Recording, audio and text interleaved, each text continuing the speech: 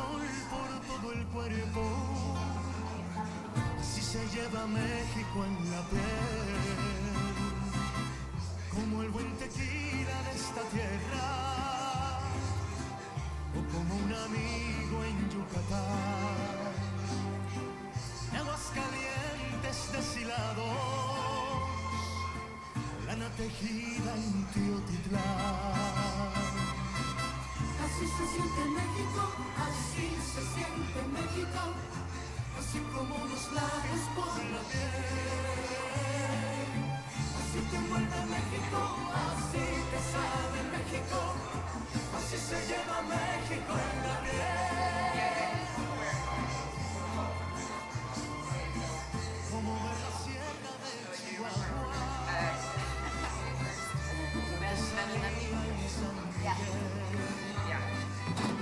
remontar el cerro de así se lleva México en la piel.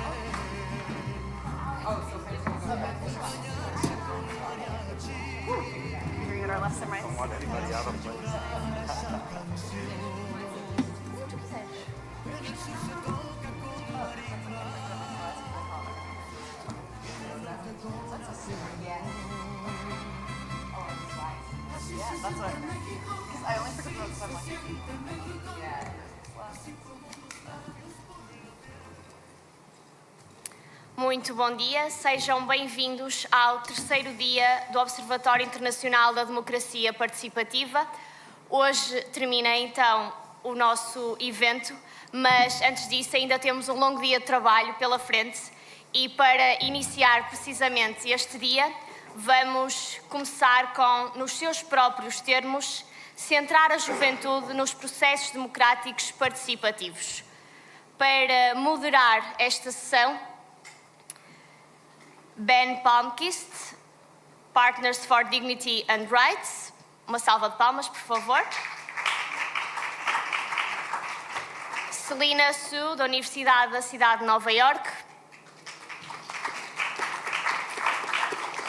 Andrés Falk, Executive Director of Co-Global. Isabel Luciano, Participatory Budgeting Project. Katie Rubin, Legislative Theatre. E Zoe Wilkins, People Powered. Deixo-vos então com esta primeira sessão, a quem desejo um bom trabalho e até já.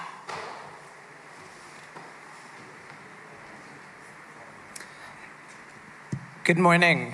Thank you all for being here. This session is called On Their Own Terms, Centering Youth in Participatory Democratic Practices.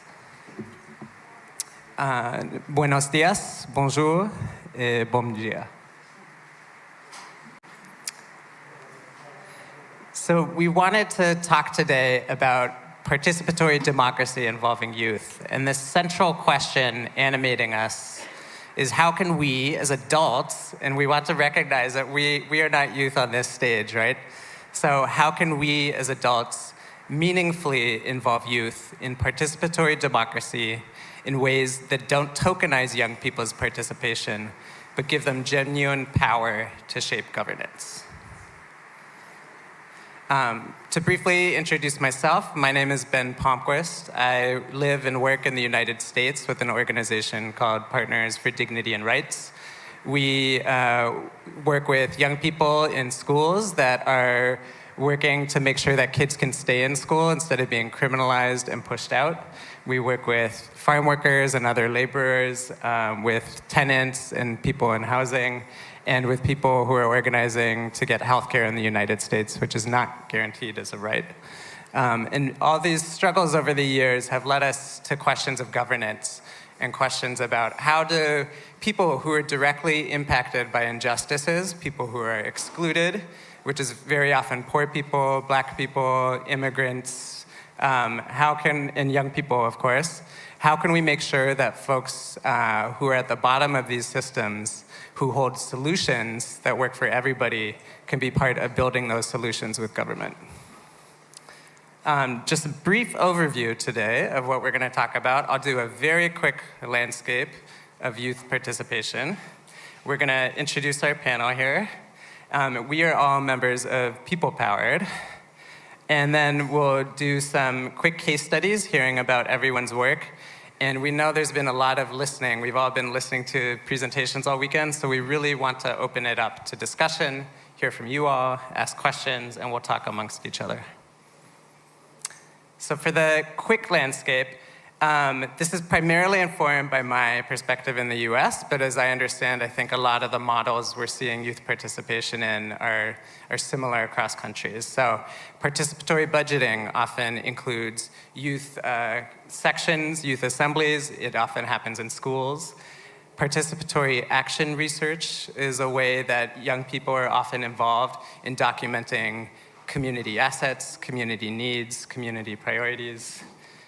Community schools is a model that's starting in the US, where there's councils of teachers, parents, administrators, and students working together to set school policy. We have restorative justice in schools, where in the US, in a system with a lot of criminalization, especially of Black and brown students, students are working with teachers and principals to address behavioral problems in the schools in group circles. There's youth councils and advisory committees are common, I know, in a lot of countries where youth get to advise government on different policies.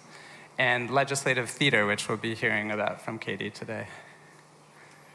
So I want to quickly turn it over to our wonderful panelists here to just quickly introduce themselves. So your name, where you are, where you're working, and if there's one animating question you want to share with the audience. I think everybody should have a microphone.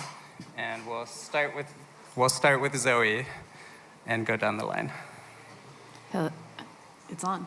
Hi, everyone. I'm Zoe Wilkins. I work at People Powered. As Ben mentioned, we are all members of People Powered, and together we try to build capacity for participatory democracy. So for me, the question I'm trying to think about today is really, how can we learn from each other, be honest with each other, think about the strategies we have, but also share the frustrations, what doesn't work, and put our brains together to think about how we can solve some of those things. Can you hear me? Yes. Hi, everyone. I'm Isabel Luciano. I work for the Participatory Budgeting Project. We help implement participatory budgeting across the US and Canada. And one of the questions that I'll be exploring today is, how can we add somewhat of a socioeconomic lens, and how can youth employment have a place in participatory budgeting specifically, but also participatory democracy more broadly to engage young people in our democracy? Hi, everyone. Thanks for joining us on this rainy morning. Happy to be here. My name is Katie Rubin. I'm a legislative theater practitioner and creative civic strategist working in the UK and internationally.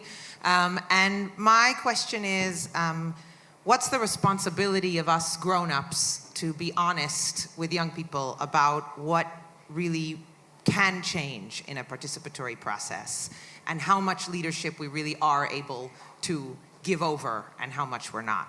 Those are the questions I'm asking. Hi, so my name is Andres. I'm from an organization in Spain called CoGlobal, which is a member of People Powered. So my question is about how do we build up to youth participation before? So my work is on children, or maybe older children or younger youth, somewhere between 10 and 14, and I'm going to be reflecting a little bit on how we start working with them, especially in educational contexts, to foster youth participation.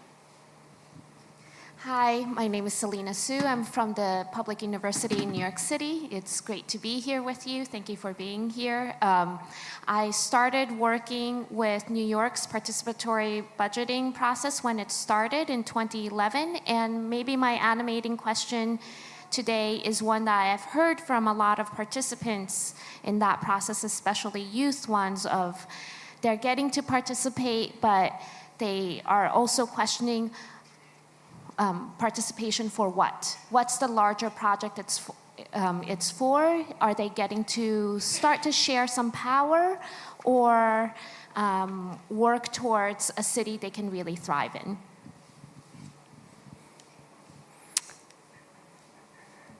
Oops, sorry, I'm going the wrong way. There we go. All right, so we're gonna jump in now and hear more from everybody about their work in a little more detail. And again, we'll have time to have conversation with you all after, so please start thinking of your own questions as well. Zoe. Thanks, Ben. So as I mentioned, I'm Zoe and I work at People Powered. Maybe I'll take, there we go. Between 2022 and 2024, we were running a program called the Building Inclusive Democracy Project. And this was over 20 organizations contributing, piloting, thinking together about what inclusive democracy looks like and how we can build capacity also in different regions. How can we think about making participatory and deliberative decision-making more inclusive of marginalized groups? And we specifically focus on how can we think about the inclusion of women, youth, and displaced people. So here's a sample of all of the organizations that were contributing, piloting these programs, monitoring, evaluating, feeding back up what was working and what wasn't.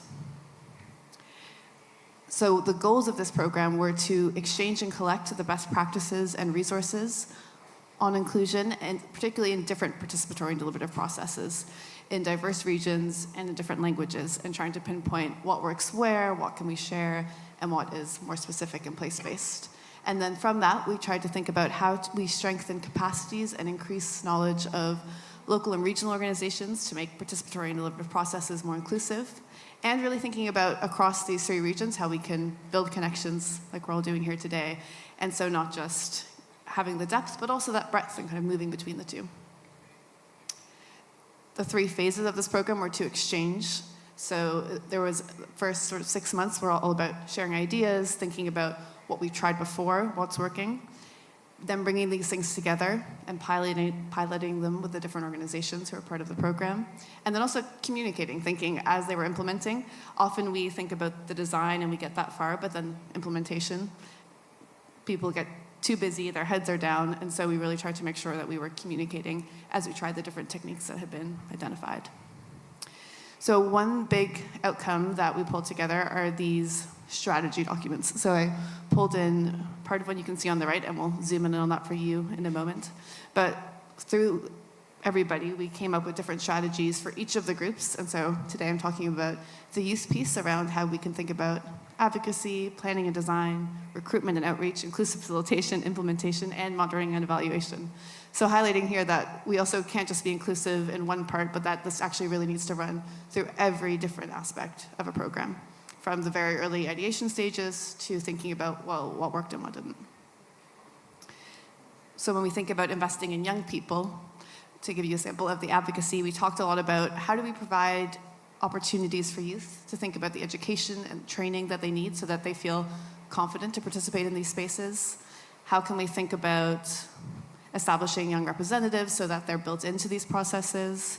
As I think Isabel will talk a bit about more, how can we also think about the socioeconomic elements, financing civic education, making sure youth are empowered not in one dimension to participate, but across many? And how can we also think about facilitating these programs in ways, like Katie will tell us a bit about, that are less me talking to you, but that are really open spaces that people from all kinds of backgrounds feel they can participate in, and that feels more open for young people. Also thinking about how we build partnerships to encourage youth participation so that it's not always us going directly to young people, but thinking about what are their existing networks, how can we access them, how can we support them, and how can we build that up together. So to give you an example of one of the many programs that were implemented as part of this, we had in Novi Sad in Serbia a participatory budgeting project. And there, these strategies they fed back up to the wider group were around supporting networks of student bodies to build capacity to engage in the public sphere. So these networks already existed. Like I said, how can we access them and tap into them? How can we support informal youth groups and think about those networks? Integrating young people in every stage of the design, and also building long-term partnerships. So not just a one-off, but something that's more embedded. But on the topic of participatory budgeting, I think I'm now going to pass you to Isabel. Thanks, Katie. So I've been experimenting with participatory budgeting youth fellowships, where it's half a youth program and half a job for young people. And they have a dedicated role to support their participatory budgeting process in their own city. And so I'm going to tell you a little bit about what I see as the impacts and the role that this can have in engaging young people in our democracy in a meaningful way. And also a few examples of why I think, this can both improve our communities, but also be a tangible pathway for young people to get involved. So before I dive into the programs themselves, why youth and participatory budgeting? Well, participatory budgeting aims to engage those most typically left out of our decision-making spaces. So we pay a lot of attention to do a little bit more intentional and focused outreach to really get those that are not usually at the table. So participatory budgeting, as many of you all know, is already kind of designed to do this. Youth in particular are not allowed to vote and are impacted by the decisions that we make on their behalf. And that can be from education, reproductive rights, even government power and decision making. And so we see PB in general as a really tangible way for them to make decisions over their everyday environments, especially since there's already care. We go into the communities to ask, how old do you have to be to participate? And we always encourage communities to go really young.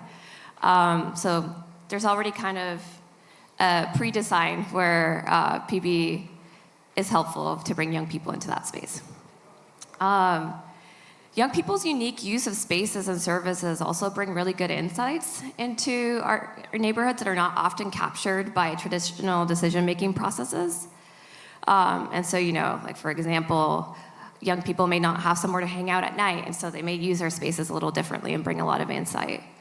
And the last point I wanted to touch on, why PB as the tool, is that PB allows young people to assume different roles within the participatory budgeting process, and so they acquire a lot of transferable skills, and which presents a pathway to long-term civic engagement. And you need to go into the communities to facilitate community discussions and ask people what they need, so that's facilitation. You need to engage the community, so that's community engagement. And there's a lot of project management involved on top of the decision making, so we think those skills are really transferable into anything that they want to try out later in life. I'm going the wrong way too. Apologies. So why might they choose PB Youth Fellowships? Well, as a paid job, the program offers youth to take a meaningful, dedicated role in their participatory budgeting process. So, for example, in the programs that we've run in the past few years, their role has been to engage their communities in participatory budgeting. So they have one role, no one questions it, and it's their job.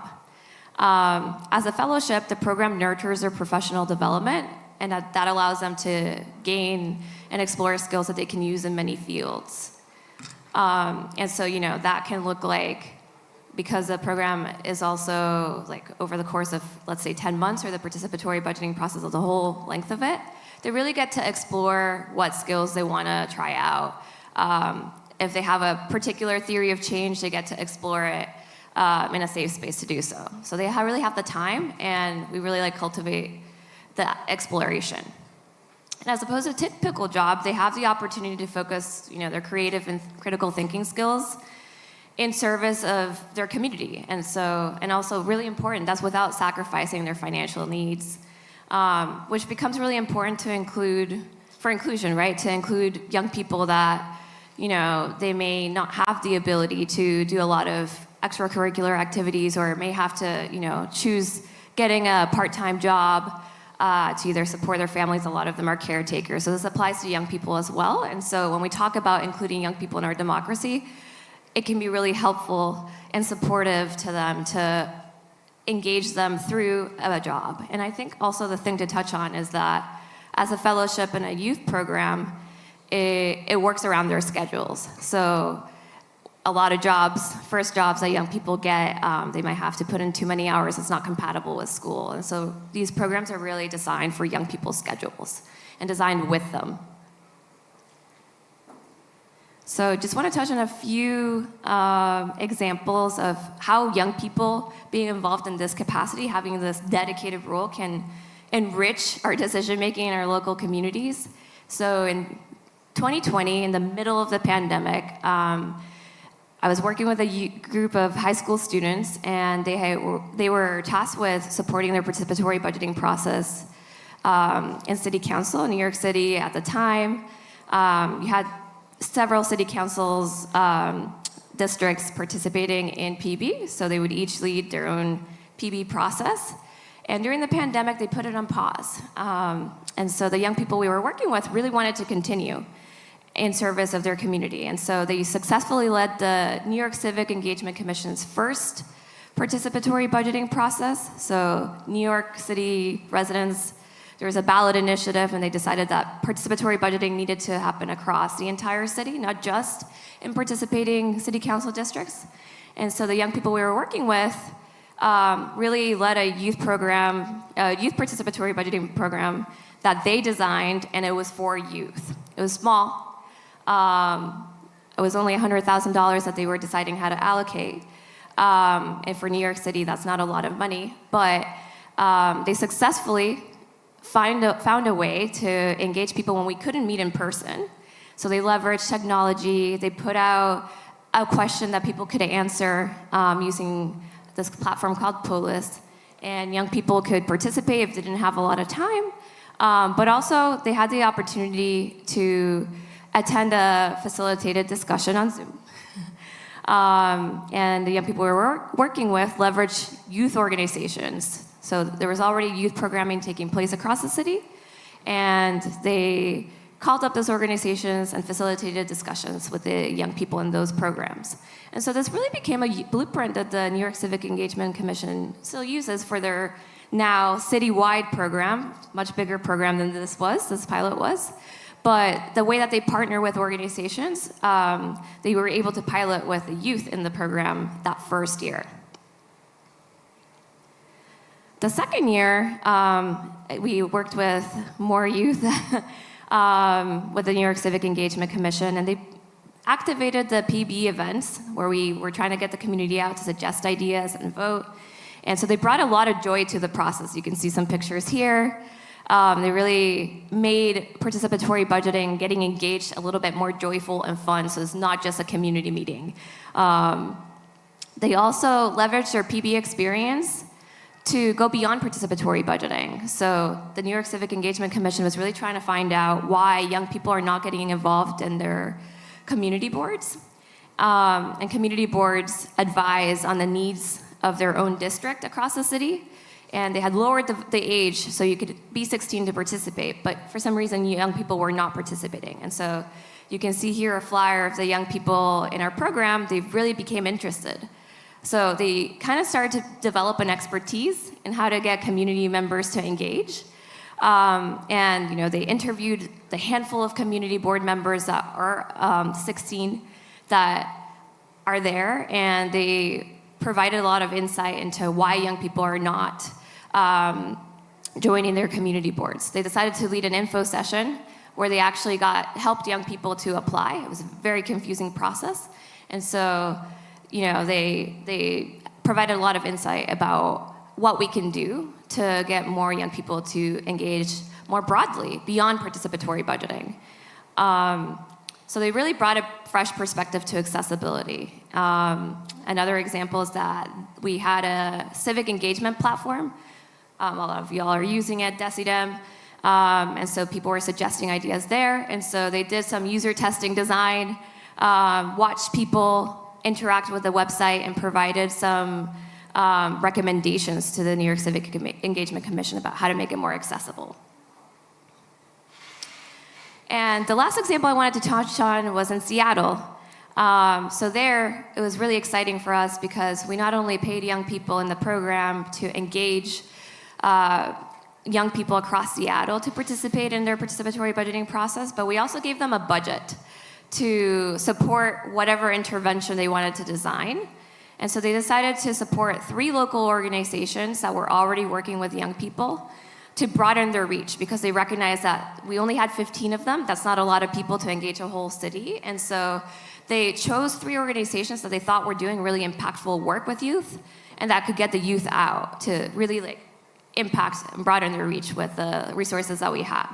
And so I think for me, one of the most interesting things here is that as someone that has been doing participatory budgeting for a long time, they were really creative in the organizations that they selected. So they brought arts to participatory budgeting in a way that was really meaningful. So they partnered with youth arts organization, and that led to really creative participatory budgeting events that, again, challenged the way that engaging with our democracy can look like. For example, they designed a youth open mic night, so young people that were artists, whether they were poets, singers, rappers, they could come into the stage and perform, and then that would end in idea collection or voting. They also had a free dinner for young people. So again, recognizing that young people may not have the means to go to dinner and have fun with their friends. So they used their budget to have a shared meal together and then learn about participatory budgeting and suggest their ideas. Again, we did that for the voting. And they also did a family skate night. So again, skating events, really attuning to the young people's interests. And so when we think about how our democracy can look like, young people can really meaningfully change and challenge what the experience of participating in our democracy. All that to say, it's not perfect. There are a lot of challenges, but providing dedicated youth programming and paying young people for their time can really help equalize and bring them in. I love that. Turn it to Katie now. Awesome. Thanks, Isabel. I love the emphasis on joy and creativity in there. That's so cool. And okay, so since I'm, yes. Here we go. Great. Since I'm in the middle here, yeah, all right. Since I'm in the middle here and it's Saturday morning and we're talking about participation, I would like us to just do a very quick bit of participation. I apologize, everybody. But if you can put down your pens for a second and raise one hand. There you go. Great. Okay. Beautiful. Excellent. And make a big circle in the air with your hand. Great. We're just trying to wake us up so we can stay here, stay present, think about participation. Keep that circle going. I'm going to switch hands with my mic, but don't stop the circle, okay? Good. Keep the circle going. Great. Now lift up your other hand. You got the circle going. Good, good, good. Make a plus sign, a little cross with the other hand. There you go. Circle with one hand, plus sign with the other hand. You're doing great. You're doing great. Now keep the plus sign going, please. And write your name in the air with the first hand. Let's go, let's go. Have a go, have a go. Yes, there you go. Write your name. Yes, give yourselves a round of applause. Amazing. Where did I skipped ahead. Amazing, all right. So, I was flying through my slides while we were doing that. Whoops. Great, okay, so, what happened? Oh no, sorry. All right, so, I got discombobulated too. Okay, so when we start a legislative theater process, it is, that's what's happening. I don't know which way I'm going now. What's happening? Can somebody help us technically? It's like moving itself. Okay, I'm just going to talk to you. All right. Did it stop? Okay, great. So, technology, that's not my tool. All right, so some of you were in a workshop yesterday on legislative theater. I'll tell you really quickly what legislative theater is. But the reason why we started with a game, right, is that we start every legislative theater process, even a process with a lot of grown-ups, a lot of policymakers in a room, with everybody getting taking a little bit of a risk, having a little bit of fun, getting a little bit uncomfortable so that we can think about switching around the power dynamics. Right? That's really important, and I think that's really important in processes with young people about analyzing and then overturning the power dynamics. And what I want to talk to you about today is actually where those kind of power dynamics come in conflict with a youth-led process. So really briefly, what is legislative theater? Because you might not know. Comes out of Brazil, out of the tradition of theater of the oppressed. Communities like us gather, tell stories, identify problems, and create a play based on their experience. I'm going to be talking about this project in particular around barriers to access to youth mental health services in Greater Manchester. So this is an example of a scene, right? And you see young people acting out a story. I'll come back to that. Then we've got lots of different issues. You see other young people here with Glasgow City Council working on the climate and transport plans and how they're accessible. We create these plays. We bring together policymakers, peers, advocates, neighbors, activists, all those folks to analyze the problems in the play, right? And then actually come on stage because we've all been warmed up and test out new ideas and see how they might work. So again, this is part of that youth mental health project that we're going to analyze a little bit together in the next few minutes. So through that testing process, right, through actually coming up live testing ideas, we're ready to draft policy proposals to address the problems all together in a shared creative space, right? Put those together, analyze them with the help of policymakers and activists and advocates, yeah, who all right there in the same room in that sort of power overturned space can work together with the young people, with the audience, whoever those actors, those creators, right? Again, when I say actors, I mean people who are impacted by a policy problem and who want to take action, right? Can then deliberate and debate further and amend and have a vote and get commitments to action from those policymakers, which we then follow up on, push forward, and make sure that those things happen. That's the process, yeah? Is that okay? All right. So, I swear I'm going backwards. I'm trying to go backwards. Oh my gosh. Go the other way to go backwards? No? Whatever. I'm gonna, please. This is getting away from me. It's fine, you can leave it there, I don't care. Here we also have the Youth Mental Health Project. All right, so this process is really valuable, right? As we've sort of hinted to before, particularly when we're trying to create an environment for inclusivity, right? An environment that doesn't necessarily look like those kind of formal or intimidating or language-heavy democratic processes that we might be used to, particularly in the global north, but right, anywhere that we're replicating these kind of talky, jargony, sitting down environments. So what are other environments that we can do democratic participation? As we've heard already, we can use arts, we can use creativity, we can use our bodies, we can use our own knowledge, particularly in an area like youth mental health, which is absolutely an epidemic in the UK, yeah, where there are also topics that are really difficult to talk about.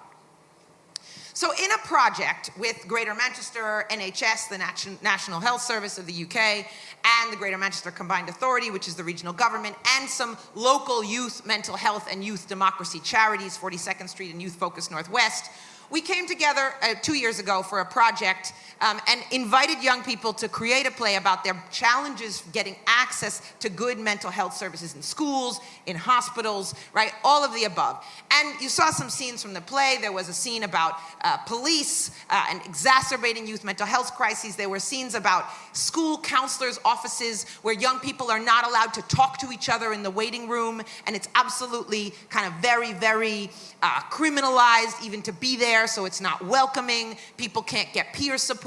These are all kinds of barriers that were policy questions for the young people.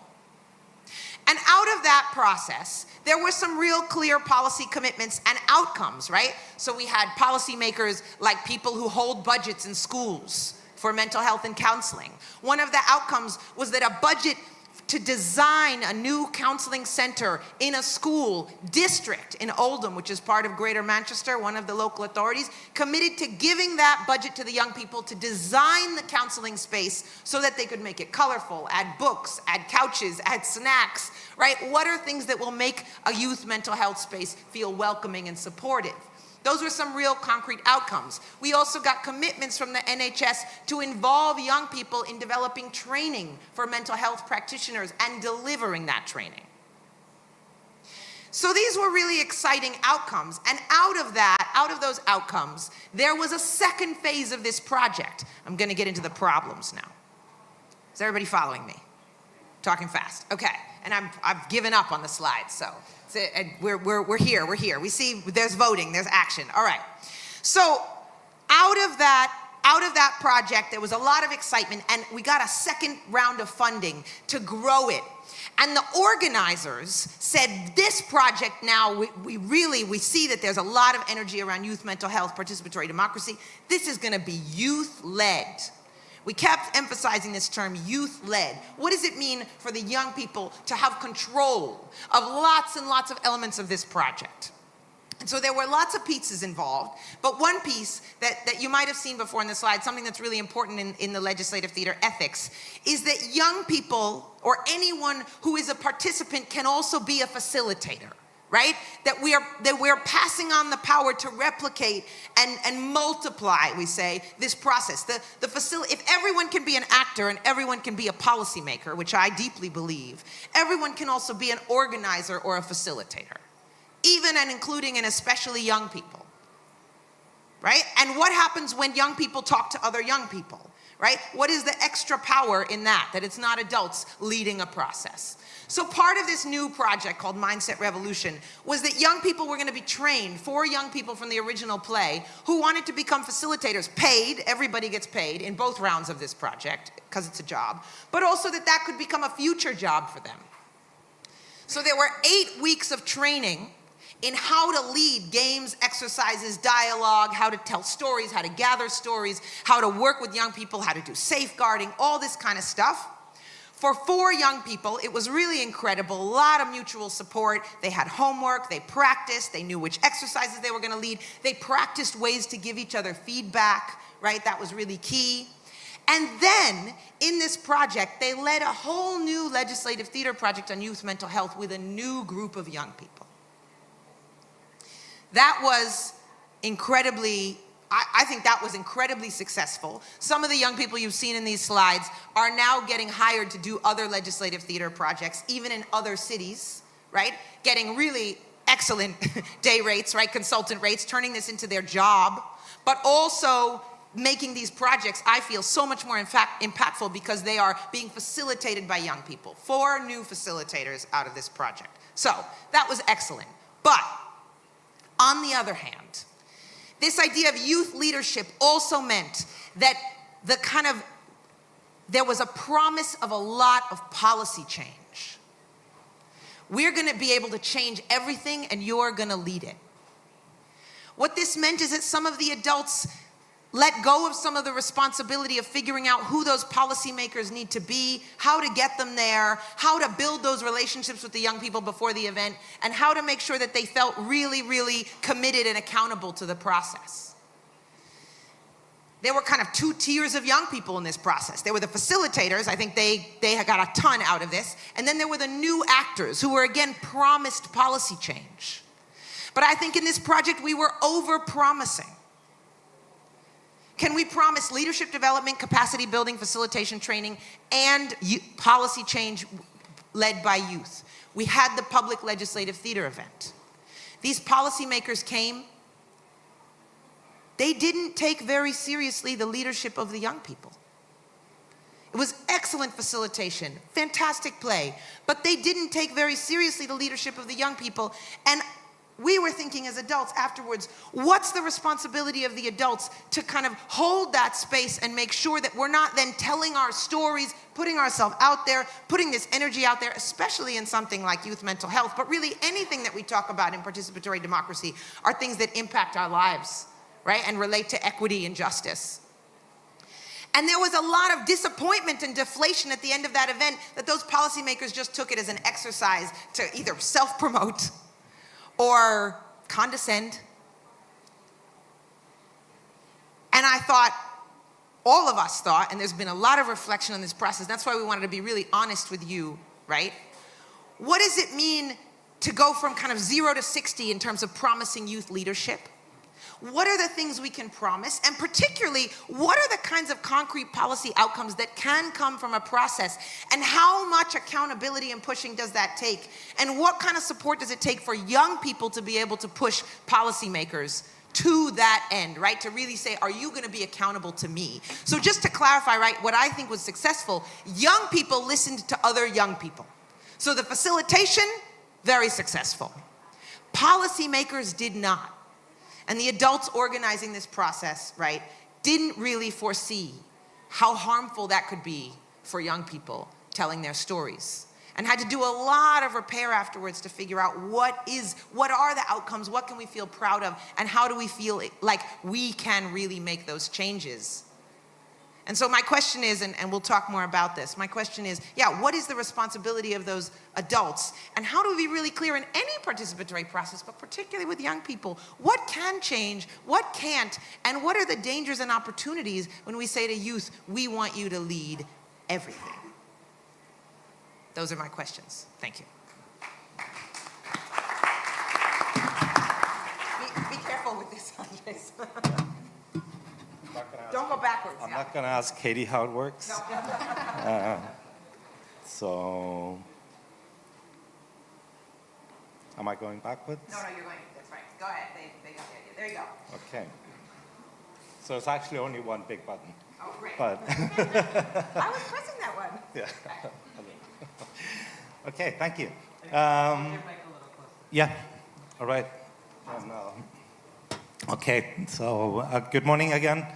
As I said before, I want to go a little further back. What happens before we actually address young people for participation, and how we can build democratic culture and participatory structures at early ages.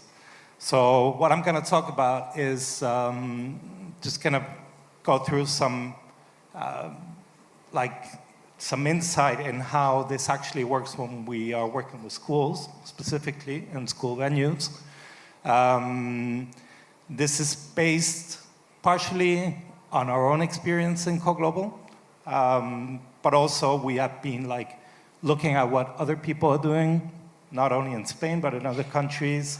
And that is reflected in a chapter in this book here, Educating for Democracy, that I highly recommend, not because we're in it, but because it's a book that has, it gathers information of how participation is working in schools, many different countries in the world, and it's really interesting if you're into it, right? So when we're talking about, in this case, participation that has been promoted by local governments, but is carried out in school contexts, then we have a multi-level coordination that is necessary, where we need the local governments and the schools to agree on stuff, but also bring in, and that's kind of what we're talking about in this panel, bring in the kids, right?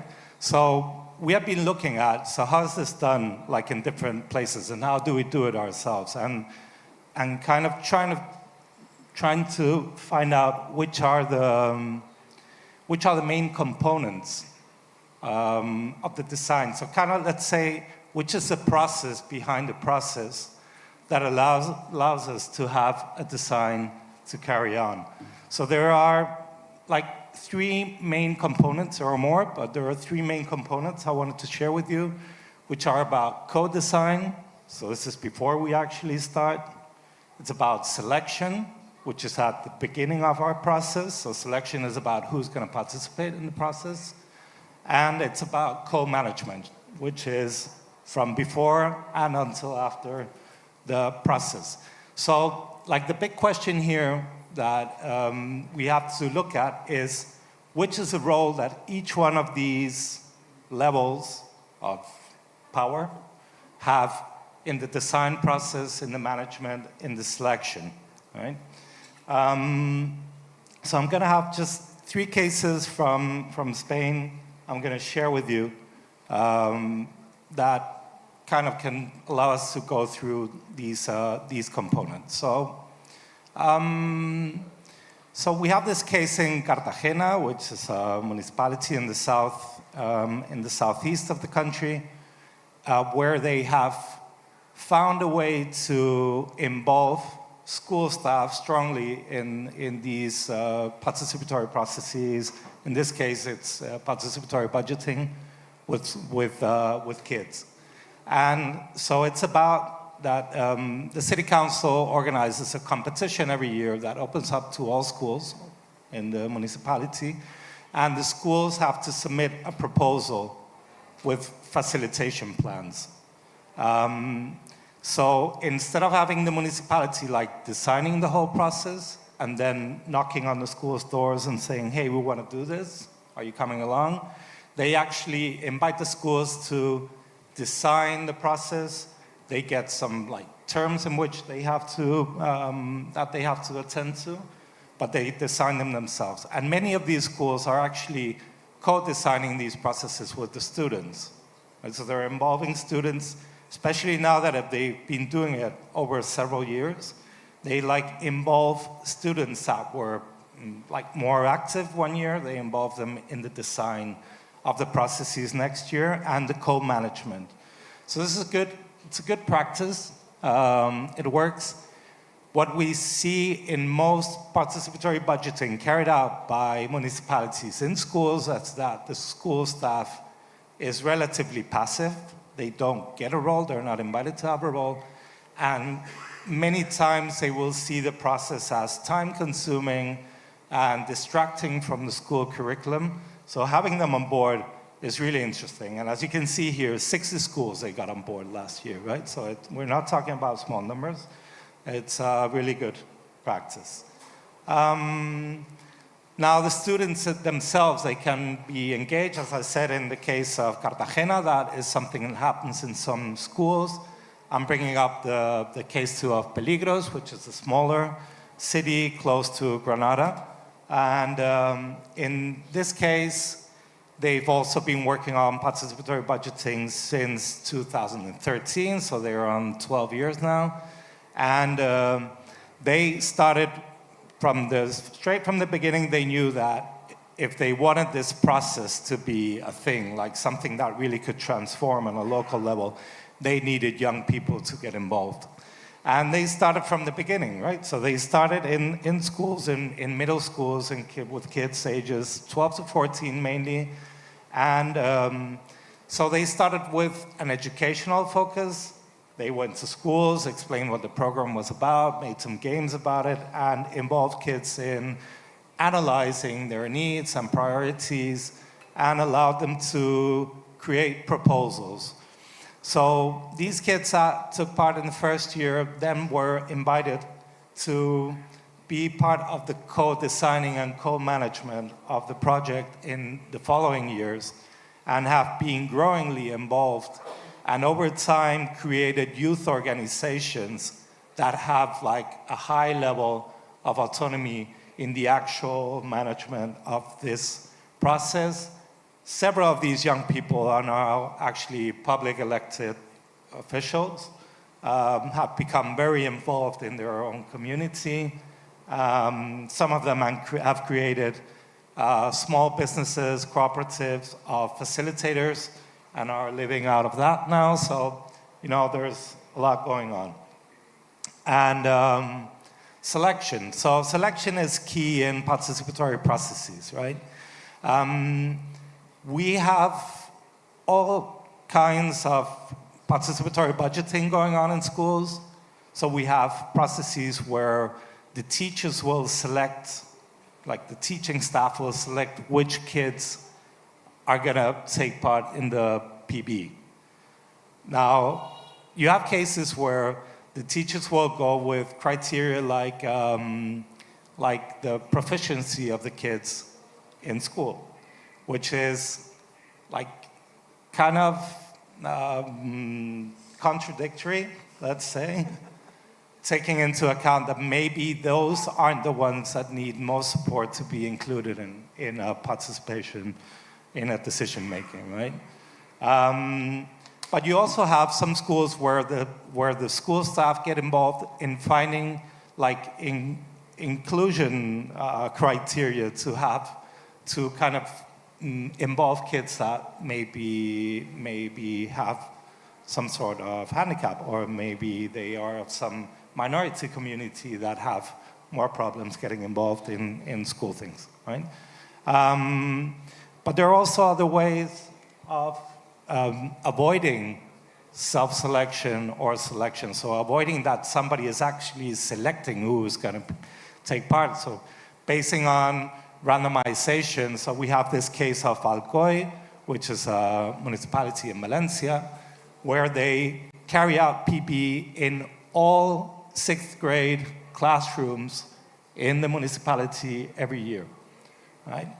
In such a way that all kids in the school at a certain point in their lives, when they are between 11 and 12, will take part in a participatory budget.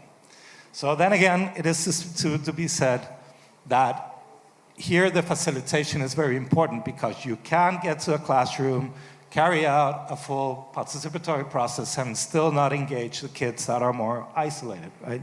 So you need an intersectional focus. You need to be aware of who is in the center and who is in the margins and work on that, right?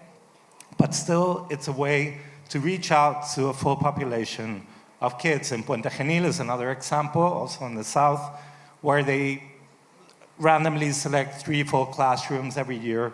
So they don't like reach out to all kids maybe, but they do have this randomized selection, which is very important for the inclusive focus. Yeah, so that was a bit what I wanted to share with you. And if you have any questions later on, I'll be happy to answer. Thank you.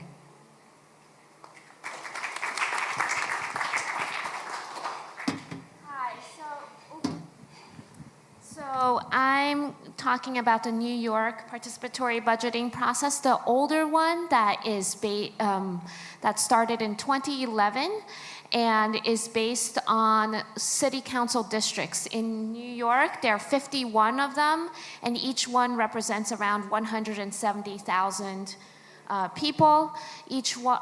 Around half of the districts participate, so that adds up to 30 to 40 million for PB in this process.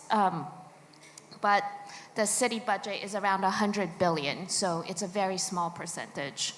And here on the left, you see a book. I'm just borrowing the book cover photograph. This book is partly about what happens when governments emphasize technical knowledge and what seems easy to plan from an aerial view, rather than what is pragmatic to get from point A to point B. And on the right, you see what is called a line of desire. In urban planning, these are unplanned trails made by foot traffic rather than marked by pavement. So maybe you can see lines of desire after snowfall in places where it snows, for instance. The Spanish poet Antonio Machado wrote, "Se hace camino al andar," or you make the way by walking. In grass, it takes just 15 passages to create a new trail. So good urban planning attempts to accommodate such lines of desire. This is not always possible. Some might exacerbate erosion, for instance, but it makes a difference to see where people's needs are and where they might draw upon their own knowledge to create solutions.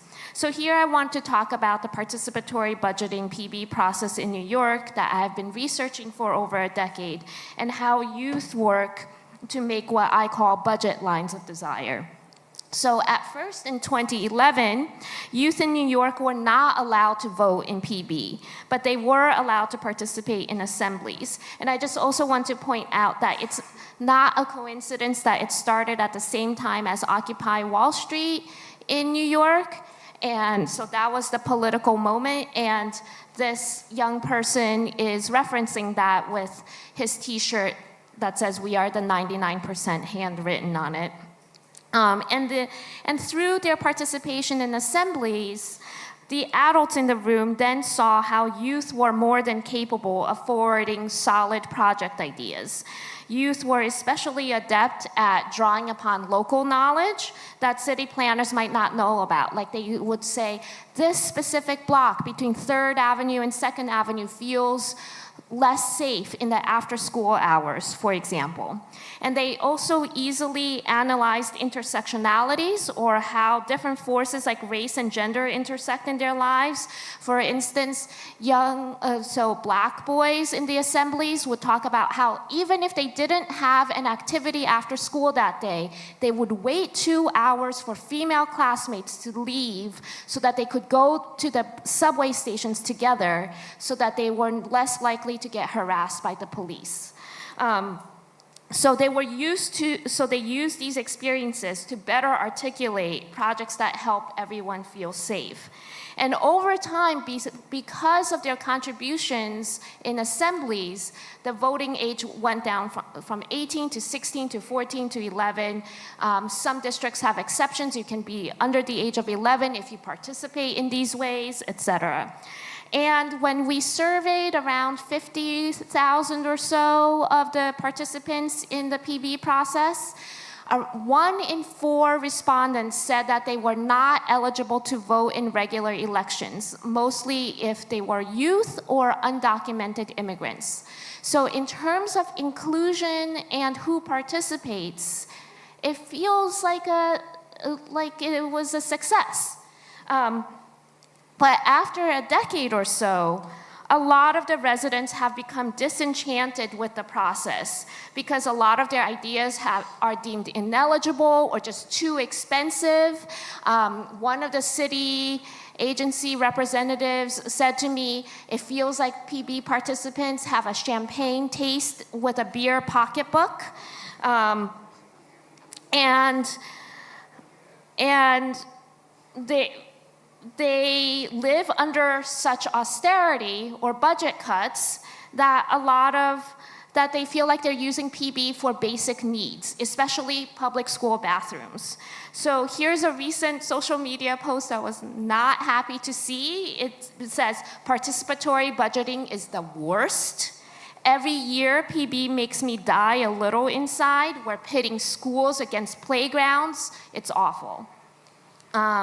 So in response, some youth in New York PB have been refusing to compete against each other for little crumbs of the budget. On the right is one example of a mock-up that won of 5 schools working together to pool their resources to propose reclaiming a public space. And school bathroom renovations especially have won a lot of PB funds over the years. So a final example I want to mention is that of infra-politics, sort of like infrared under-the-radar politics that sneak in what the youth feel like truly different projects into school bathrooms. Here on the right, we have a project, menstrual equity, forwarded by 12-year-olds who said they wanted to address menstrual equity issues and medical racism, and another project on the right to make a middle school bathroom an all-gender one. And they work to make the space safe, not just for students identifying as transgendered or non-binary, but also feeling bullied or with physical disabilities or just needing more personal space. And they purposefully kept their submissions to city agencies a little bit vague, mainly using the same language of school bathroom renovations that keep winning anyway, to just make it a little bit more likely to get approved. And they also plan to make the bathrooms, this bathroom all gender just through practice, just by starting to all use it, partly so that they didn't want anyone to feel self-conscious using it, and if necessary, to ask for forgiveness rather than permission.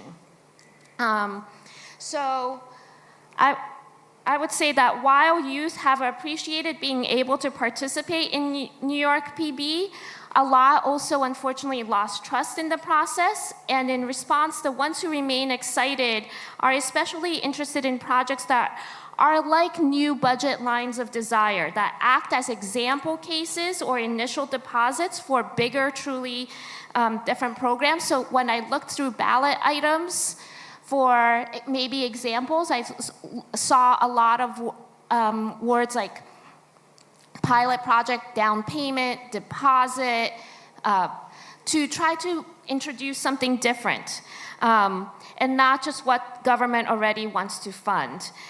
So for instance, some recent projects have also included housing policy laboratories for them to learn about different sorts of communal ownership, like community land trusts. And I want to emphasize that processes like PB need to keep broadening eligibility rules to not just have a good design and stick with it. it really needs to be tweaked over time, and to consider PB's role in larger city budget and city politics. What happens when their project doesn't win or it gets rejected? How can PB remain a site of politicization so that they can do other things? And this is using a political anthropology, just Andrea Cornwall's framing of invited spaces like PB that are initiated by government, and invented spaces like mutual aid collectives that we saw a lot of during the pandemic. And thinking through how are these interacting? So some of the more recent PB projects that youth have gotten really excited about take some of the mutual aid projects that started during the pandemic in invented spaces and bring them into invited spaces. So especially when it's limited, how can it still be an entry point to something bigger? Thank you.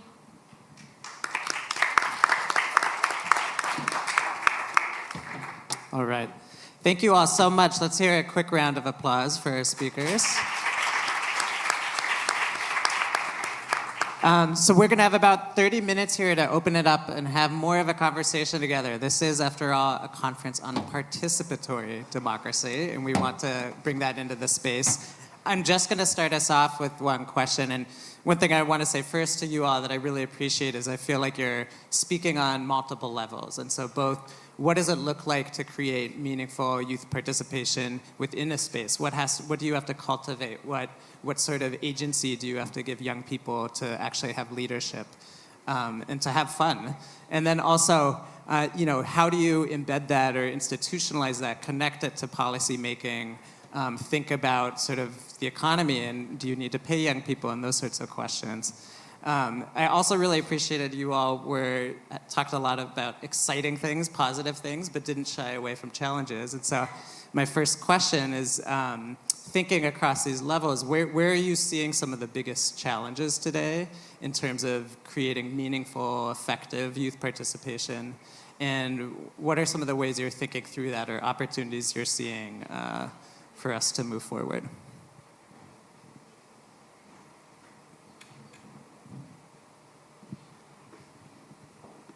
Okay, I'll just go quickly. I think and thinking about what we've been talking about at the whole conference too, that there's a lot of examples of youth PB here, which I think are really great because they have, obviously PB has that very exciting element of accountability, right? Whatever is voted on has to be spent and the budget is there already.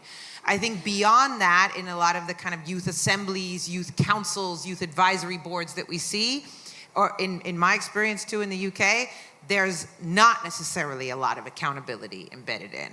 And there's this kind of advisory role, but not necessarily kind of, again, that giving up of real decision-making power to young people. And I would even say maybe in Selena's examples, like the kind of smallness of some of those PB opportunities relate to that, right? You can just decide, I mean, I used to also participate in New York City PB and have that same feeling even as an adult. You can just decide on something so small that actually you don't want my opinion, kind of, is sometimes how it feels. So I would say this is the challenge, is how do we get institutions that make decisions, whether they're schools or governments, right, local authorities, whatever it is, to really be ceding that decision-making power from the first stance, and not only on budgets. Budgets are great, but there's also policies, right? What are the decisions? How are we hiring teachers? How are we designing schools? They're not only about budgets, they're also, and how do we make sure that we say, whatever you are saying in this process is actually going to happen, and there's going to be some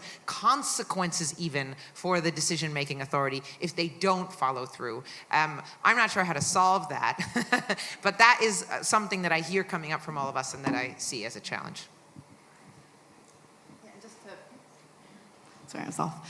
To build on what Katie was saying, I think there was one program, a bit like the one Katie described, that I was involved in the UK, which was a bit of a combination of participatory action research and participatory policy making, with two national government departments trying to rethink what the civic infrastructure is for young people. And so we had these great young people, we had a lot of different governance infrastructure, they talked to hundreds of other young people, they came up with these really, really intense proposals and new ways of doing analysis and all these great things, and then it resulted in a really dry, really long report to these government departments, which they issued, but no concrete policy outcomes ever emerged from. So I think also for those of us who work with or are the decision makers, the policy makers, the governments of the room, to think about what are these outcomes, how can we make them feel real for young people in these bigger, kind of more policy level ways. I would echo everything that's been said in terms of it needs to lead to tangible decisions. And I think one of the challenges that I see is longevity. So sometimes we partner, for instance, with the municipal government, and there's limits to participatory budgeting itself. Sometimes the young people realize, like, oh, it's not a money issue, it's actually a policy issue. And so I see the need to combine these participatory methods, but often what's available is like, oh no, we're just doing participatory budgeting. This is within the scope of where we can make change. So even when the city agency is all on board, which sometimes they're not, fully on board with enacting those decisions that the young people make, there's a limit to their scope. And so how can we change the culture around how we make decisions and really, truly commit to participatory democracy and not just think, in these buckets, these separate tools. I think they all need to work together. And the other piece about longevity is convincing government that this is a worthwhile effort to fund. So not just, like, why fund young people to lead, for example? They're always asking about numbers. Well, how many people participated? But the benefits extend beyond how many young people were a part of this program, right? The benefits are lifelong. And then when we talk about how we started this conference, right? The disempowerment that people feel, the disengagement, the rise of populism, I think this is a really great thing to fund, but how do we make that argument across our institutions? I would say that that's where the challenges and opportunities are, in my mind, at least in studying the limits of New York City PB. The most interesting impacts have been spillover ones that are very hard to track. So if folks know how to track them better from the beginning, whether we call them butterfly effects or snowball ones or ripple effects, like for instance, the city got enough complaints about school bathrooms, so at least one of the years they doubled the school bathrooms budget from 70 to 140 million because of PB. That's bigger than the entire PB budget. Or students became indignant through and educated through PB and became more politically active outside of PB. It wasn't just because of PB, but certainly she said that it helped to train her to work on the Divest from Fossil Fuels campaign at Harvard, which involved billions of dollars. So PB should be designed not just like regarding how many folks participate in PB, but thinking about the whole ecosystem of participation and better strategizing regarding that. And I think that there are interesting things happening. For instance, students from New York, the public university, Columbia University, which is Manhattan's largest private landlord, and New York University have been working together to push for new legislation that has already been introduced on pilots, which is an acronym that stands for payments in lieu of taxes, because Columbia and NYU do not pay $350 million in taxes each year because they're nonprofits as landlords. And so they're forming a student union. One thing I've been jealous of over the past couple of days is hearing all these students talk about how they're part of a students' union. That's not part of our American landscape. But so they're using sites like PB as like sites of politicization to think about what are different spaces for us to even start these conversations.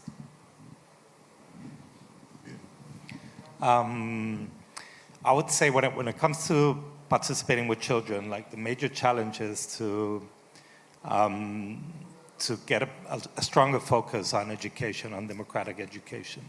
So I think over the last couple of decades, we've seen that kind of the memory of how we reached stronger democracies some way back in the mid-century has become lost. It has not been part of educational systems, and especially democracy as a practice has not been part of educational systems. And I think we've reached a point in our societies where we have to admit and be honest that we have not taken care of educating younger generations in democratic values. So that is definitely something we have to do, and that opposes to certain ways of looking at participation with children. So for example, this idea that any small number of kids under 14 represent all the children, right? Which is common space, right? So you have like a children's council, and how do you institute this children's council? Well, it's just like raising hands, right? Who wants to take part in this? But that doesn't mean that they represent all the rest of the children, and it certainly doesn't mean that you're involving all the children through these 10, 20, 30 kids. You're not involving all the children in your municipality in a democratic culture. So I think that's like a big challenge, to have like a paradigm shift and move on to something that is largely inclusive. Thank you. I think we have a couple microphones in the room, and I'd like to open the questions up to the audience. I see you over here. I see another person here. And then also, I'd like to invite the speakers, if you have any questions as well, to chime in. Is it on? Okay. Thank you. I have actually two questions, but they're tied to the same reflection.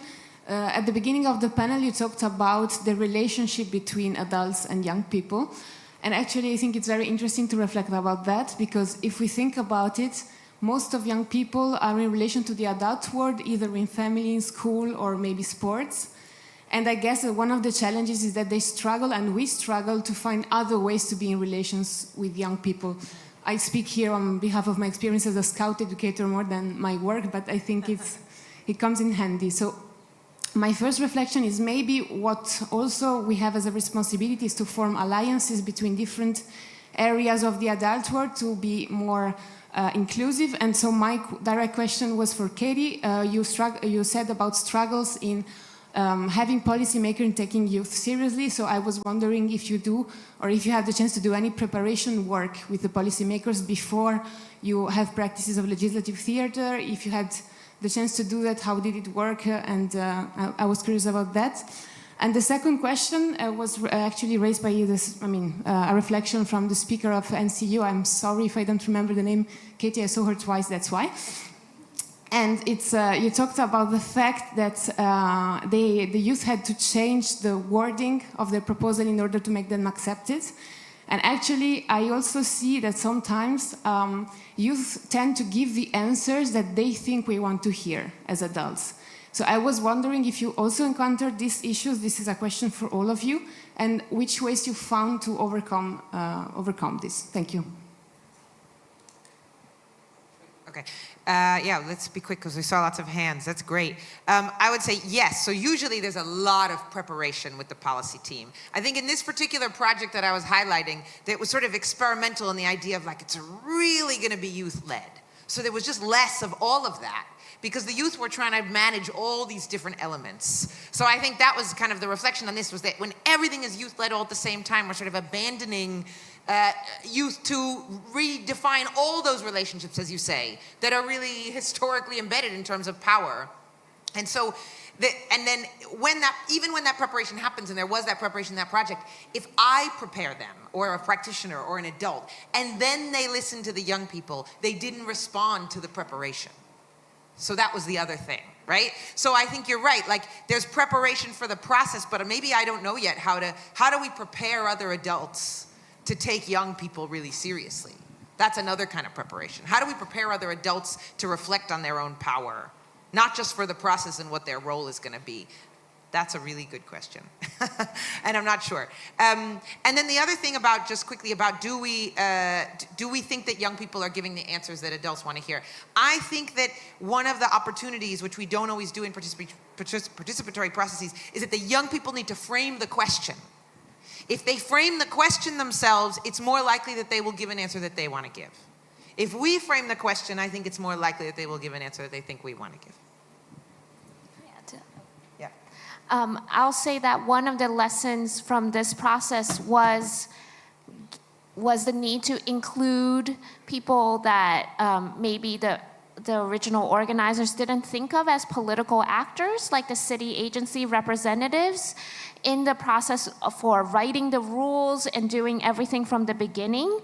And the ones that I spoke with who participated in the process themselves were much more likely to really take other participants' youth seriously. And so they were well-intentioned. They also feel like the school staff that Andres spoke of, that they're already doing needs assessments, they're doing the best job they can, they're working with budget cuts. So some of this stuff is also harder because it's part of the larger political economy. We've actually seen some of the city agencies go to PB asking PB folks to talk about projects that would make up for budget shortfalls rather than listening to the participants' ideas. So one end is training the policymakers.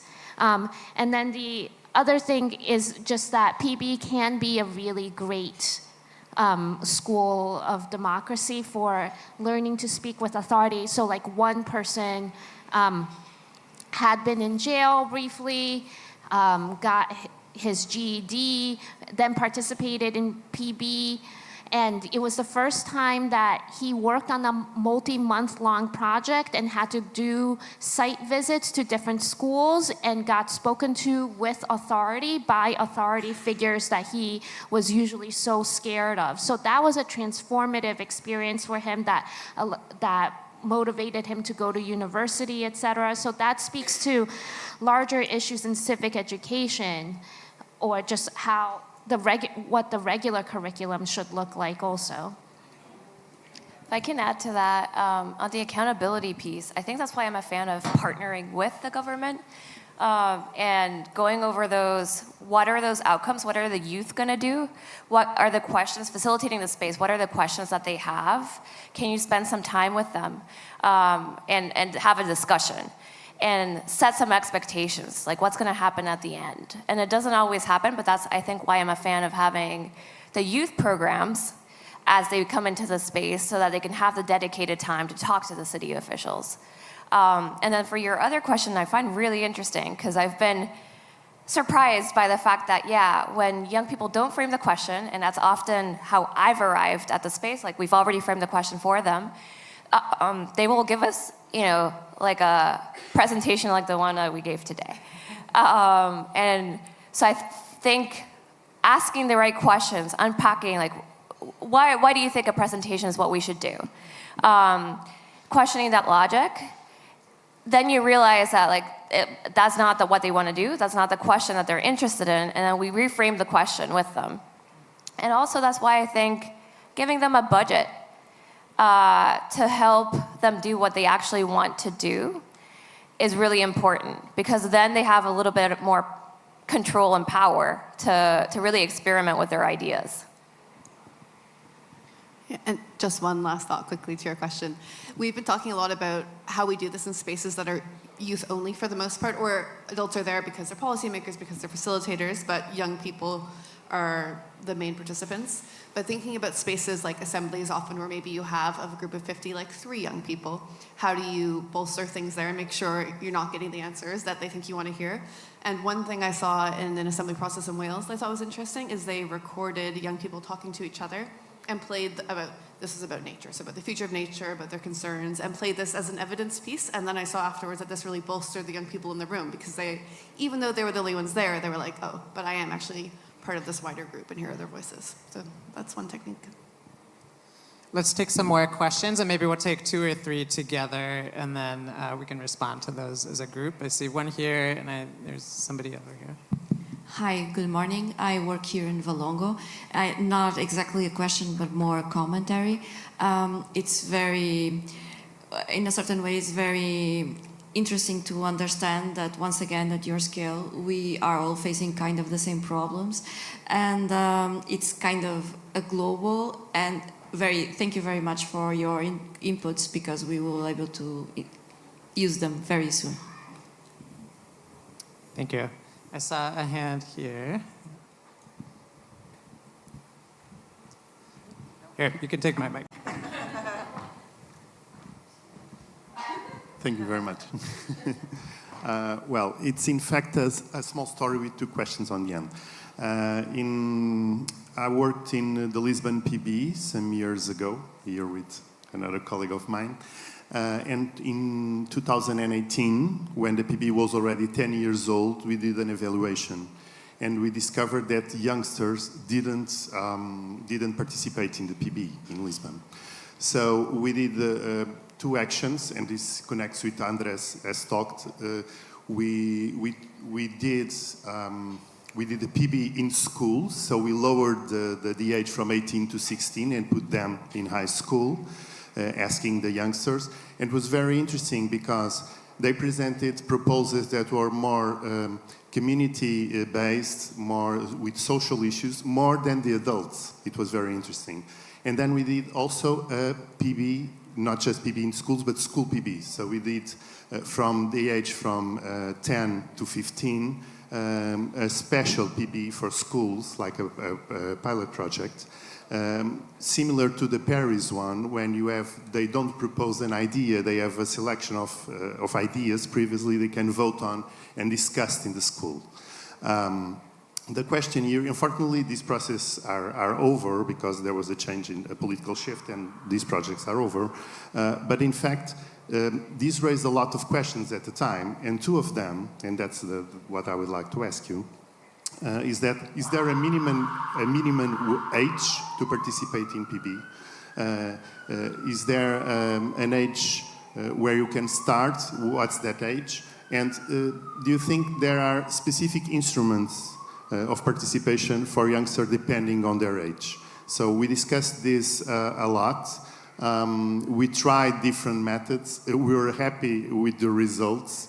But one of the main things that you talk here is that you have to not just talk with the schools, but talk with the youngsters themselves.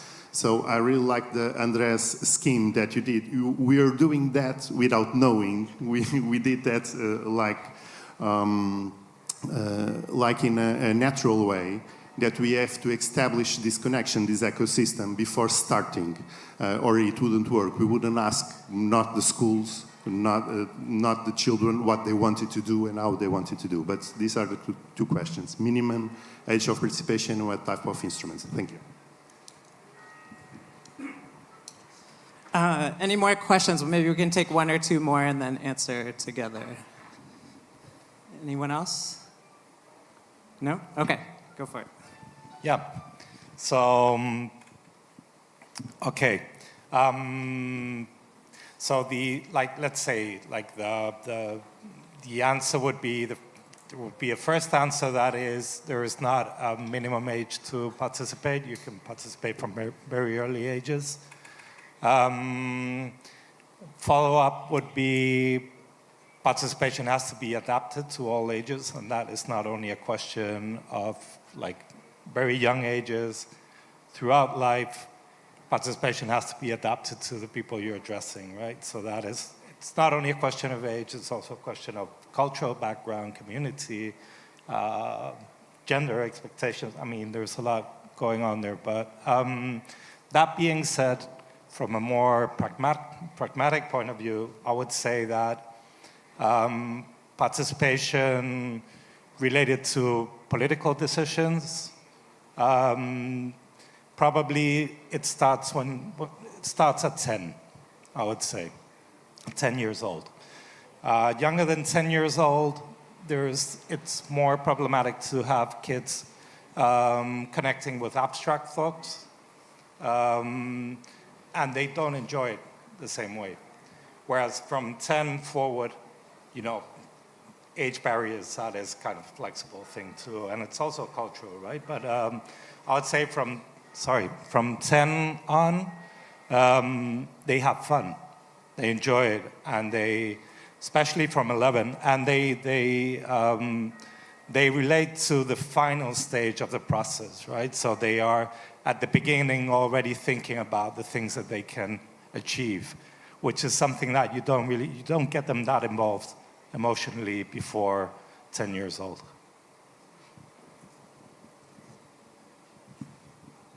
I wanted to add, and I know I'm coming from a US context, but something I think is really important, like you said, Andres, having the facilitators be people that already work with young people, so whether you're working with children or youth.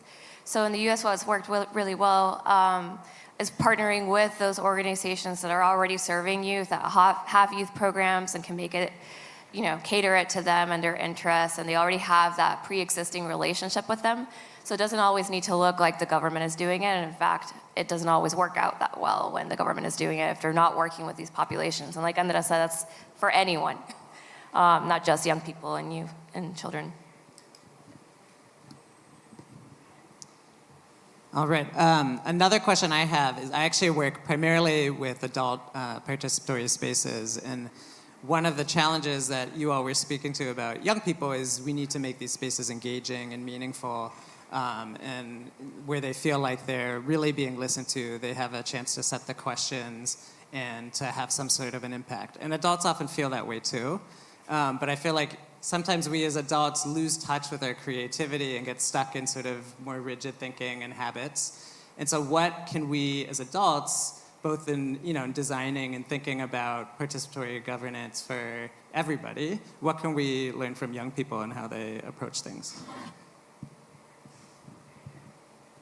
Well, I mean, we were saying yesterday, I think like creativity and fun is really crucial for everyone, for inclusivity, for being welcoming, for being engaging, and also for helping young people and anyone get to new kinds of ideas, right? And so what can we learn from young people? I think it's like, what, you know, how do we build, like, you know, I sometimes do participatory processes where we build models out of trash, out of recycling, right? How do we build models of the city we want to see? We can build a model of, this is something you can do really quickly, you can build a model of what's the problem is in your neighborhood, and then rearrange the trash you use to build a model of how you want it to be, and then what are the 3 steps we need to get to from A to B, right? And that leads us to those policy ideas or to those budget recommendations or whatever that is, right? So kids are, like my kids are always building things out of whatever they see, Legos and, right? Those kinds of things that we can touch with our hands. And I also think that those kinds of either games or hands-on art, right, building, Legos, recycling, whatever it is, also create a kind of space where young people and adults can work together in a less power structured way, right? Otherwise, the adult is standing up presenting something in the front of the room as opposed to everyone working together. What if you had city council staff or local organizations sitting at tables with young people building models, right? And getting those ideas that way. Again, what are the tools that they're already using in school to think about, right? Telling stories, writing stories, like all those kinds of tools they're using to have fun and be creative can be used to generate policy ideas. And I think, I mean, all the PB experts here will be thinking about that, but that to me is, and again, those things don't just work for young people. In fact, I think, maybe to your question, the young people have that imagination activated, right? Thinking about the future, not really knowing what it should look like, not knowing what things are supposed to be, not understanding what tax is for and how, who pays to fix the street and that kind of thing. And we can build on that not knowing, because that not knowing can help us create something new, right? And actually, how can we all learn from that? If I can, yep. So one of the things that make me upset is when I see these photos of youth parliaments, and where you see like a bunch of young people under 18 all dressed up in, with their ties and their suits, and their hair will come back and so on, and kind of, emulating adults, trying to behave like adults in a way that adults themselves don't recognize as useful. I mean, there is this affection with democracy and democratic institutions, and then we go and try to have kids replicating what we don't believe in ourselves, right? So that's kind of nonsense. On the other side, I would say that with young people, you can rethink democracy in a way that you can't do with adults, because democracy is not a fully built idea yet for them. So democracy can be voting and having representatives, but democracy can be participating directly, or democracy can be analyzing with your community which are your needs. And actually, democracy can be in all of those combined in different ways. And young people, and especially kids, I mean, they are very open to rethink.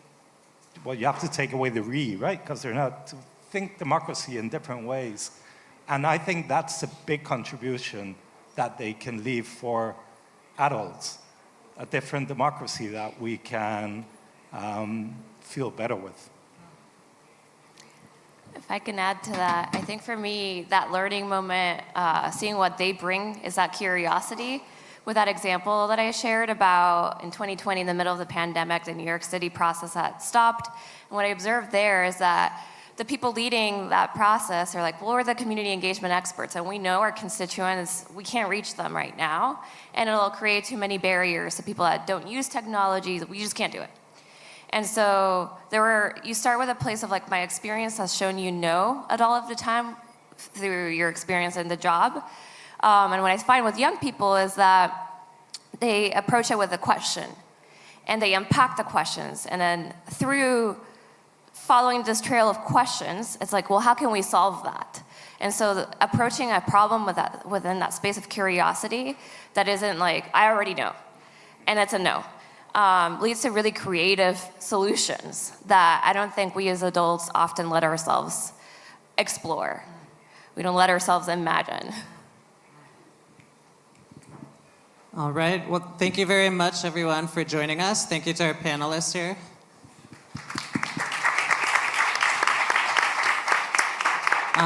Any final closing comments? We're good? Okay. We're all done. Please enjoy your coffee break. And if anyone wants to come up and introduce yourself and ask questions, we'll be up here. Thank you.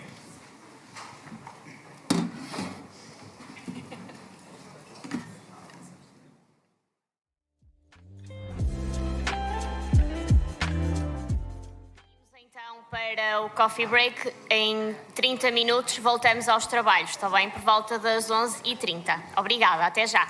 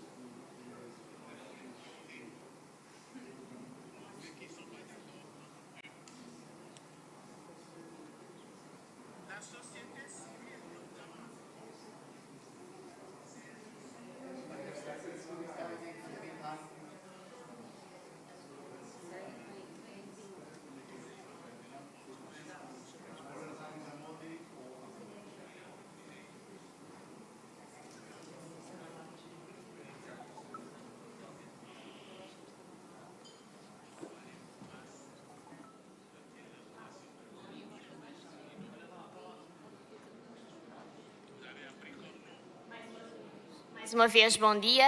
Vamos então iniciar o segundo painel da manhã, intitulado por Promover a Participação Democrática e a Resiliência para Migrantes e Integração Comunitária.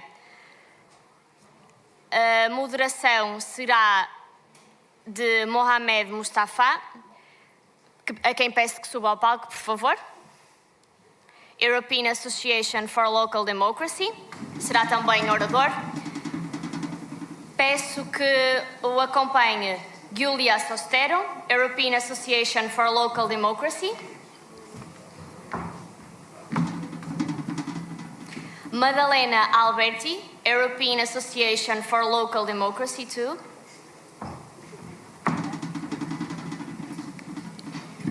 Mónica Corrigan, Equalitas, coordinadores de la Red Nacional de la Fundación Analim. E Isbert Sabrin, European Association for Local Democracy. Desejo um bom trabalho a todos. Obrigada.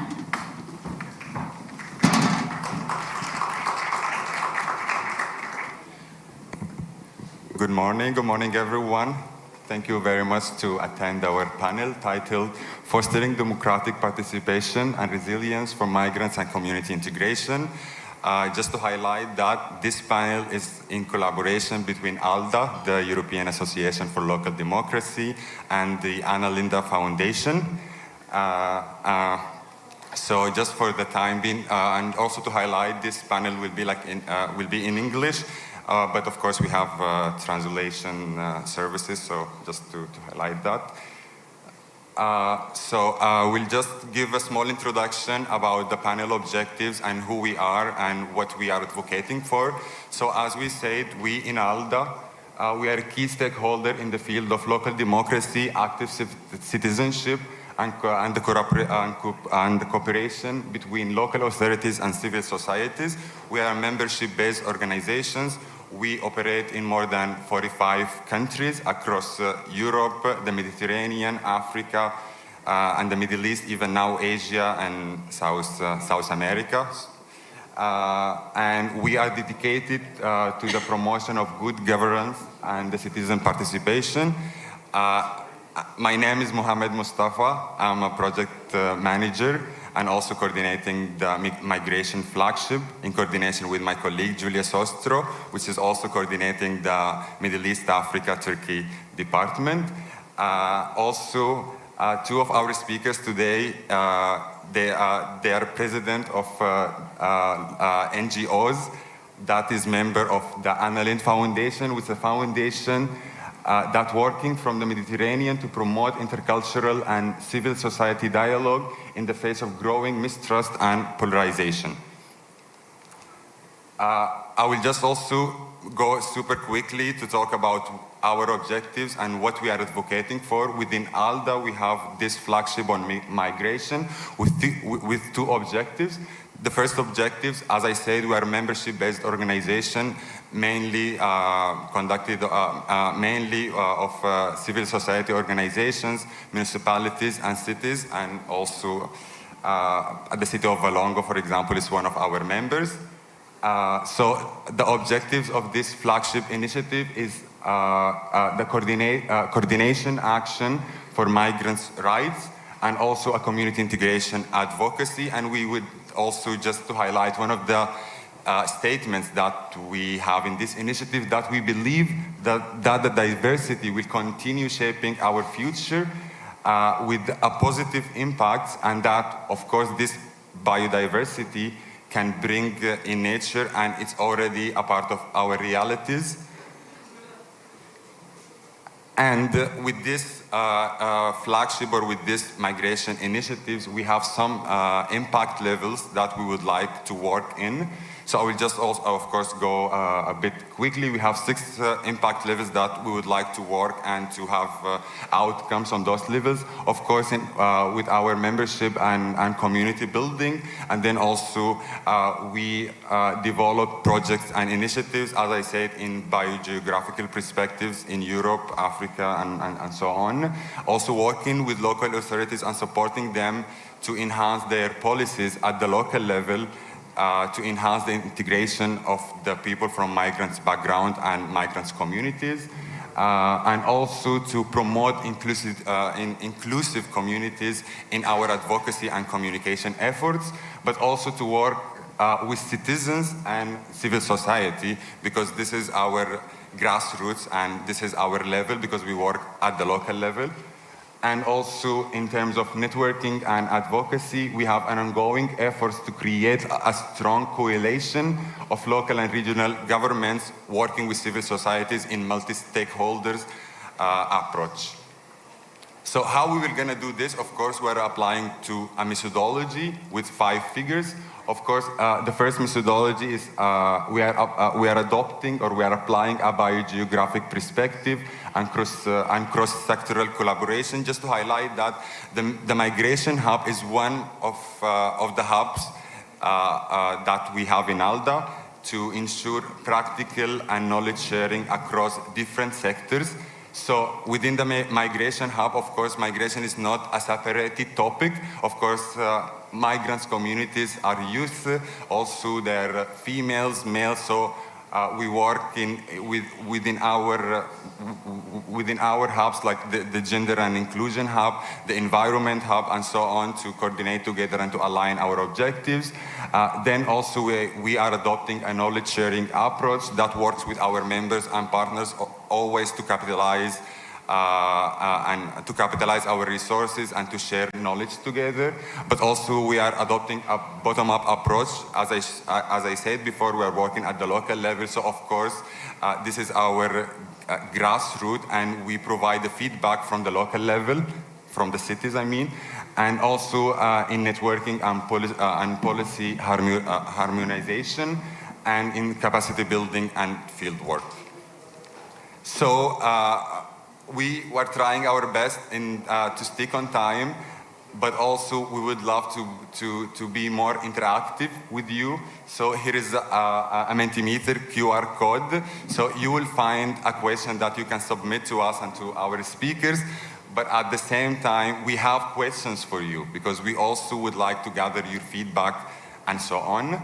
So please scan the QR code and prepare your questions for our speakers.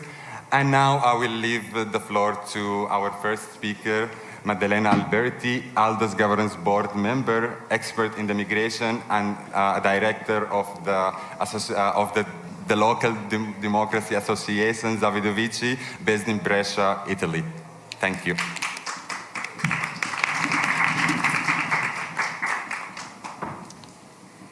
Thank you, Mohammed, and thank you for inviting me here. I'm really pleased to be here. Speaking about fostering democratic participation and resilience for migrants and community integration. I would like to have a premise with you.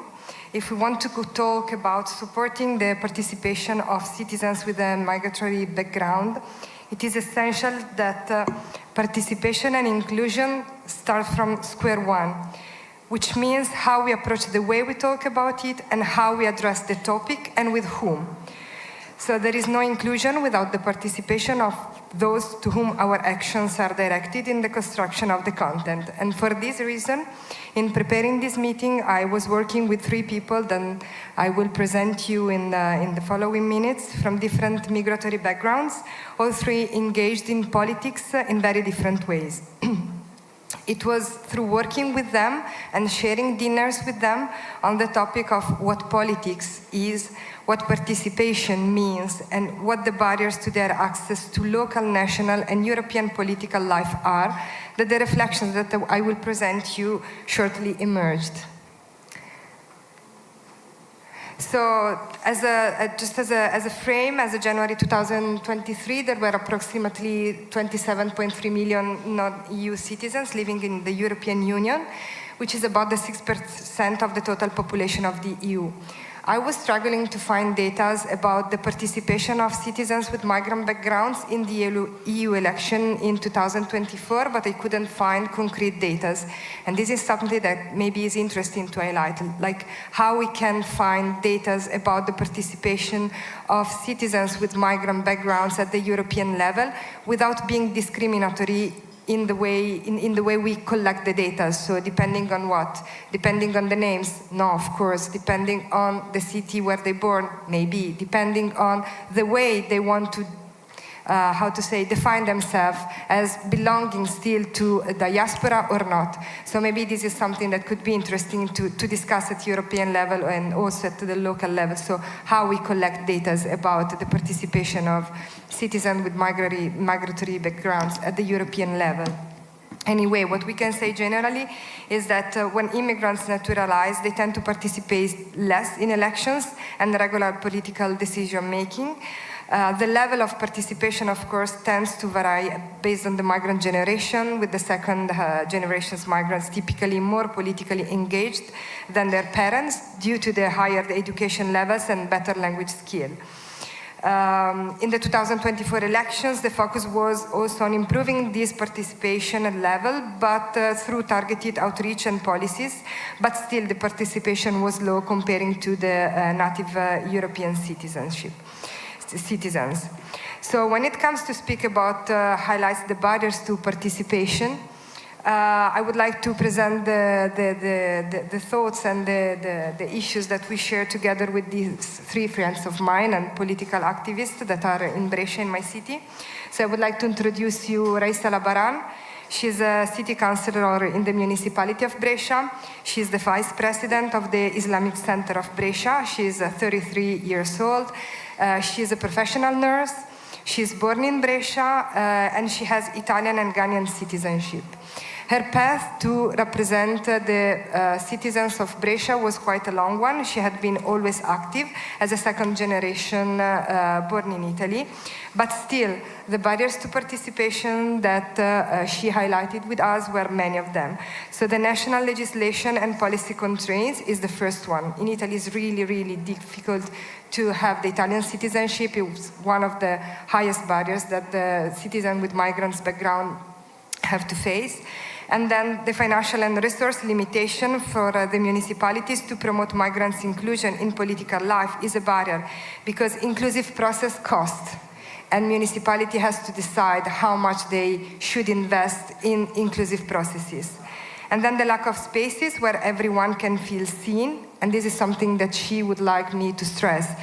Being seen doesn't mean being watched. So as a black woman working in a room, she has the feeling that she's always watched. But what does it mean when somebody sees you instead of just watching you? And this is something very important in the way we approach the inclusion of people with migrant backgrounds.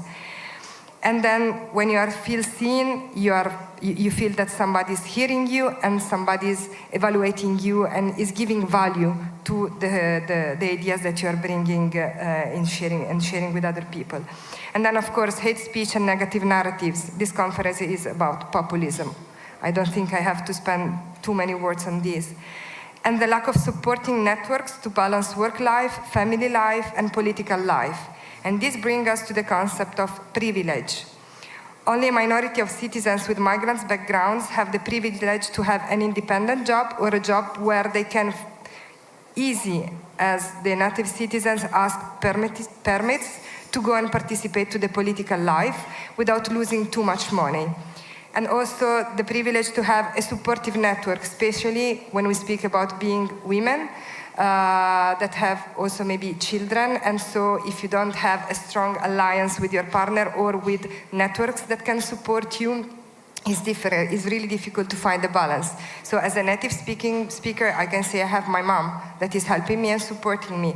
But if my mom wouldn't be in my city, this could be really a big challenge. So I have the privilege of having my mom and my family around me that can help me with my baby. And then always about barriers, I will now give the words to Ibrahim Ba. He's another friend of mine. He's the vice president of the Young Guineans of Brescia. He is a refugee in Italy since 2016. He's 30 years old. He is a sales assistant and he has the Guinean citizenship. He's married and he has a son. Barriers to participation for Ibrahim. The lack of local networks made by local citizens who can support your candidacy at local level. This was really interesting to listen for him. We have this very interesting, and I will say something about this later, neighborhood councils in Brescia, in my city, but to be a candidate, you don't need to be an Italian citizen. It's enough you're a resident since 5 years in the city, but you need to have the signature of 10 people living in your neighborhood to be a candidate. So he was too shy to go around and ask to the citizen, can you please sign a paper supporting me? And this is an issue because he lost a great opportunity because he is really active at political level, also supporting the opposition in Guinea. And when we were speaking, we were also thinking about the sentence of Bernice King, the daughter of Martin Luther King, and she says, if you think that representation isn't important, it's probably because you have the privilege of being part of those represented. And we have to keep in mind this. Even to collect just 10 signatures for somebody can be difficult because they feel shy to ask support. And then, of course, again, the lack of financial resources. To have a political life, you need also to have financial resources, also to take permissions or holidays from your job. And then, of course, the language, not native Italian speaking, even if I can tell you that Ibrahim Ba speaks perfectly Italian, but still the feeling is that this is not enough to present himself to the local citizen as a candidate. And then I just want to be back.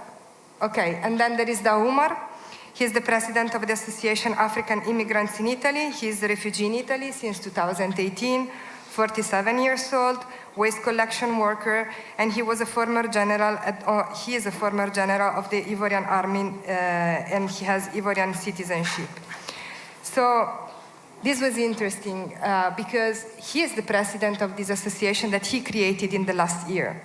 What he does is to invite young immigrants from Africa to behave in the proper way in Italy, which is something that we were discussing about, you don't have just to teach them to be good, to have access to rights. Access to rights, it's something that you need to have. I mean, we have to give this to anybody.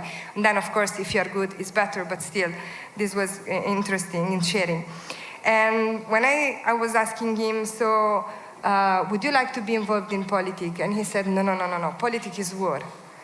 I was a general in the army. For me, politics is war. My experience of politics is war, so I don't want to deal with war. And so we started to speak about, you're doing politics by running an association for migrants. And he said, how? Because you're teaching them, because you're supporting them, because they're supporting the process of their integration, so you're doing something with them, and this is so much political. So he was like, okay, then maybe I can say that I'm involved in politics in Italy. And then we were shifting to the fact that maybe in Europe we don't have the war with weapons. Actually, we have right now, but in the European Union we still not have. But we have the war with words, and again, the populism, the hate speech. So we can somehow compare this experience of war and politics.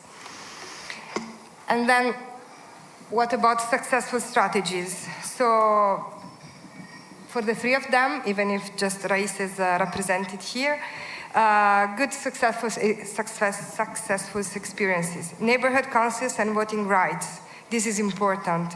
Experience democracy at local level. Explore ways to extend voting rights, at least at the local level. And this is working quite good in Brescia.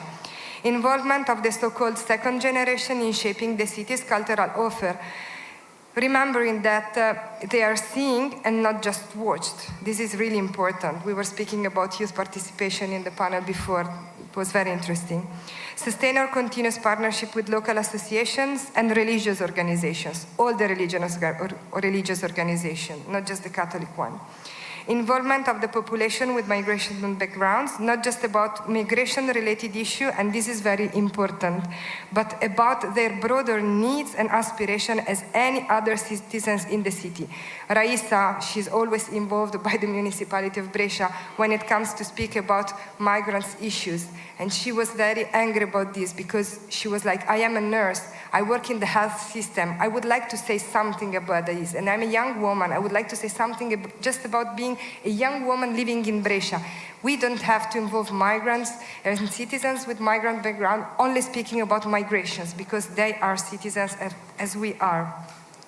And then implement integration policies, and then continuously monitoring and evaluate the effectiveness of policies aimed at promoting democracy participation. The promotion of mixed school of participated democracy. This is an experiment that we will try to do in the next months in Brescia. And valorizing previous experiences of political or civic engagement in their home countries. This is also very important. So just to conclude, how does the participation of citizens with migrant backgrounds deal with our colonialist past? Does our colonialist past influence participation? Of course. But I would like to conclude with the words of Frantz Fanon from the book Black Skin, White Masks, 1952, because I think that he got us many years ago the answer about this. The misfortune of the man of color is having been enslaved. The misfortune and inhumanity of the white man are having killed men somewhere. And still today, they're organizing this dehumanization rationally. But I, a man of color, insofar as I have the possibility of existing absolutely, have not the right to confine myself in a world of retroactive reparations. I, a man of color, want but one thing. May men never be instrumentalized. May the subjugation of man by man, that is to say, of me by another, cease. May I be allowed to discover and desire man wherever he might be. The black man is not, no more than the white man. Both have to move away from the inhuman voices of their respective ancestors so that a genuine communication can be born. Before embarking on a positive voice, freedom needs to make an effort at disalienation. At the start of his life, a man is always congested, drawn in contingency. The misfortune of man is that he was once a child. It is through self-consciousness and renunciation, through a permanent tension of his freedom, that man can create the ideal conditions of existence for a human world. Superiority, inferiority. Why not simply try to touch the other, feel the other, discover each other? Was my freedom not given me to build the world of human? My final prayer, oh my body, always make me a man who questions. Thank you.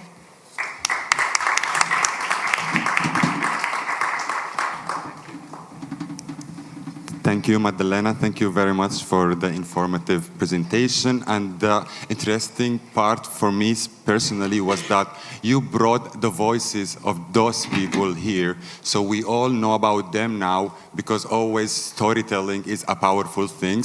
I didn't also mention this before because I wanted the audiences to go to be introduced to this, but also it's an important factor that to hear and let the voice of the migrants community be heard in all the in the multiple levels, and also to conduct with the book of Black Skin, White Mask, which also I currently read. It was a gift from a beloved person of mine, talking about inferiority, superiority, in also analyzing this situation in psychological, philosophical, psychiatric way. It's really interesting.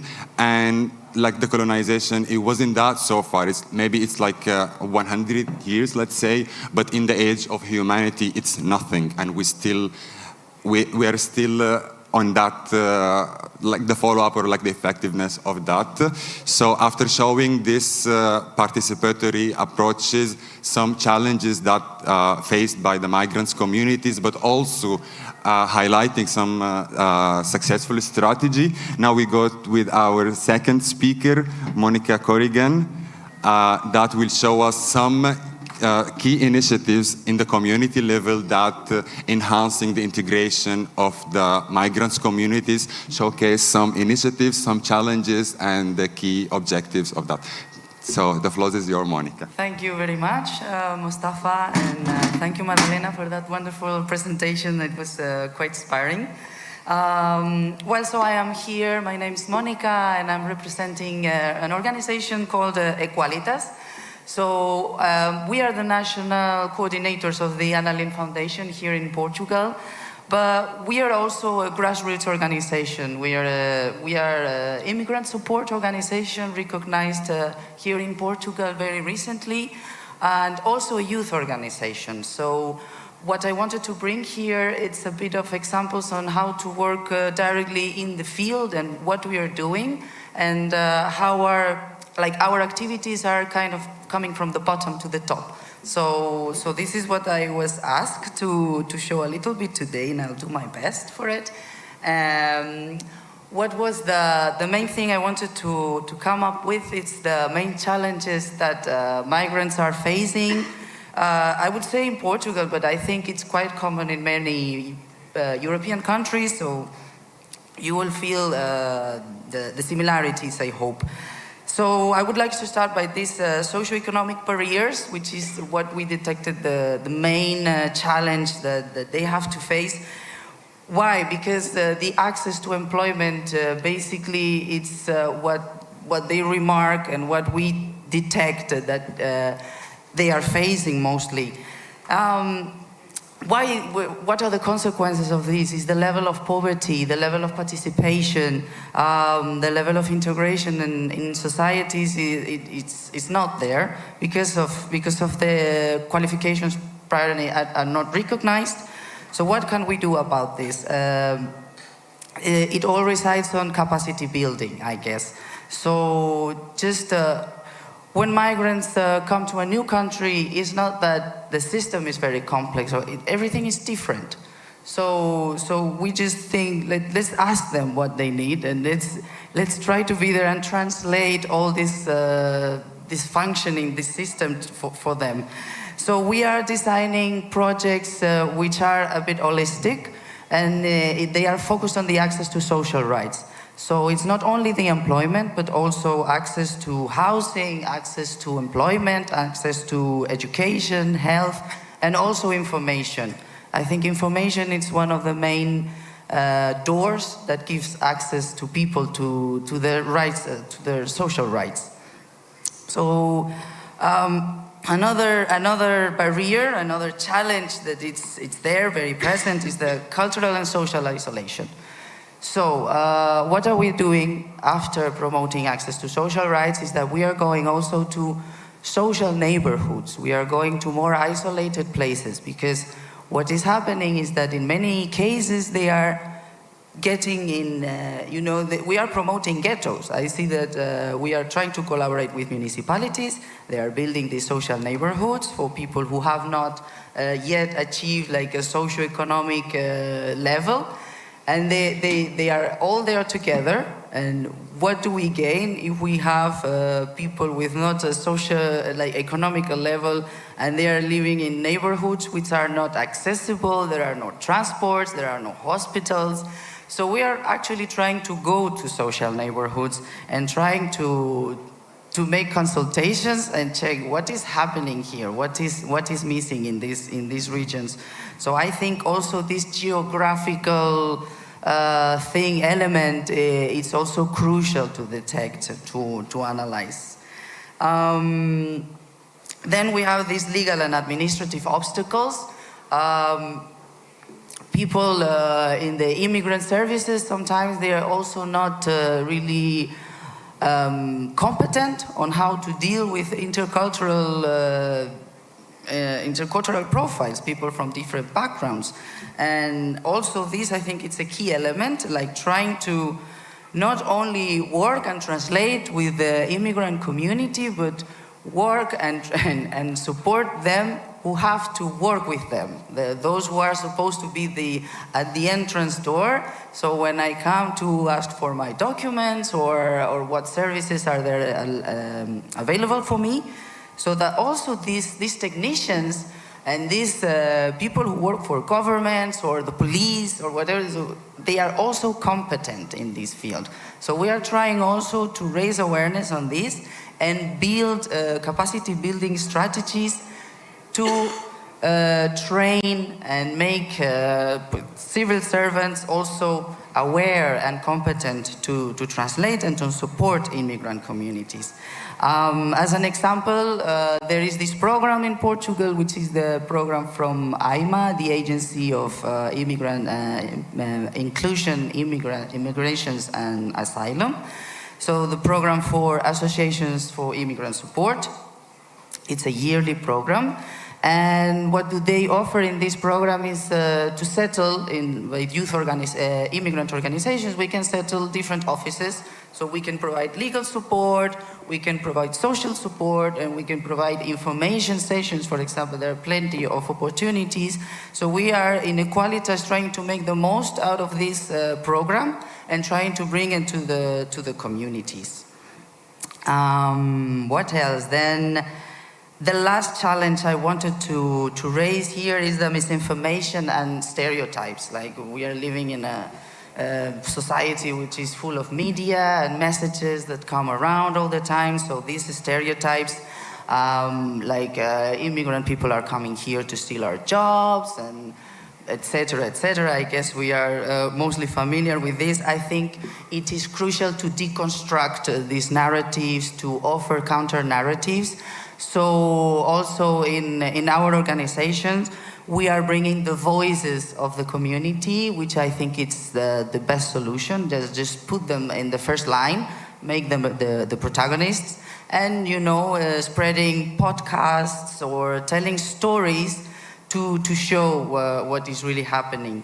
And another thing also that really supports, and we believe it's to promote this cultural and this complete inclusion, I guess it's creating these intercultural spaces and bringing these things that bring people together. So like food brings people together. So let's start by sitting at the table together, taking care of each other. So we try to promote projects like this. They might start as a simple thing, but then we try to grow up and bring issues to the topic, like what are our preoccupations, what are our real needs. And yeah, by arts and everything, I think we are managing to bring together. Another example, just a bit more linked with the Annalyn Foundation that I wanted to show here today, is the celebration of the Mediterranean Day. They are trying to, there is this, on the 28th of November, we celebrate the Mediterranean Day through concerts. So all around the 40-something countries around of the foundation, we have simultaneous concerts, but these concerts have to be in partnerships with local municipalities. So this implies also here, like, local governments are also involved in this process, and this leads me now to the second part of my presentation, which is about, sorry, I went back. Okay, yes. The key role also of local actors. As a grassroots organization, for us, we are small, we don't have many resources, so a thing that we really need to do is to cooperate, to make partnerships, to work with other entities. And this is what we are trying to do. We are trying to collaborate with local municipalities, which is also challenging for us because we are at very different levels and it's difficult to find a common understanding. But this is crucial, I guess. Why? Because local authorities, they really have the knowledge and the capacities to analyze and to consult what is really happening and what they have in the territory. So we actually need this information, and information is power. So in this sense, we are working together with the Council of Europe and we are promoting the Enter recommendations. The Enter recommendations are a set of recommendations which are provided to promote the access of young people to social rights in disadvantaged neighborhoods. So this is it came really good to what we were doing, because we were working with employment, education, and housing, information. So the Council of Europe was really very supportive and institutional support that helped us reach municipalities. Suddenly they started to take us seriously. It sounded more important, and now we are running a couple of pilot projects which are in different communities, and we are mixing these elements that we said before. We are mixing culture and arts and these intercultural spaces with the capacity building. And capacity building in all these areas, but not only for young immigrants, as we said before also with Madalena, there's no point in only working with the immigrant community, but with the locals. So we are mixing the communities together, and we are bringing these artistic spaces, gastronomic spaces, everything together. So we start to feel this community, creating a sense of community among everyone. So this support from local municipalities is being fundamental. And what we are seeing is that we are also creating networks. We are starting to deliver also the capacity building to technicians and to youth leaders and immigrant leaders from different communities. So it's like we don't have to be there all the time. So this multiplier effect is happening. So there are options there, like we work with different kind of fundings, as I said before, the National Program for Immigrant Associations, but we work with EYF, which is the European Youth Foundation. The European Youth Foundation has a very strong mission in promoting these ENTER recommendations. So what we are doing is trying to train youth organizations and immigrant organizations from these disadvantaged neighborhoods in Portugal on how can they apply, how can they make their own projects. Even another funding that I wanted to bring here and that we are using a lot and trying to multiply, this is a very, very simple, I think they're small examples, but they also make the difference, is the European Solidarity Corps. These are programs for young people, from young people to young people, but I think it's what I said at the beginning, from bottom to the top. So we are coaching a lot of young immigrants in these social neighborhoods on how to apply to these projects. And in this sense, then we make sure that this is the project they want to do. And they are answering and they are giving responses to the needs that they feel every day. What else I wanted to bring? Okay, also some of the best practices that we could share, which, yes, I think I put everything in one slide. Some of the good practices I think we've been doing.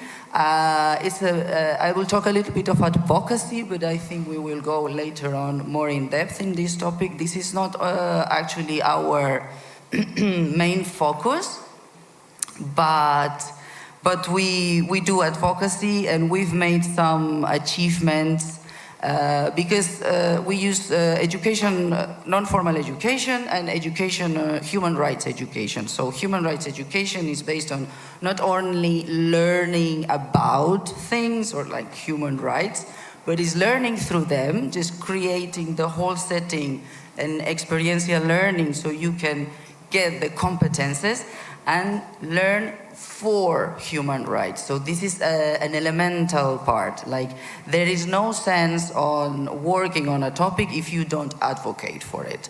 So through awareness raising campaigns, joining councils of immigrant associations all together, I mean, I think we got to some changes in this program for immigrant associations, for example. We used to have 10,000 euros per year a while ago, and now we have 50,000 euros. And this is because we were demanding, we were writing letters, we were constantly there, no? And yeah, some other projects is like, you know, I think we back, like just get to the community, ask what they need, and make, you know, try also to get to the last trends, what is happening right now. So if people are now curious about artificial intelligence and how artificial intelligence can help immigrant communities to get more integrated in societies, so let's develop projects on artificial intelligence. Also about mental health, I think it's one of the main issues that it's nowadays coming from the communities, that we need these things. So this is what we are trying. We are trying to get to the most updated topics as well, and we are trying to be flexible and get the projects from the actual and current needs of the people we work with. And I think I have no idea how long I've been talking. Yeah, okay, no, I think this is enough. Thank you very much.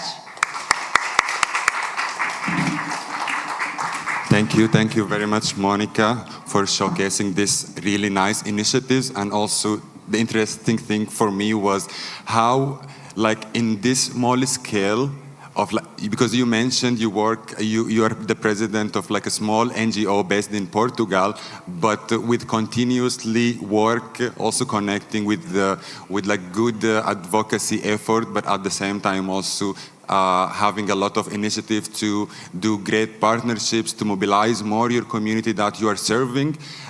It showcased really nice how small and migrant-led organizations could have an effect from, as you said, a bottom-up approach, from the ground, giving the feedback to the EU levels, for example. So by that, we can move on with our next speaker, that we will show how cultural heritage could compact the misinformation, and with that we can fight with the grow up of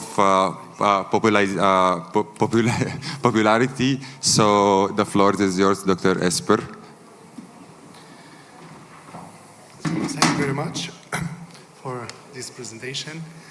I am here to talk about and to share some reflections and also the work that we are doing.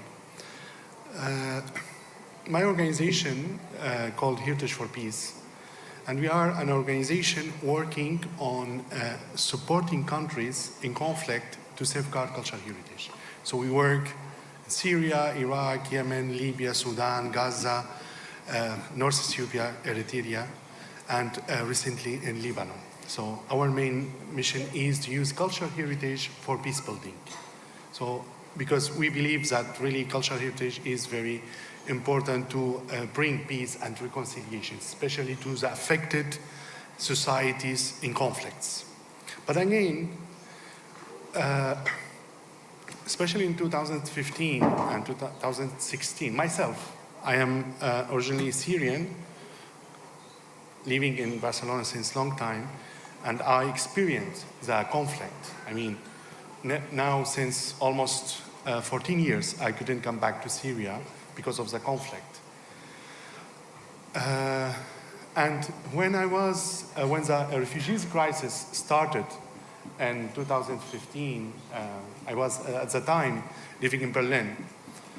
And I discovered that when a lot of refugees coming from Middle East, especially from Syria and Iraq, they are safe, they have food, but the needs are more than that. I think during the history of immigration in Europe, Europe failed to integrate the newcomers, and they didn't really thought about this emotional part of the people. And in Europe, I think as well, many people, they became, and especially the immigrants from second, third generation, became more connected to Islam, because Islam became like more an identity rather than a religion. And sometimes, you know, in 2015, 2016, many people, they went from Europe to be at Islamic State. And so all of these kind of things made me reflected that we need really to create this emotional link between the people and the host communities in Europe. And everything started from Berlin. But then, with very simple questions, I go to the refugees, speak to them. What do you know about Germany at the time? They know Germany, Hitler, Frau Merkel, Mercedes, and that's it. Then I started to think that I will go out with them, explain them the German Museum of History, Bergamo museums, and other museums. So this was under as well the Bergamo Museum initiative at the time when we started. And when we go to the museums, especially the German Museum of History, they saw Berlin, how was destroyed and during the Second War, Dresden. And they became very emotional. People from Mosul or Aleppo at the time, they say, we will do the same and we will rebuild that, you know. So the same thing as well in Bergamo Museum, whereas, you know, you can see like the treasures of the Mesopotamian archaeology, and the people, they see that there are things from Syria, from Mesopotamia, and also from Iraq, and they feel proud, really. I mean, this is from our country, we didn't know that. You know, millions of people, they come and see that. And, you know, you can see all of that, how it's bringing as well well-being to those refugees, you know. Our country is really not this country who is suffering the conflict and has that trauma. Our country was great, and all the other cultures are respecting our country, so, and our cultures. So then I believed we really need to work with that. And we started the Abwab initiative in Spain, in Barcelona, in 2018. So Abwab, the words in Arabic mean door. So you come to our door and we enter in your door. So, you know, so it's have like exchange meaning. It's a project aimed to work to the youth cultural heritage as an instrument for social integration and well-being. We are focusing, I mean, especially from refugees from MENA region and Ukraine. Now we are running the project since almost 6 years. And there are really like many lessons learned, which I would like as well to share with you and to reflect as well on the use as well of these powerful links that we have through cultures. We are very connected. I mean, in our cultures, in everywhere, we are very connected. And we have a lot of things as well that we still really need to know in order to respect and as well to share the thing. So Abwab is needed for many reasons. And here there are the reasons that we create Abwab. The integration of new arrival in their host society is currently one of the main challenges. So for government and for civil society, we know, and especially as well when the people they arrive. And myself, I mean, I consider myself as well a refugee. When I arrived to Spain in 2009, everything was very new. Everything was very difficult. But then when the war started, that everything became very, very complicated. I mean, the people that arrive with traumas, the people that arrive with many, many problems and psychological problems. Just eating and having the house is not enough.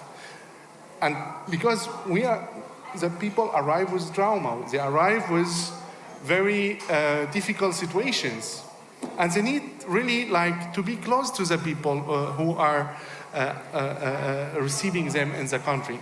So there is many cultural as well contrast between the immigrant and the host communities. There are many tensions sometimes could be, and especially we saw that, you know, and all of this was used by the populist as well. Discussions, you know, those people are out of our culture. They are like, you know, they don't understand our culture. Our culture is a Christian culture. We need to protect it from the Muslim invasions, you know.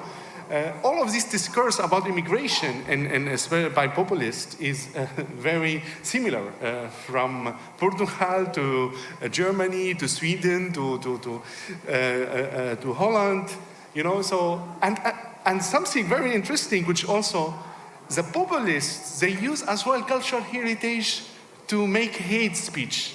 For example, the Fox Party in Spain, the leaders, they come with the Conquista clothing, and we are, kicking out the Arab from Spain. The same thing as well in the Scandinavian countries. They come with the Viking kid addressing the populist, and this is our cultural,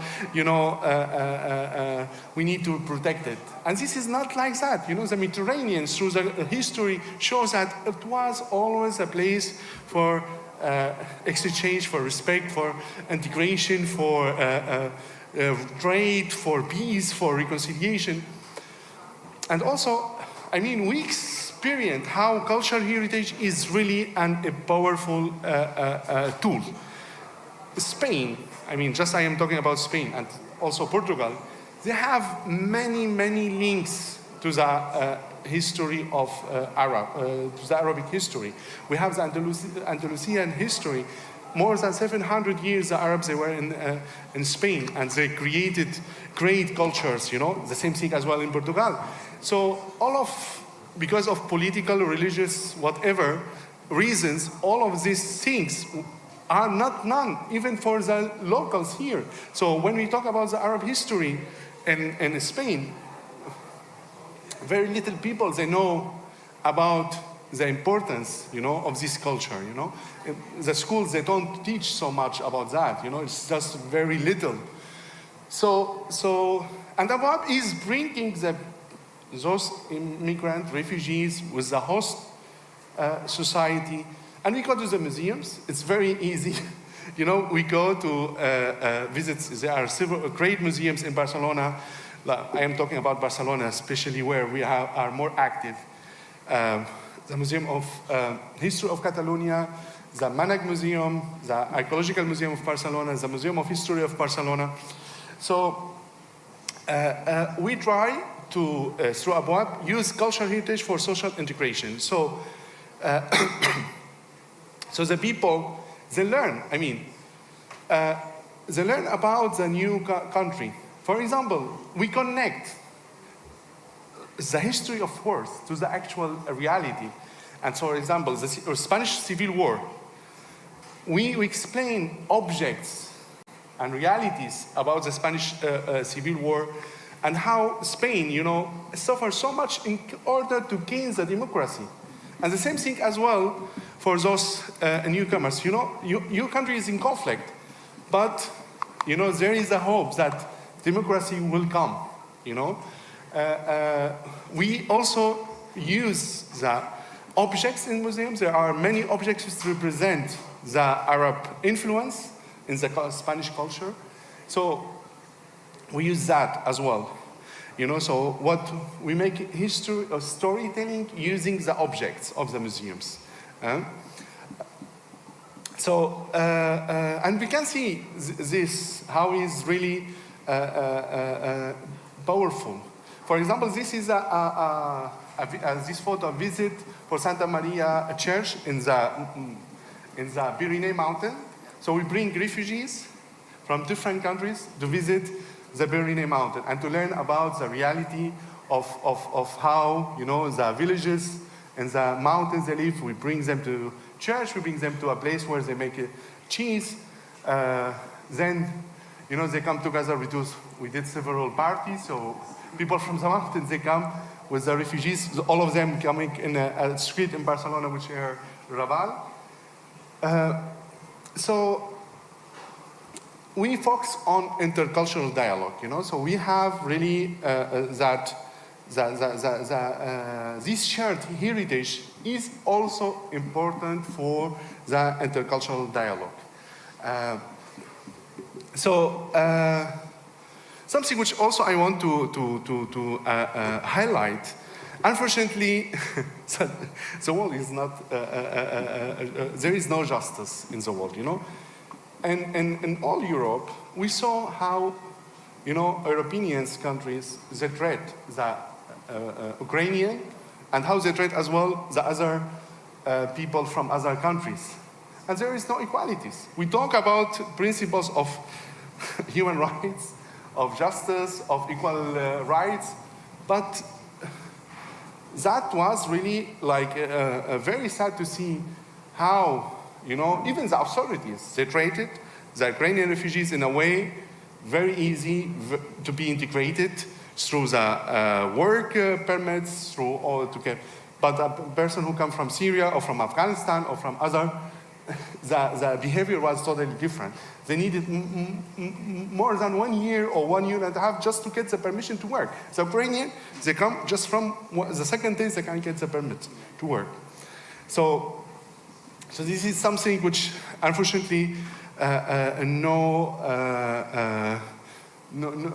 was sad to see, now we are not just talking about the museum, we talk about also a concert house. So through the City Hall of Barcelona, they have a great program for inclusion called Acerca Cultura, which is a platform that by the City Hall almost of Barcelona. In this Acerca Cultura, we can have the reservation as well, not just for museum, for also like the opera and the concert house and all of these, which are very, very expensive to go there. So to go to the Liceo in Barcelona, it's very expensive. We can have tickets for people who come and to go to the theater by like just €1, sometimes could be like 50 or 100 the ticket. So we use as well, the classical music. So we bring them to the Palau de la Música or to the Liceo or Auditori de Barcelona. And especially, there are a lot of, elderly people who just arrived. They don't have any capacity to learn the language. For them, it's difficult to get to work because they are old. I am talking about the middle age from 50s, 55, 60. And when they come and to participate to these events, we show how their self-esteem increase, how they are very happy. I mean, the people come from like a concert of Beethoven or go out and we see that, how this well-being, this small thing is affecting really an immediate well-being of those refugees. It's still a very small project. We are facing problems as well to have funding because it's not easy. There is not so much resources for this kind of things. But again, we believe that this initiative really it's very needed. We still need to make it a global initiative. So we have ambition as well to extend it to other European countries and to make it more European initiative. So we hopefully will apply for European projects. But again, it's really very important for the integration and also for the well-being for those people to work on this. We also want to show and rediscover the city through the eyes of those immigrants and refugees. The people of Barcelona, they don't know how the Arabs, they live in Barcelona. What are their brave place? The same thing of the Indian. So we hope in the future we will develop as well cultural roots so the citizens of Barcelona, they can discover as well the Barcelona by the eyes seen of those people, because they are amazing, like foods, places, and we still need, to destroy all these barriers that we have. Sometimes, when we talk about this neighborhood of Barcelona, we say this is a little bit conflictive because there is an immigrant, but really there are, and absolutely, the Barcelona society and the Catalan society, they really show how really they are very solidary with the people, you know, and I am experienced that. I never have a problem living in Barcelona as a Syrian, you know, because I say I am Syrian, you know. So there is so really very appreciation to this city and to its inhabitants. This is a little bit reflection of what we are doing. So I hope what in the future we can do about more bigger initiative. Thank you very much. Thank you very much, Dr. Esper, for this nice and powerful presentation. And it was really nice also to see that cultural heritage is an instrument that has two faces, like a positive, but also, it is of course a positive and cultural instrument, but also it could be taken in a bad way in the hate speech, I mean, as you mentioned before, and this was really interesting for me to be highlighted. So I hope all of these interesting topics with our nice speakers pop up some questions that you would like to reflect and to discuss. So we have also some questions for you, because as I said before, we would like also to gather your feedback to enhance our work in the field of migration. So please scan the QR code, and then now I will leave the floor to my colleague Julia Sostro to lead this interactive session of question and answers and so on. Thank you very much. Thank you very much. Of course, you're totally free also to raise your hand if you have questions for our speakers. And otherwise, if you prefer, you can write. So we have, as Mohammed said, some time for question and answer, and then we'll pass through a Mentimeter session also to get your feedback on your perspective on the challenges of the inclusion of migrants in participation and decision making. So we'll wait just a little bit to see if there are questions coming. Otherwise, I think that also Mohammed has many for our speakers.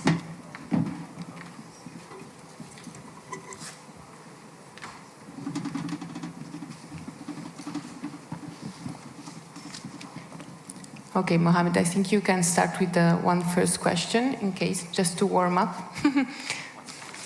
By the way, we also thought, as it was done already yesterday, we are here to participate, but we didn't have the chance maybe to talk to your neighbor, so we can also start by that. So you can just ask the name of your neighbor in order to see who's sitting next to you, and also to be a bit more participative. So we give you a minute to do that, first of all, and then we can come back to the questions.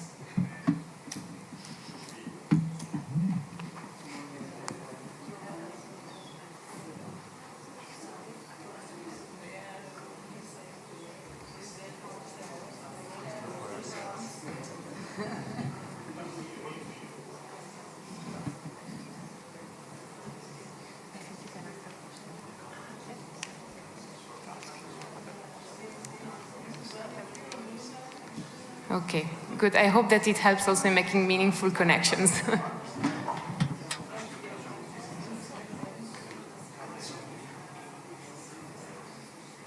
Very good. Thank you so much. Mohammed, I think you can go ahead with the question. Thank you, Julia, for this nice initiative. As we are talking about participation, inclusion, and integration, it was a really nice initiative. Thank you.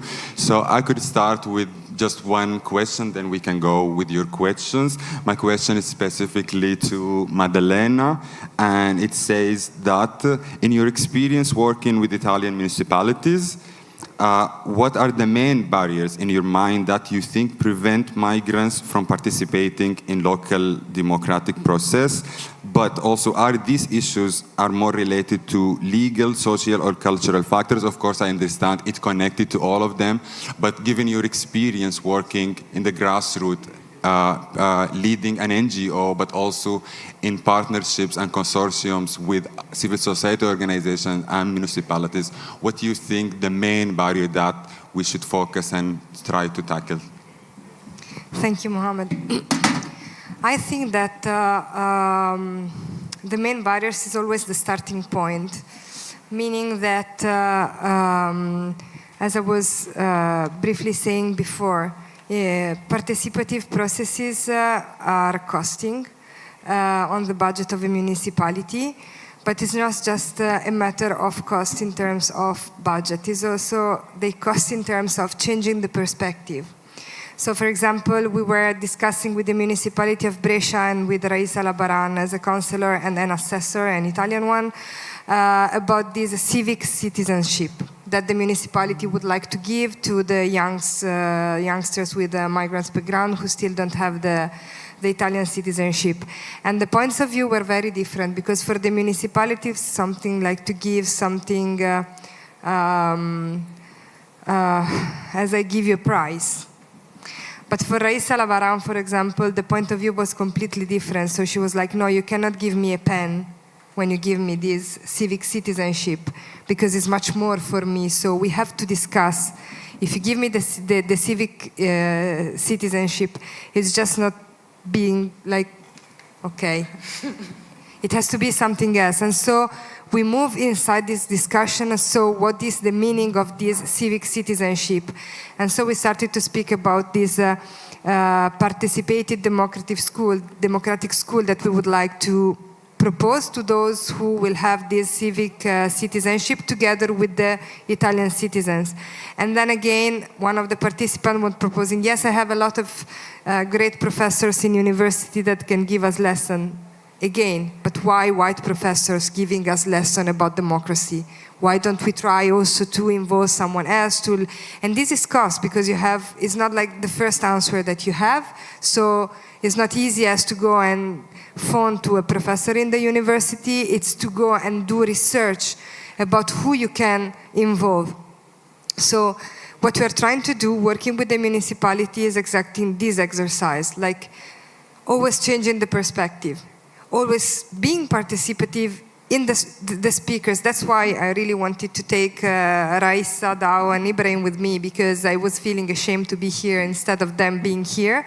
But this is how the things sometimes has to work. So I was involving them to say, okay, I don't want to take your word. I want to represent you somehow. And I think that this is what we need to do with the municipalities, because they are overloaded with problems. So I really understand the difficulties that the municipalities has to face at the local level, but still, the way we approach each issue and the process and how we build the content is really important. So what we have to do as NGOs, I think, is to be always this way of pushing the municipality to not give just the easiest answer, but to move on to find inclusive answers. So this is what I think. Thank you very much. Of course, go ahead. Is this working? Yes. Yes, because I wanted to share a bit as well, because we also are in this mission and in this challenge of trying to cooperate with municipalities. And I think, we recognize as well all these issues, the starting point as well.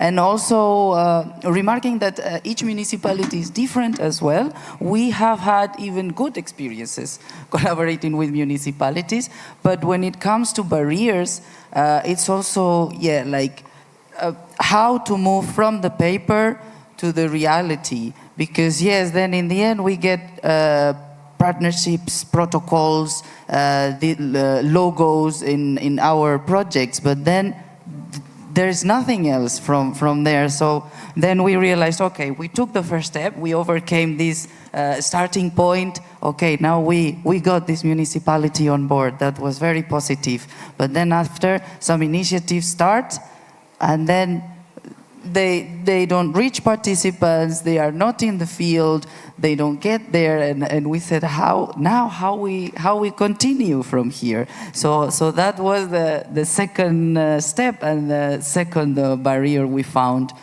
And now we are trying to frame here and to think all together how can we make them more committed to this.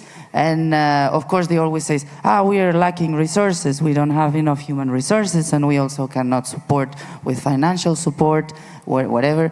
But I said, okay, just give us a little bit, okay? If you commit to this activity, just some hours of a human resource that you have and a little bit of a budget from this, and then once it's like participants coming to training courses or whatever, I see when someone pays a little bit or puts a little bit from their what they have, they commit more. So the same is happening with municipalities. We are realizing that if they commit from the beginning, because at the beginning we were not asking anything else. It was just be there, be our partner. Yes, of course, it's good for them. It's good to have the label of, okay, we are implementing enter recommendations of the Council of Europe. It sounds very good. So for them, it's positive to have this label.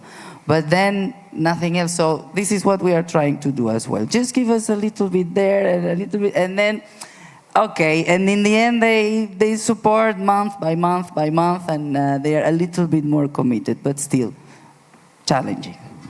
I just forgot one thing, very important one. The challenge is also that, wrongly, this is my perspective, the rights of migrants and the right of asylum is not seen as a constitutional or a human rights based right.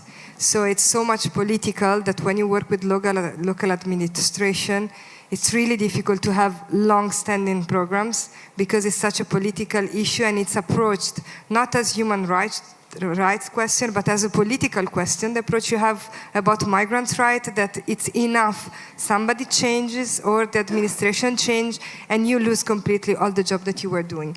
Because the problem is that it's not approached as something dealing with human rights and constitutional rights, but it's just something that I can choose to give right or to not give because they are migrants. This is the main issue I think we have to work on. It's not a question of opinion, it's a question of rights, human rights. Thank you so much, Madalena. Thank you, Monica. To close the circle, I don't know if Isber, you have anything to add concerning your relations also with the municipality of Barcelona and the work you did with them. If you have any specific also advice, we have many local authorities in the room too on how you can better work together in this perspective.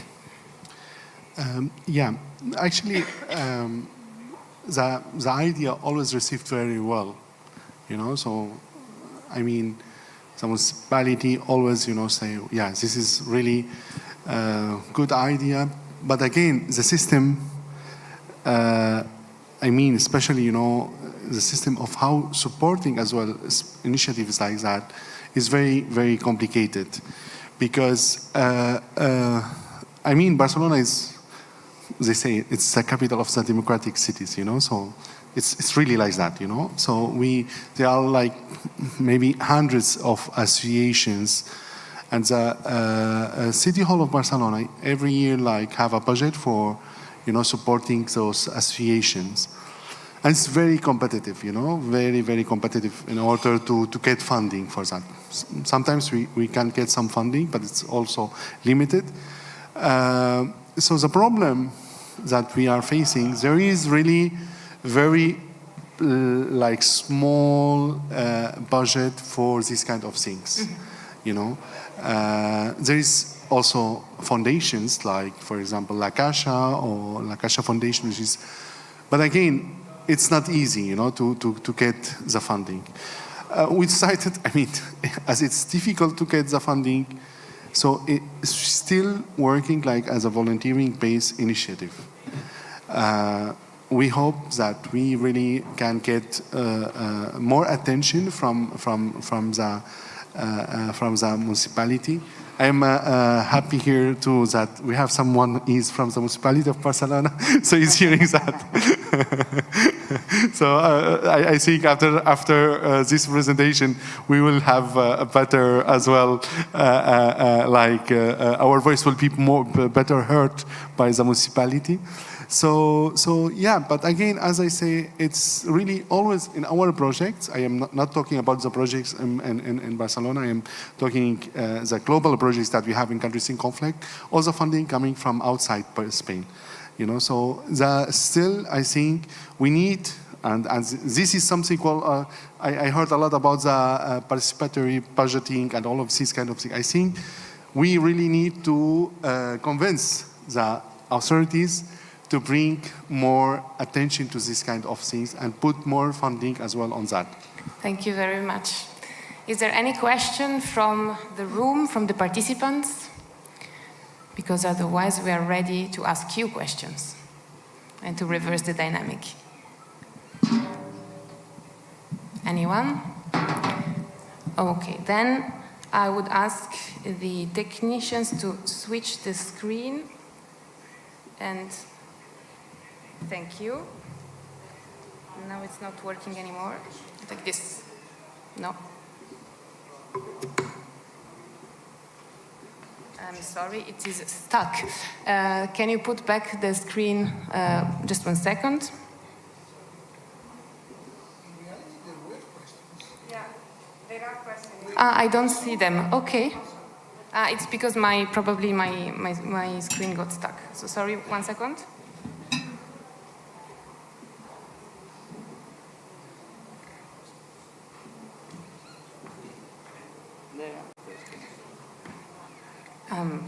I'm sorry. I think it's a computer that got stuck. Can you see if you can read the questions? You see them?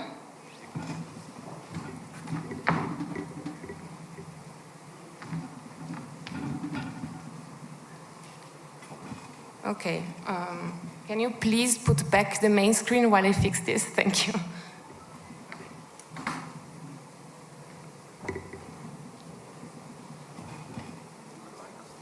No, it's fine. It's fine. It's fine.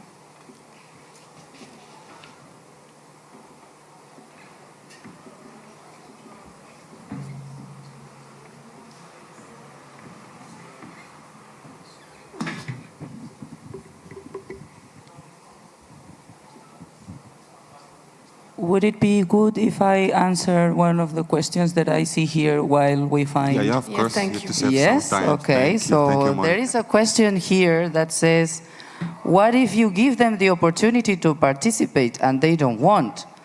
How can we get their perspectives? This is very good. I like this question.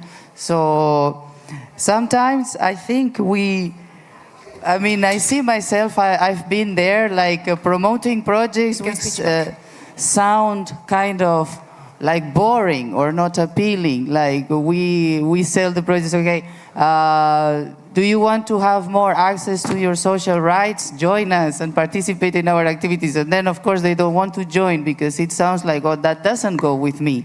So normally it's more like, it's not that they don't want, because I've heard this speech many, people don't work because they don't want, they don't vote because they don't want. Sometimes it's our message, it's not well structured. I mean, sometimes we are not really getting there the way. So what we are doing in our organization sometimes is just trying to make the different messages in many different ways and trying to get, because in the end, I mean, who doesn't want to be, people don't want to have rights sometimes. It's not they don't want, they don't experience having these rights. So the experiential part it's very important, and this is what we try to promote many times. Like changing, like adapting the message, trying to find the appealing message that really goes after what they need. And then after, just not asking, but just giving them the opportunity to have the rights, have the right to a good quality education, have the right of a good this. So once they experience, they will see, okay, now I see that I really want this, or I really need this. And sometimes these are some of the examples that we are trying to use. And sometimes also working with young people, young immigrants, is just also creating these spaces. So bringing this, as I talked about food before, so sometimes things can start with on the table, but also these musics or painting, graffitis, or just going after what they really do every day. Getting in their daily routines, and this is what we try to do. Just live with the community, be there, be part of it, and sticking all together, and suddenly what you need is what I need, and trying to make this sense of community. So these are some of the key points I could give to answer this question. Thank you very much. Now the computer is back participating with us, so we can go on. So I will invite just maybe one speaker to answer each of the questions, so we can go on also with the interactive part. So we have another question about climate. So where I live, climate disasters are playing a role in migration. What should cities do before these events to prepare for welcoming climate migrants into the community? You can also see the question on the front if you want. Does anyone? Yes, okay, it's there. So yeah, actually, when we because we are working with conflict and also in disasters, you know, and sometimes also with conflict and disaster at the same time. So the countries who are very vulnerable to climate change, yeah, we are facing a lot of immigration, especially from Africa, from the Sahara. They are coming as well to Europe, and I mean a lot of Africans also coming to Europe because of the climate change, you know. So I think I will talk to the case to Spain or also to the southern countries like Italy and Portugal. Spain have a big problem which is called the voted Spain, which is like España Pasia. So we have like 1,400 villages which they are like abandoned, you know. So a lot of people who are coming as well from countryside, you know, they come and they go to big cities. They were farmers, those immigrants and those climate immigrants, you know. So for them, in order to learn the language, and it's a long process, you know, to be able to learn the language, to integrate in the work market. So I think one of the solutions could be as well, you know, all of those immigrants who came, they could have a huge role, you know, in the agricultural activities. You know, they could be trained, and you know, to work in agriculture, you don't really need a huge like a language skill. You don't really need. Before your country, you were a farmer. So I think the governments, they need really to create programs to integrate as well, you know, those who are coming from, you know, farmer or villages, or to be in such places. And this is also could be a good benefit for everyone. Thank you. I think you pointed out that, I mean, there are also social issues that need to be tackled in terms of urbanization and movements, but of course it poses issues in terms of services. So we need to make sure that wherever people come to live, they have access to services, they have access to transport, and that this process is done also in the respect of their skills and their capacities, indeed. Thank you very much. So we can go to the next question. I will ask one speaker again to answer quite quickly. So what's the challenges working with the integration question? As an NGO with the municipality, actually you already answered that, so that's perfect. Very good. Do you know some good examples of involving people with migrant experience in public consultations, especially those who don't know the official language of the host countries? Madalena. I don't have some very good examples. I just think that, I mean, the official, I mean, we can overpass this thing of the language using the translator and the cultural mediators. But the question is also about, again, the privilege. Like usually when people don't speak the language of the host countries because they had less opportunities to participate in courses. And also, so I think that the question that we should have in this case is why, which are the reasons that didn't give you the opportunity to learn the language. I mean, the language is important in public consultations because also to be with an intercultural mediator is not something always good. So I think that we should ask why, the reasons for which the lack of knowledge of language is such a barrier still, and to work on the barriers. Thank you very much. Actually, I think we answered all the questions. Okay, so very good. We can go on with the questions to the public. We'll be very quick, I promise. I know you're tired and hungry, but we really want to know your opinions and your perspectives. So if you didn't connect to Menti, you can scan the QR code. Otherwise, you can also go on your browser, type menti.com and log in with the code 86223252. It will stay on the top of the screen if you need to log out after I start moving the slides. I'll give you just a few more moments in case you need to connect. Okay, I see nobody's scanning, so I can go on. So we have a few questions for you in the public. So what do you believe is the biggest barrier to migrant participation in democratic processes? You can choose only one, so we are making it really hard for you. Okay, so we're already seeing someone that is voting as language barrier, the most important one, but also lack of information about voting rights, fear of discrimination. We have two of that now. Also legal restriction as the main one. Nobody is voting lack of interest in politics. That's also interesting. More of somebody voted it. I said it. Okay, very good. You also have the other option if you think it's another one that should be stressed on as the main barrier. I'll leave you some more time to vote. Okay, fear of discrimination is winning. Couple more seconds. In the meantime, the speakers can think if they want to share any comment about this question. Otherwise, we can go on. Okay, it seems that fear of discrimination is the most voted one, along with lack of information. Very good. Any comment from the speakers, or you think it's self-explanatory, we can go on? Yes, Madame. I think we have to work on discrimination. Yeah, definitely. That's a good indicator of where we have to direct our work. Thank you very much. Okay, also legal restriction, definitely. It's not an excuse not to work on that. Definitely. Thank you very much. We can go to the next one. So which of the following would most improve migrant participation in democratic systems? So you have to rank them in order of importance. Someone already did.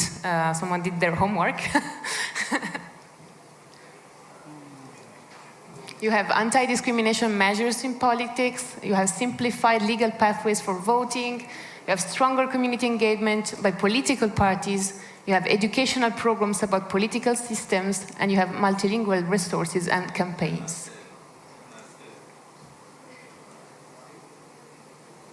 It's a bit harder to rank than to choose just one, so you might need a little bit more time. Okay, it's moving. Anti-discrimination stays strong on the first position, reconfirming what we just said.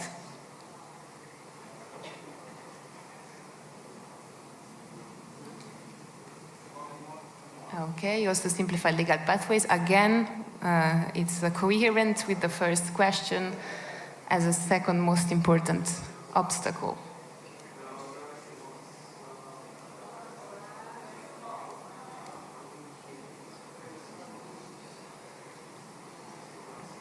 Okay, very good. I'll start moving towards the next one. I'm really sorry for the ones that are still answering. Very good, and thank you so much for participating. I'm really just mindful of the time that is running by. So the next one is again a ranking. Nobody had the time to do it yet. So it is about the benefits of increased migrant participation in democratic processes. Let's think of the positive side that we need to promote. What is the first? Again, among better representation of diverse communities, stronger democratic legitimacy, enhanced social cohesion, more inclusive policymaking, and increased community engagement. What do you think is the most important? And then you can rank the rest.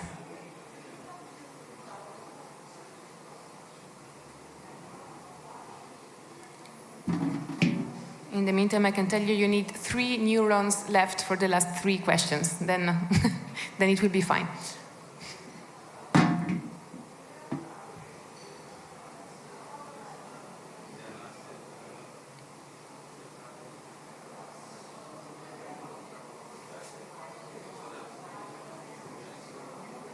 Thank you for the hearts and the likes.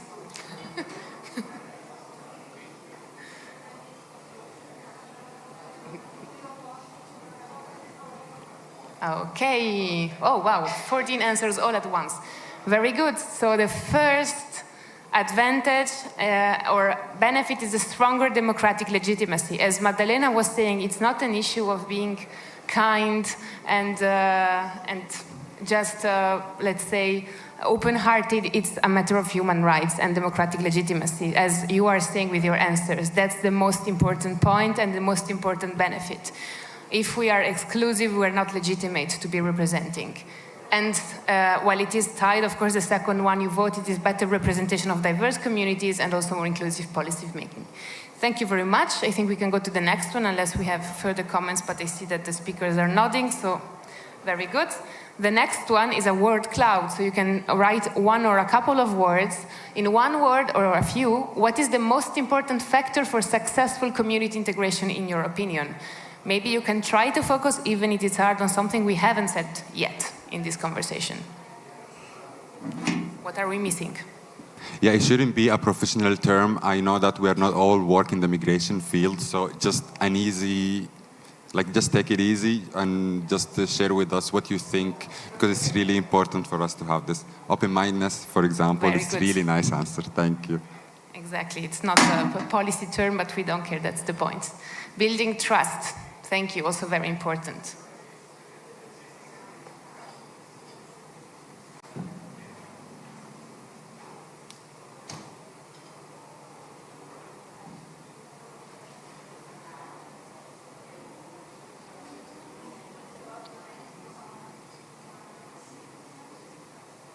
Wow, okay.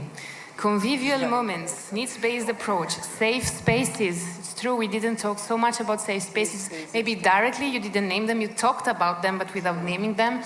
Dialogue, community-led initiatives, solidarity, also a very important concept that maybe hasn't been mentioned directly, and being less Eurocentric.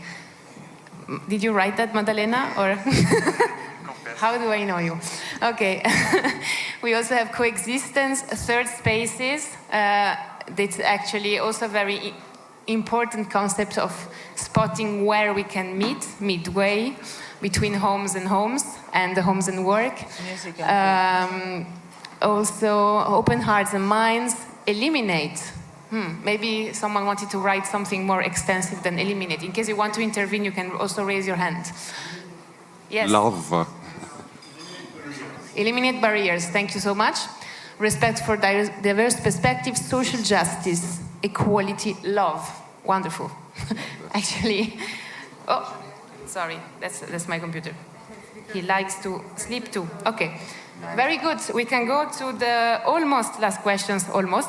Rank the most important factors that contribute to the successful integration of migrants into a community. So we've named some of them, but between those ones that are actionable, that are tangible, that we can work on while, as soon as we go home from this conference, what are the most important ones? Local government support, we talked about that. Community involvement and engagement as well. Access to social services, economic opportunities, and multicultural acceptance. I swear we're almost done. We have a few seconds left. I can already anticipate I will wait for just a few questions to answers to come in, and then I'll rush to the next one. Oh, wow, very good. Oh my God, you're so fast. Okay, first one, access to social services, very good. Let's take a collective pledge and work on that. Let it not just be words. Economic opportunities, multicultural acceptance, but they actually seem almost equally important to you. So probably they're all important, more or less at the same level, even if access remains the first. Okay, very good. I'm pretty sure this is, I'm just going to check. Okay, yes. What do you think is the most damaging misconception about migration that needs to be addressed? This is open-ended. You can write some words or a sentence. Also, let's take it as a collective pledge to work on this. We talked about discrimination. What do you think is the most harmful misconception that we need to address? Invasion. Oh. Very interesting. Indeed, we are also working about that within ALDA on how the narrative revolves about invasion and how actually this is not at all true, especially if we consider the EU perspective and the EU relation to migration. Illegality, very good. Also another term that is improperly used on purpose, that migrants come to steal jobs. Of course, that's very, let's say, countersense, because actually, as you need European societies, especially Southern European, need workers. So definitely they're not here to steal jobs, they're here to save our societies. What we are structurally different instead of seeing common points among different cultures, very good. This is also what the ABWAP initiative seeks to stress, that there are illegal migrants, as we said. Perfection of migrants as less able to participate and contribute expertise. Very good. Okay, I'll rush to the almost last question. The last one is really easy. It's just a scale. What is your biggest takeaway from today's discussion on migrant participation and integration? Like in a keyword, if you want, just a word. What did you learn today? This is just also for us to better shape our next activities.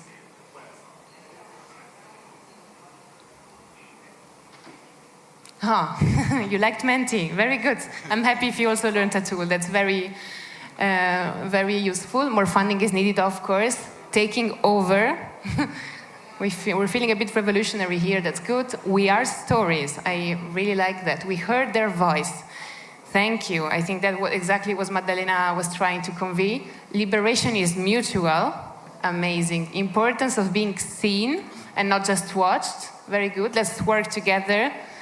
Yes, we're here for that. Thank you so much. And just a small ranking, how likely you are to apply something you have learned today to your work or community efforts, regardless where you come from, an NGO, an individual person, and a municipality. Okay, we already see some commitment, quite likely. Probably the answers are loading. I don't know why my computer is a bit slow, but probably tired. It's Saturday. He's not used to work on Saturdays. Very good. Well, it seems so. Well, I would just give a big round of applause to our panelists. We are still around here at lunchtime if you want to come see us and talk to us. Thank you very much. And enjoy the lunch break. Muito obrigada a este painel. Deixo só o aviso de que devem deixar os equipamentos de tradução no local onde os recolheram e que retomamos a Assembleia de Líderes Locais e Regionais às 14h30. Até já. Obrigada.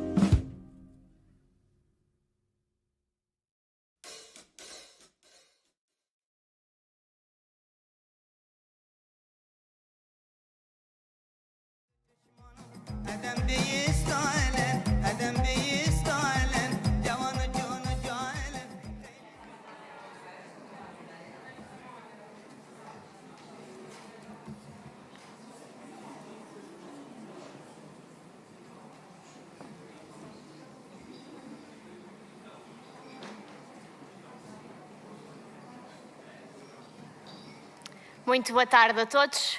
Sejam bem-vindos de volta à 23ª Conferência Internacional OIDP. Vamos então iniciar a parte da tarde deste último dia e vamos abrir a sessão com a Assembleia de Líderes Locais e Regionais. E para se juntar a nós neste painel, convido a subir ao palco o engenheiro Paulo Esteves Ferreira, variador dos pelouros Obras Municipais, Financiamentos Comunitários e Mobilidade e do Licenciamento de Obras Particulares, a Câmara Municipal de Valongo. Uma salva de palmas, por favor. Carola Gunnarsson, Councillor of Sala, as Vice President for Europe of UCLG and Special Envoy for Freedom, Solidarity and the Fight Against Violence Against Local Political Leaders. Uma salva de palmas, por favor.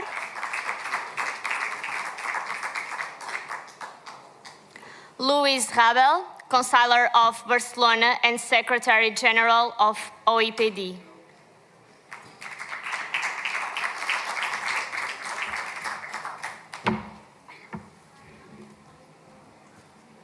Nelly Osnan, IOPD Co-President for Gender Equality, Vice-Mayor Cocody. Uma salva de palmas, por favor.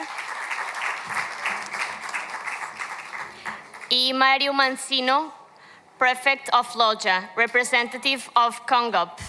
Uma salva de palmas, por favor. E para nos guiar nesta sessão, convido a subir ao palco a Adriana Duarte. Perdão. Emília Açaí, Secretária-Geral da UCLG. E agora sim, para guiar esta sessão, Adriana Duarte, Head of EOPD. Continuação de uma boa sessão e até já. Obrigado, boa tarde. Good afternoon, everyone, and thanks for joining today for this Assembly of Local and Regional Governments of this conference. Once again, I want to reiterate my thanks to the city of Valongo, to the mayor of Valongo that unfortunately cannot join us today, but really I remember for the mayor of Valongo, for all the team of Valongo, and for sure for all the participants of the conference, speakers, dear guests and friends. Today it's going to be the Assembly of Local and Regional Government. It's not just the Assembly of the OPD, but really the political debate of this Assembly. And it's going to be moderated, facilitated by UCLG Secretary General Emilia Sais. But before that, we will have two special moments of today. I'm going to switch to Spanish for these little words that I'm going to say. Me paso al español. Y era un poco, antes de empezar este momento, queríamos dar unas palabras de recordatorio para una persona muy especial de OIDP, que fue Laura Bartolacci, que fue la subsecretaria de Vinculación Ciudadana de la Municipalidad de Rosario. Era una mujer muy fuerte, muy creativa y muy comprometida con la comunidad y también con la red de OIDP. Justo el año pasado estuvo recibiendo un premio, una mención especial del premio OIDP por el presupuesto participativo de Rosario, por todo el trabajo que habían hecho de innovación y de continuación de este proyecto. Y desafortunadamente Laura, una mujer tan joven,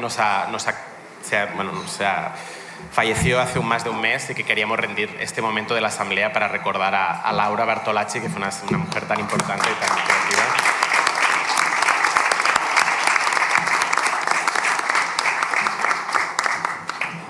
Muchas gracias a todos. También, la OIDP también somos una gran familia, una gran red de personas que también nos conocemos, nos apreciamos y nos queremos también mucho. Y creo que es importante también tener este vínculo en las personas que han formado parte de este proyecto. En fin, muchas gracias. Y bueno, después de este momento de emoción y también para seguir mirando hacia el futuro, queríamos un poco anunciar como sabéis, tuvimos la Asamblea General el día 7 de octubre, donde se presentaron varias candidaturas para organizar la próxima conferencia. El 2025 será en Córdoba para organizar la conferencia del 2026. Y es un honor anunciar que, creo que no sale el nombre, pero it's a pleasure to announce that the city that will organize the conference IOPD in 2026 will be the city of Krakow in Polo. So congratulations to the city of Krakow. And I invite Matthew, please, just to say a few words. Thank you very much. Thank you, Adria. Thank you to all. First of all, thank you for hosting and for voting for Krakow, for host the conference. We invite you to Krakow in 2026 to talk about democracy, talk about the dialogue, talk about the participation, and talk about the equal of quantity, talk about you, me, our neighbors, and I think with leadership with LPD and our experience, we prepare a very good and extraordinary event in 2026. So thank you again, thank you for your votes, and be invited to Krakow. Thank you very much.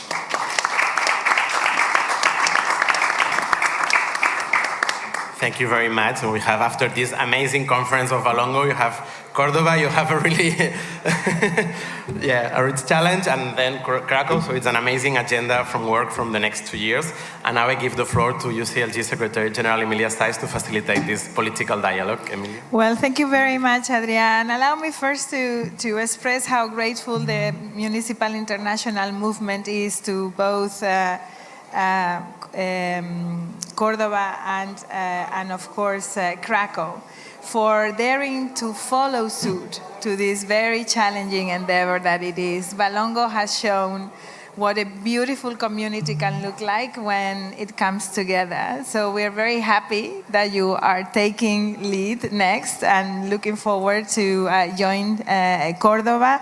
A very significant moment for Latin America now, a place where we also need to hold to democracy, and then on to Krakow, where history will be guiding, I think, our various steps there. So very excited to do that. You cannot imagine how relevant it is for a movement like ours to have cities that not only contribute day to day to our work, but that also have the vision to invest on the collective agenda. And your endeavors are going beyond your individuals' agendas. And that is the very reason why we thought closing the conference with a dialogue among elected officials was also very relevant. The elected officials that lead the work of our movement, both in United Cities and local governments and within the community of the International Observatory, are critical to establish dialogues and bridges between leadership, elected representatives, and the core of the civil society, academia, and organized citizens that we serve. Throughout these days, we have been hearing from researchers, we have been hearing from organized civil society, how they are looking at democracy, the greatest tendencies around democracy. I have felt in this conference there has been a cry to support democracy. We said that in the opening ceremony. A very vivid image of acknowledgement of what we are facing from both the community and the academia. And today we want to invite elected officials to reflect on what they felt the conference has given them, particularly when we think about the diagnosis of how are our democracies doing? How are we doing? What do we need to change? How can we build that positive narrative that we all know is being interrupted by the trends in populism and polarization? And what is the role of local and regional governments as defenders of democracy in general? Not only the quality of our governance at territorial level, but in general, what does local democracy mean for the world? I want to invite you to reflect on those thoughts. You are free to add different perspectives if there is something that you have heard in the conference and that calls your attention. And we will try to have a dialogue also that can guide the next steps of our observatory and the next steps of the world organization that the observatory fits to, which is United Cities and Local Governments. I cannot stop highlighting how important it is to understand this kind of conference as part of a process and not just a meeting point. So from that perspective, obviously, it couldn't be any way else. We start with the host city of Valongo, and we're so pleased to have with us today Paulo Esteves Ferreira. Thank you once again for the brilliant job that you have done. The floor is now yours from some reflections. Muito obrigado. Então, boa tarde a todas e a todos. Deixem-me primeiro agradecer, um agradecimento muito especial a toda a gente que esteve envolvida nesta conferência. E eu vou-vos explicar porque é que para mim isso é importante. Reparem, nós estamos hoje agora na reta final desta conferência e foi a primeira vez que um evento desta natureza foi organizado aqui na nossa cidade. Já fizemos muitos eventos grandes até, inclusive, com muita gente a aparecer nesses eventos. Mas é a primeira vez que nós fazemos um evento de cariz internacional como este e com a quantidade que nós tivemos de representantes e comitivas estrangeiras aqui em Valongo.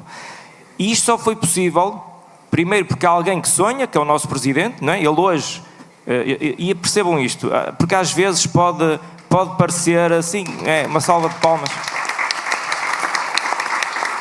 Porque às vezes, infelizmente, há sempre uma desculpa para um político não aparecer. Mas a verdade é que ele está mesmo fisicamente mal. Porque acreditem que se ele pudesse, ele estava aqui. Ele estava aqui os 3 dias e não saía daqui. Acreditem nisto, eu conheço muito bem. Mas isto tudo que está a acontecer aqui, deve-se ao empenho e ao orgulho que nós conseguimos estimular dos nossos funcionários. Hoje vocês têm aqui, muita gente nunca fez este tipo de organizações. Nós temos muita gente nos vários departamentos que constituem a Câmara que nunca fizeram, nunca estiveram num evento. Foram convidados a participar e eles voluntariaram-se. E portanto estão aqui com um sorriso na cara, contentes, felizes, orgulhosos. E por isso, para mim, deixem por favor agradecer-lhes a eles todos que se empenharam e continuam a se empenhar para que este evento seja um sucesso, e acho que foi. Eu quero dar o meu muito, muito obrigado a todos eles.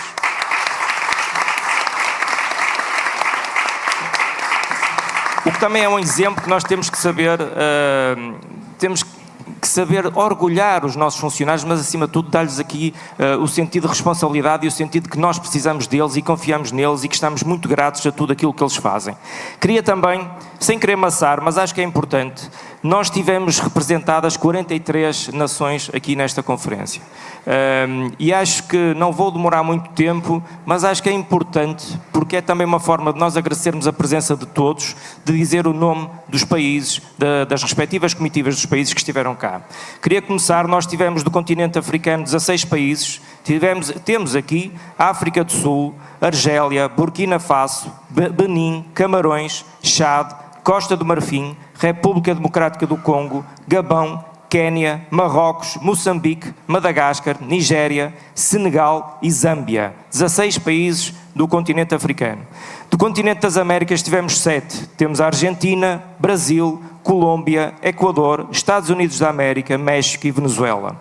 Da Europa tivemos 16. Arménia, Áustria, Bélgica, Espanha, França, Grécia, Geórgia, Itália, Irlanda, Islândia, Luxemburgo, Kosovo, Portugal obviamente, Polónia, Moldávia, Suécia, Ucrânia e Reino Unido. E ainda da Ásia tivemos 3, o Irão, as Filipinas e a Turquia. É incrível, e agora respondendo àquilo que perguntaste, o futuro do Observatório está garantido a partir do momento que tantos países espalhados pelo mundo, manifestam o interesse de participar neste tipo de conferências. Quando se manifesta o interesse, é sinal que nós acreditamos naquilo que está a ser defendido, acreditamos na democracia, acreditamos numa democracia participativa, senão ninguém se dava ao trabalho de vir tão longe até Valongo para falar e escutar os projetos que existem a nível mundial para a democracia participativa. E eu acho que aquilo que, agora vou falar a título pessoal, aquilo que acontece aqui em Valongo. Aquilo que nós sentimos é que nós não queremos, com a democracia, com os processos participativos, substituir a decisão do eleitor. Ou seja, isto não queremos agora passar por uma espécie de democracia líquida. Se foste eleito para tomar decisões. E nós não podemos ter medo de tomar as decisões. Agora, e nem vamos estar a perguntar e a fazer referendos e a envolver toda a gente em toda e qualquer decisão que nós temos que tomar. Mas, quando nós conseguimos identificar projetos que têm de ser do interesse de cada um ou do interesse de um grupo, porque também nós não vamos conseguir interessar toda a gente pelo mesmo tipo de projetos. Não é possível. Nós hoje, para a democracia participativa, combatemos uma coisa que é o desinteresse. As pessoas estão desinteressadas da política. As pessoas não valorizam aquilo que é a ação política. Pior ainda, não sentem confiança na ação e nos políticos. E, portanto, a democracia participativa tem que começar por nichos, por setores, por bairros, por exemplo. Quando nós conseguimos que um determinado grupo de cidadãos se interesse por uma matéria, aí sim, nós devemos desafiá-los a participar. Eu vou-vos dar alguns exemplos. Porque é que eu estou a dizer isto?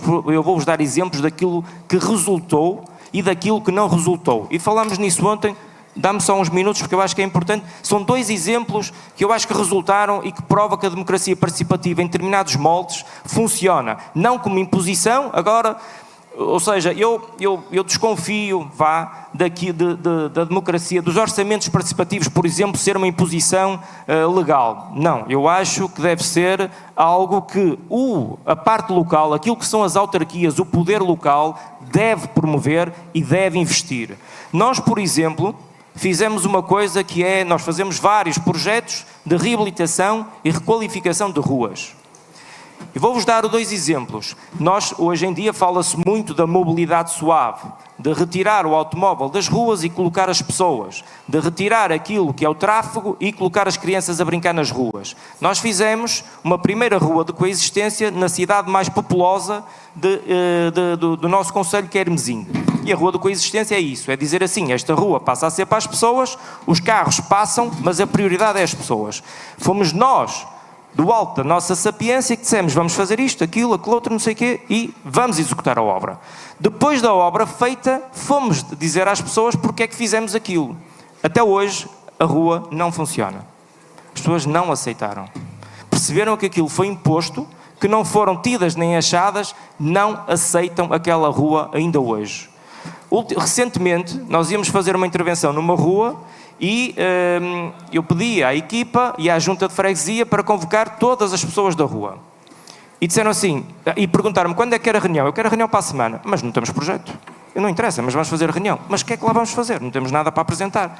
Vamos fazer a reunião. Nós não vamos apresentar nada. Vamos escutar. Vamos para a reunião. Fomos para a reunião, apareceu quase toda a gente daquela rua, felizmente. E então, e por isso também é preciso saber retirar estes termos às vezes complexos, só nós é que dominamos, e que a linguagem seja mais simples e que vá de encontro àquilo que é o nosso interlocutor. Então nós dissemos assim, qual é o problema da vossa rua? E eles identificaram os problemas. Ok, e que soluções é que vocês acham que devíamos implementar? E eles identificaram algumas soluções, várias, muitas. E depois começamos a dizer, mas vocês não acham que para atingir isto devíamos fazer assim? Se calhar tens razão. E se calhar, em vez disso que estás a sugerir, não podemos fazer desta forma porque vai dar no mesmo resultado? Se calhar sim. No final, sabem o que é que o projeto vai consistir? Numa rua de coexistência. A mesma rua de coexistência que não funcionou na cidade de Hermesinho, que até hoje não funciona, vai funcionar numa vila chamada Campo. Porquê? Porque as pessoas foram envolvidas. Nós fomos ouvir o problema, nós estivemos perto, percebemos o problema e em conjunto arranjamos uma solução. Aquela rua vai sempre funcionar porque o projeto é deles e eles participaram. Eles sentiram-se escutados, participaram e vamos executar aquilo que eles projetaram. E é desta forma que eu acho que a democracia participativa pode funcionar. Hoje em dia nós combatemos a desinformação. Hoje em dia, o pior de tudo é o desinteresse aliado à desinformação. Quando as pessoas não têm interesse em saber o que é que se passa na política, têm interesse quando alguém apresenta soluções muito básicas, muito simples, a dizer assim, vamos acabar com esta cambada de políticos. Porquê? Porque o político fala uma linguagem que eles não percebem e o populista fala uma linguagem simples. Esta é a grande diferença. Nós temos que adequar a nossa linguagem, nós temos que saber comunicar e só sabendo comunicar nós temos que perceber que não podemos comunicar da mesma forma para toda a gente. Nós temos que perceber quem é o nosso interlocutor e comunicar da forma que ele vai entender. E, portanto, o sucesso e o futuro da democracia participativa, obviamente que assenta nos processos participativos, sendo eles adaptados a cada setor, a cada faixa etária. O nosso orçamento participativo jovem é um sucesso. É um sucesso por dois motivos. Porque nós damos liberdade para eles apresentarem o projeto que querem, nós ajudamos a que o projeto seja construído, nós desafiamos a eles venderem o projeto politicamente, ou seja, eles têm que fazer campanha, ensinamos eles a fazer campanha, a fazer uma participação cívica, a envolver toda a gente naquele projeto para que aquele projeto seja eleito. E a seguir nós garantimos uma confiança, uma coisa que é absolutamente crucial para os políticos. Nós somos confiáveis, porque nós fazemos aquele projeto. Todos os projetos do orçamento participativo jovem são executados. Isso dá confiança naquelas pessoas à classe política. E, portanto, nós temos de trabalhar isto. Nós temos de trabalhar a informação, nós temos de trabalhar uma informação acessível e temos de trabalhar a confiança do político para com o cidadão. E, não me querendo alongar mais, não tenho qualquer dúvida que a força de uma democracia liberal assenta na participação do seu cidadão. Muito obrigado.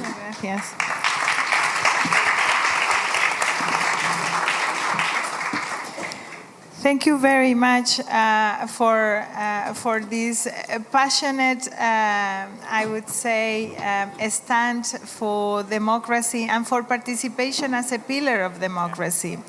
You know, yesterday in one of the sessions that we had when we were consulting youth, and we had this incredible leadership from the Youth Council of Balongo. I cannot call them anything else, but they were leaders standing before us, 17 years old, 16 years old. One of them said, and I think it's very important for our reflection, young people do like politics,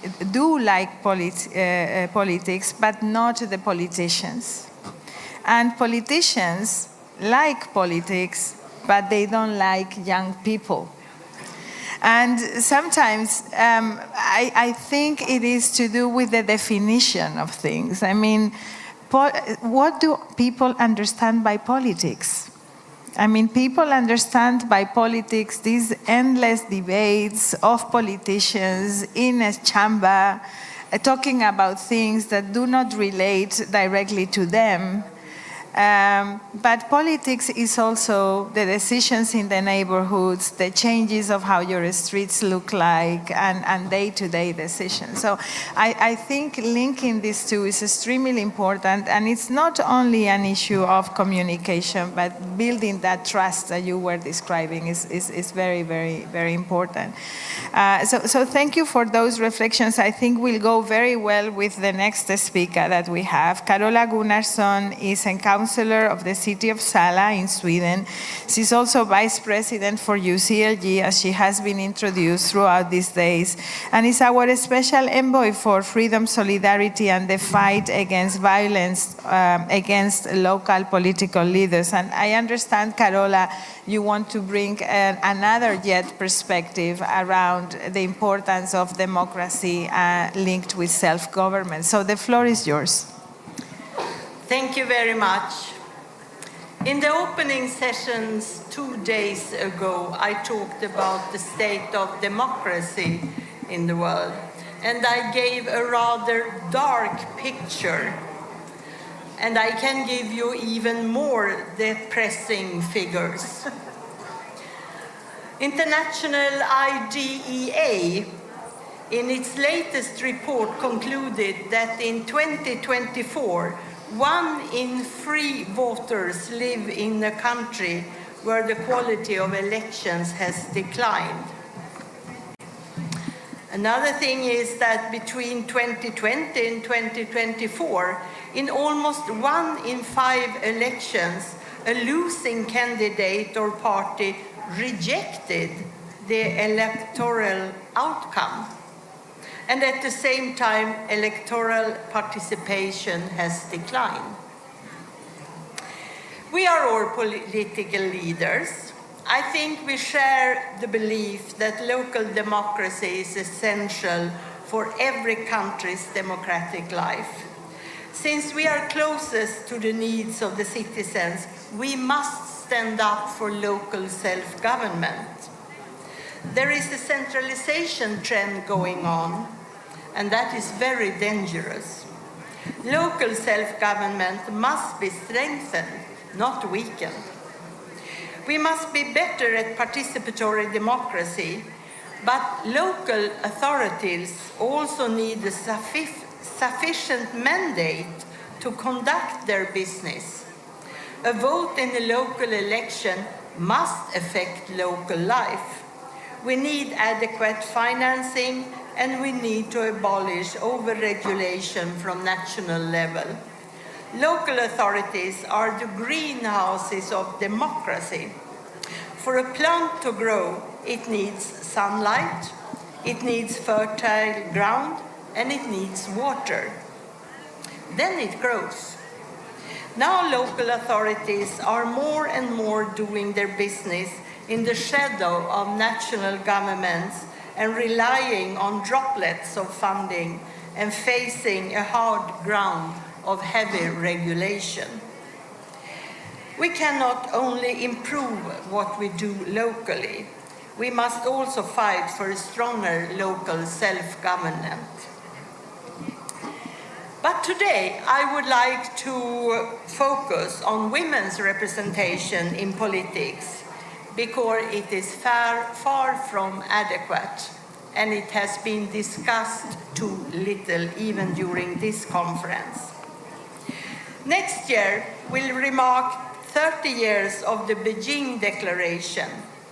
189 nations signed the Beijing Declaration for gender equality and women's empowerment. 30 years later, and we can ask ourselves, where are we today? In some parts, we have made progress for gender equality, and in other areas, gender equality is standing still, and in some, we are even going backwards. At the current rate, it will take 286 years to close gaps in legal protection and remove discriminatory laws. And it will take 140 years of women to be represented equally in positions of power and leadership. And as long as women are killed just because they are women, we still have a long way to go. The key element is that women's rights are human rights. And when you empower women, you empower the whole society. We must stand up for women's rights, and we can do that.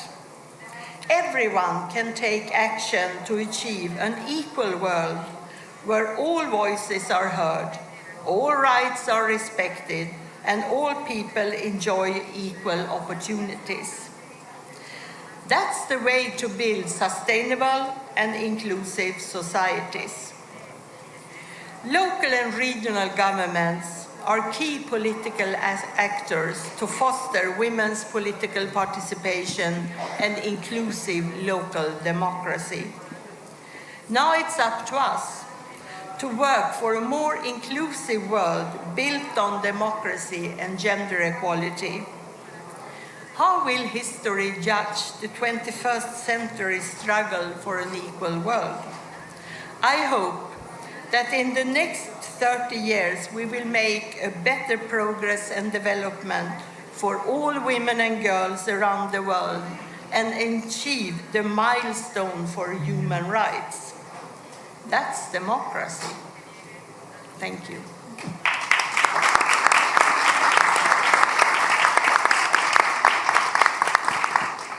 Thank you very much, Carola, for making this connection. I think indeed in one of the meetings I had yesterday, I was trying to highlight the importance of connecting decentralization processes and revamping multi-governance and the quality of democracy, but also the quality of participation, because there are many countries in the world where participatory processes are being done in detachment with the local level. And I'm very grateful that you have brought that to the table today for this dialogue, this political dialogue, closing our meeting.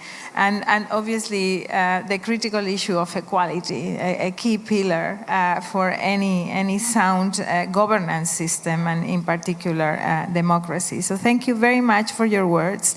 And allow me now to go to Lluís Rabel, Councillor of Barcelona and Secretary General of our International Observatory on Participatory Democracy. Lluís, what are you bringing back home? How do you see this from the perspective of Barcelona? Muchas gracias. Buenas tardes. Bien, muchas gracias por invitarnos. Es un honor participar en una conferencia así.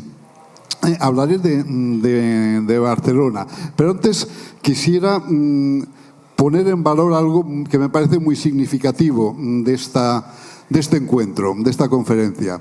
Y es que debemos ser conscientes de que en una situación geopolítica tan compleja como la que estamos viviendo, con varias guerras abiertas, guerras que se desarrollan algunas en suelo europeo, en el Próximo Oriente, en África, y que son guerras por procuración, en que de algún modo grandes potencias están distribuyendo o dibujando una nueva correlación de fuerzas mundial por métodos violentos, y en que muchos estados tienen dificultades a hablarse o a hablarse de otra manera que no sea a cañonazos.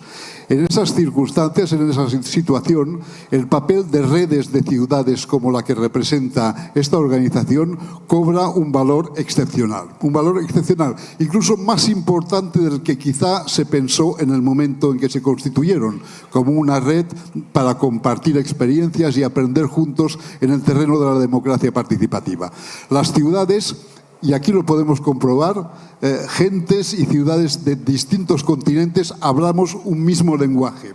Tenemos códigos compartidos. No nos cuesta nada entendernos. Hablamos de las mismas cosas.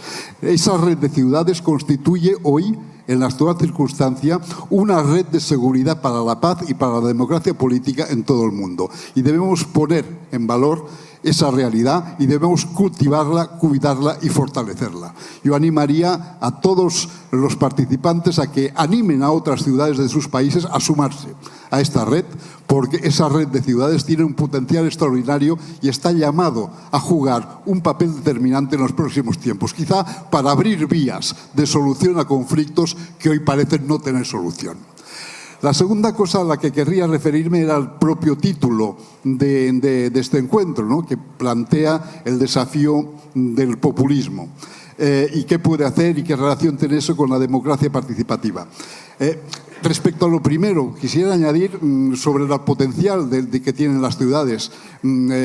Durante años funcionó un convenio promovido desde Barcelona, que era un convenio entre Barcelona, Tel Aviv y Gaza.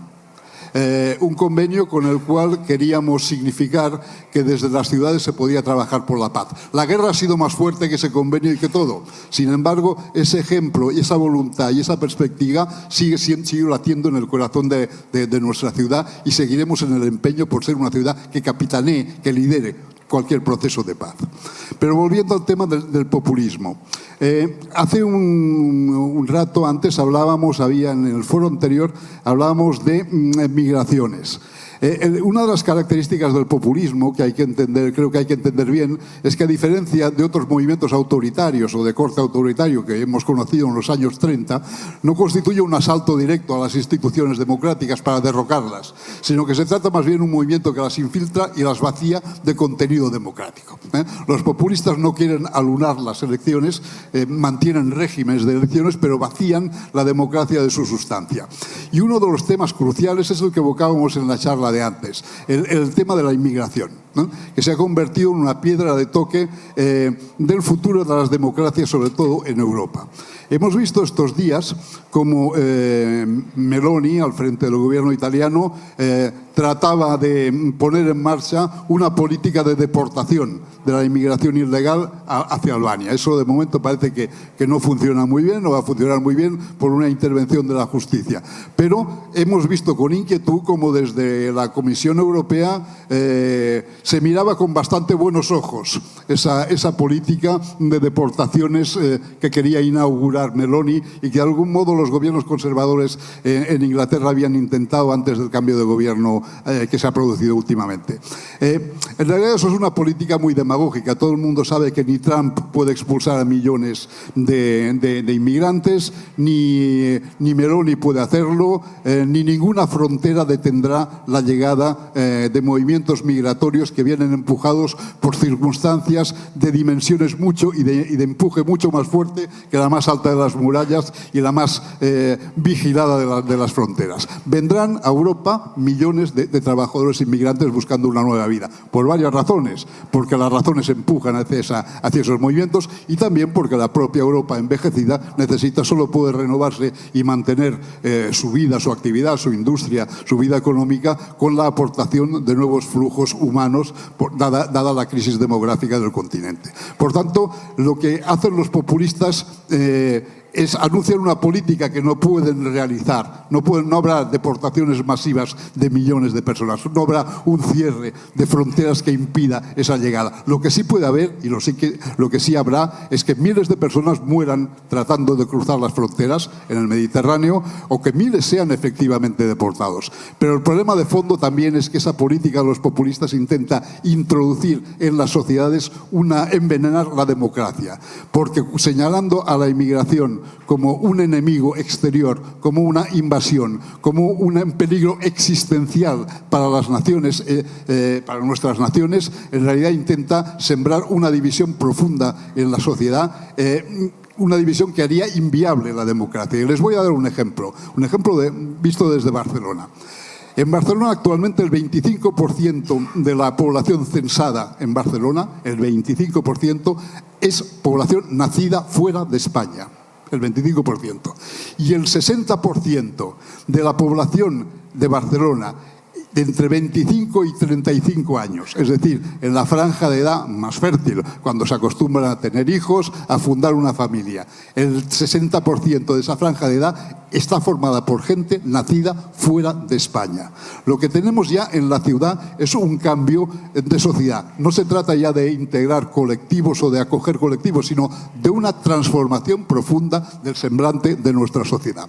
Eso indica que si no tenemos una política democrática, es decir, una política que tenga como perspectiva, como visión de futuro, la construcción de una democracia multirracial, nuestra democracia, tout court, está en peligro.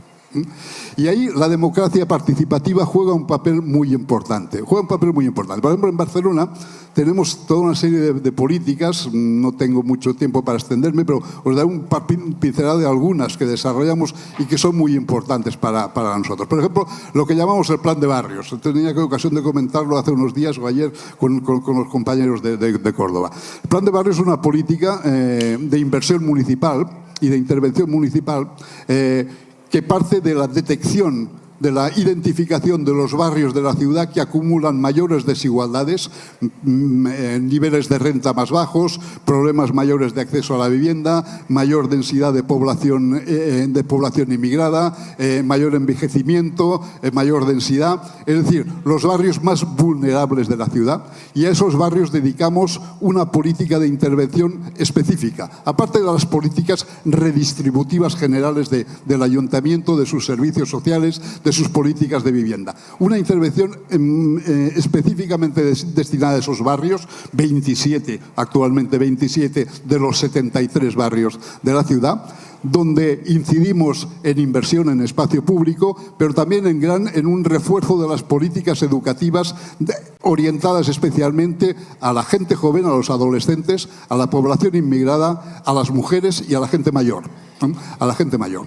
¿En qué consisten esas políticas? Pues muchas de ellas se polarizan en torno a las escuelas. Refuerzo de la actividad escolar, refuerzo de los equipamientos escolares y tipos de políticas que permitan que poblaciones que no están organizadas ni asociadas puedan empoderarse y participar de la vida ciudadana, porque no podemos llamar a la participación a gente que está en una situación en que no puede ni siquiera, sus condiciones materiales o culturales les dificultan acceder a la participación. Entonces tenemos programas, por ejemplo, educativos en que reforzamos sobre todo para las poblaciones inmigradas el conocimiento de la lengua y tratamos que esos programas de adquisición de la lengua sean realizados también con las familias, conjuntamente con las familias. De tal modo que hacemos que mujeres inmigradas que difícilmente saldrían de su espacio comunitario puedan socializarse con otras familias en un ámbito democrático y ser tratadas como ciudadanas y progresar como progresan sus hijos.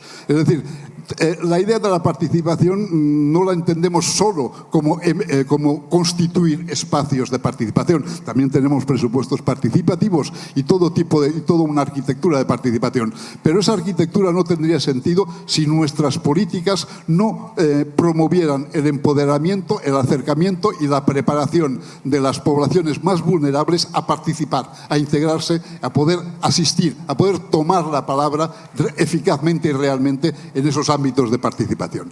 En una palabra, tenemos un desafío enorme y alguna vez espero que tendremos ocasión de poder explicar esas experiencias porque querríamos generalizarlas. Tenemos otras experiencias, por ejemplo, lo que llamamos una experiencia municipal que querríamos poder replicar, que es costosa, pero que querríamos poder replicar en muchos más sitios, que es lo que llamamos la Escuela de Segundas Oportunidades, que es una institución municipal orientada a recoger a los alumnos jóvenes, mujeres, chicas, que han abandonado sus estudios para resituarlos con un acompañamiento adecuado en la vía de la formación profesional o de la conclusión de sus estudios. Es decir, hay todo un tipo de políticas que pretenden trabajar en la cohesión social y que son las que sostienen y se entrelazan con los procesos participativos. Si no, los procesos participativos acaban siendo, y es el problema que tenemos, un receptáculo solo para una parte de la población. Y necesitamos que toda la población, sobre todo una población que está cambiando y que dentro de 10, 15 años dará un nuevo semblante a la ciudad de Barcelona y a todo el país, tenga su lugar ahí. Hoy Barcelona, lo decía un poco en broma con los compañeros, se asemeja ya más a Londres que a otra cosa. Somos una especie de Londres un poco más pequeño, con vistas al mar y arquitectura modernista, pero ya nuestra demografía y nuestra sociología está cambiando a marchas forzadas. Y si no entendemos eso, pues no entenderíamos cuál es nuestro futuro. Por tanto, muchas gracias a lo que estáis haciendo y seguir contando con nosotros porque nos jugamos nuestro futuro. Muchas gracias.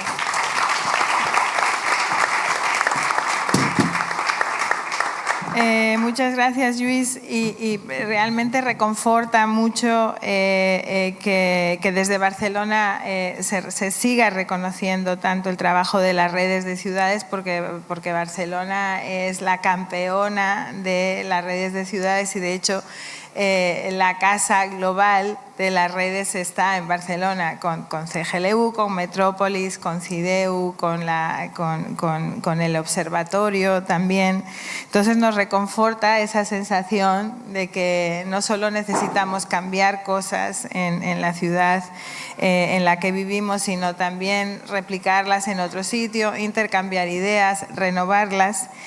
Y también creo que es de gran importancia ver la participación no solamente como como un pilar importante para la toma de decisión democrática y que legitime cómo vamos forjando el futuro común, pero también como una forma de empoderamiento de la ciudadanía, ¿no? Y de tejer red social, que creo es una parte muy importante de la discusión sobre el futuro de la democracia, sobre el futuro de las instituciones. Y la forma en que estamos trabajando con el observatorio es intentar que lo que aprendemos en este intercambio de prácticas que permean y que van de un continente a otro, transformando cómo se hace democracia, también tiene que informar a las políticas y recomendaciones generales que nuestro movimiento presenta ante la comunidad internacional para que la inversión alrededor de la gobernanza sea diferente, pero también alrededor de los servicios públicos, que es algo de lo que en esta conferencia no se ha hablado tanto. En todas las conferencias de ciudades y gobiernos locales unidos, de lo primero que se habla es de financiación.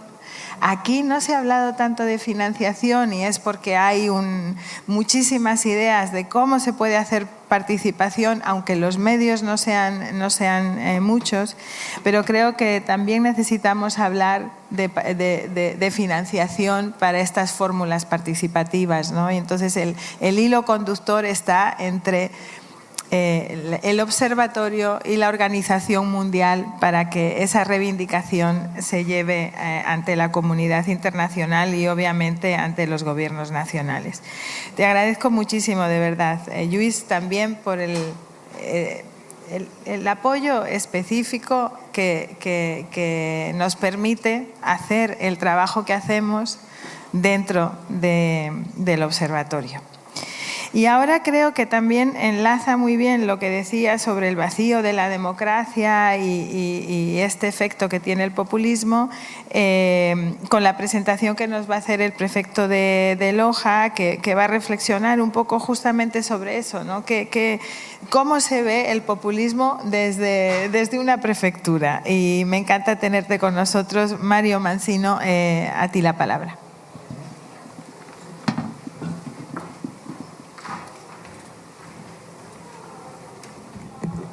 Bueno, muchísimas gracias por la invitación. Quiero en primer lugar agradecer a la ciudad de Valongo, a su alcalde, a sus funcionarios por esta magnífica recepción de la que hemos sido hoy beneficiarios. Realmente hemos sentido la calidez de su gente y la verdad, pues este seminario, este conversatorio para los latinoamericanos es muy importante porque tal vez la semilla del mal que más arraigada está en nuestras sociedades y en la política es justamente el populismo. Y con esto quiero decir que el populismo no es uno solo, son varios populismos. No es lo mismo ser populista en América Latina que serlo en África o que serlo en Estados Unidos de Europa. Quisiera comenzar mi presentación un poco haciendo una introducción de quién es nuestro enemigo, o si lo enfocamos desde el otro punto de vista, el populismo también podría ser la herramienta de los políticos mediocres para llegar al poder. Y eso es realmente preocupante y grave. Quiero comenzar mi intervención mencionando que en la sociología política o en la politología se ha escrito desde hace muchísimas décadas sobre este concepto y este fenómeno político social denominado populismo y que hoy motiva justamente esta reunión internacional. Hemos apreciado en alto grado la exposición del profesor y escritor holandés, el doctor Cas Mudde. Y por ello, modesta y pragmáticamente, mi intervención tratará de ser un pequeñísimo aporte desde la experiencia concreta como administrador público de una provincia entera, ¿sí? Que me ha tocado vivir en mi país, en el Ecuador, y sobre todo en mi provincia Loja, que es una provincia muy pequeñita, ubicada al sur del Ecuador, que frontera con el Perú, que de paso me van a permitir hacer una pequeña cuña publicitaria, la provincia donde se produce el mejor café del Ecuador, que espero lo puedan probar. No sé si podemos seguir con las diapositivas, por favor, en la mesa de control. Ok.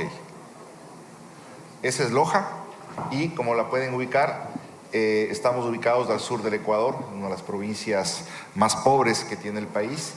Y la mujer que ven ahí es una mujer indígena de la etnia Saraguro, que tenemos varias comunidades indígenas ahí.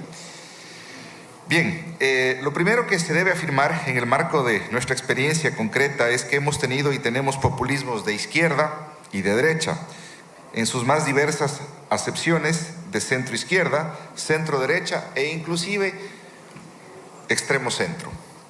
¿Cuál es entonces la característica esencial del populismo que lo identifica frente a otras formas y estrategias de hacer la política? Como les decía, no voy a hacer un ejercicio de erudición citando autores, que hay muchísimos sobre el tema y desde varias corrientes culturales e ideológicas. Sencillamente voy a expresar lo que he podido constatar en y desde mi posición como prefecto en el trabajo político. Recordarles que yo no soy político, soy un técnico, soy un agricultor, un ganadero que por esas cosas de la vida ahora estoy ejerciendo el cargo más alto que hay en la provincia, que es la de la prefectura de Loja. En este afán muchas veces incomprendido y denostado de promover el desarrollo con equidad, hemos tratado de incluir procedimientos, valga la redundancia, inclusivos, integradores y democráticos, es decir, participativos. Muchas veces hablamos del populismo, pero a veces el populismo no todos lo entendemos de la misma manera.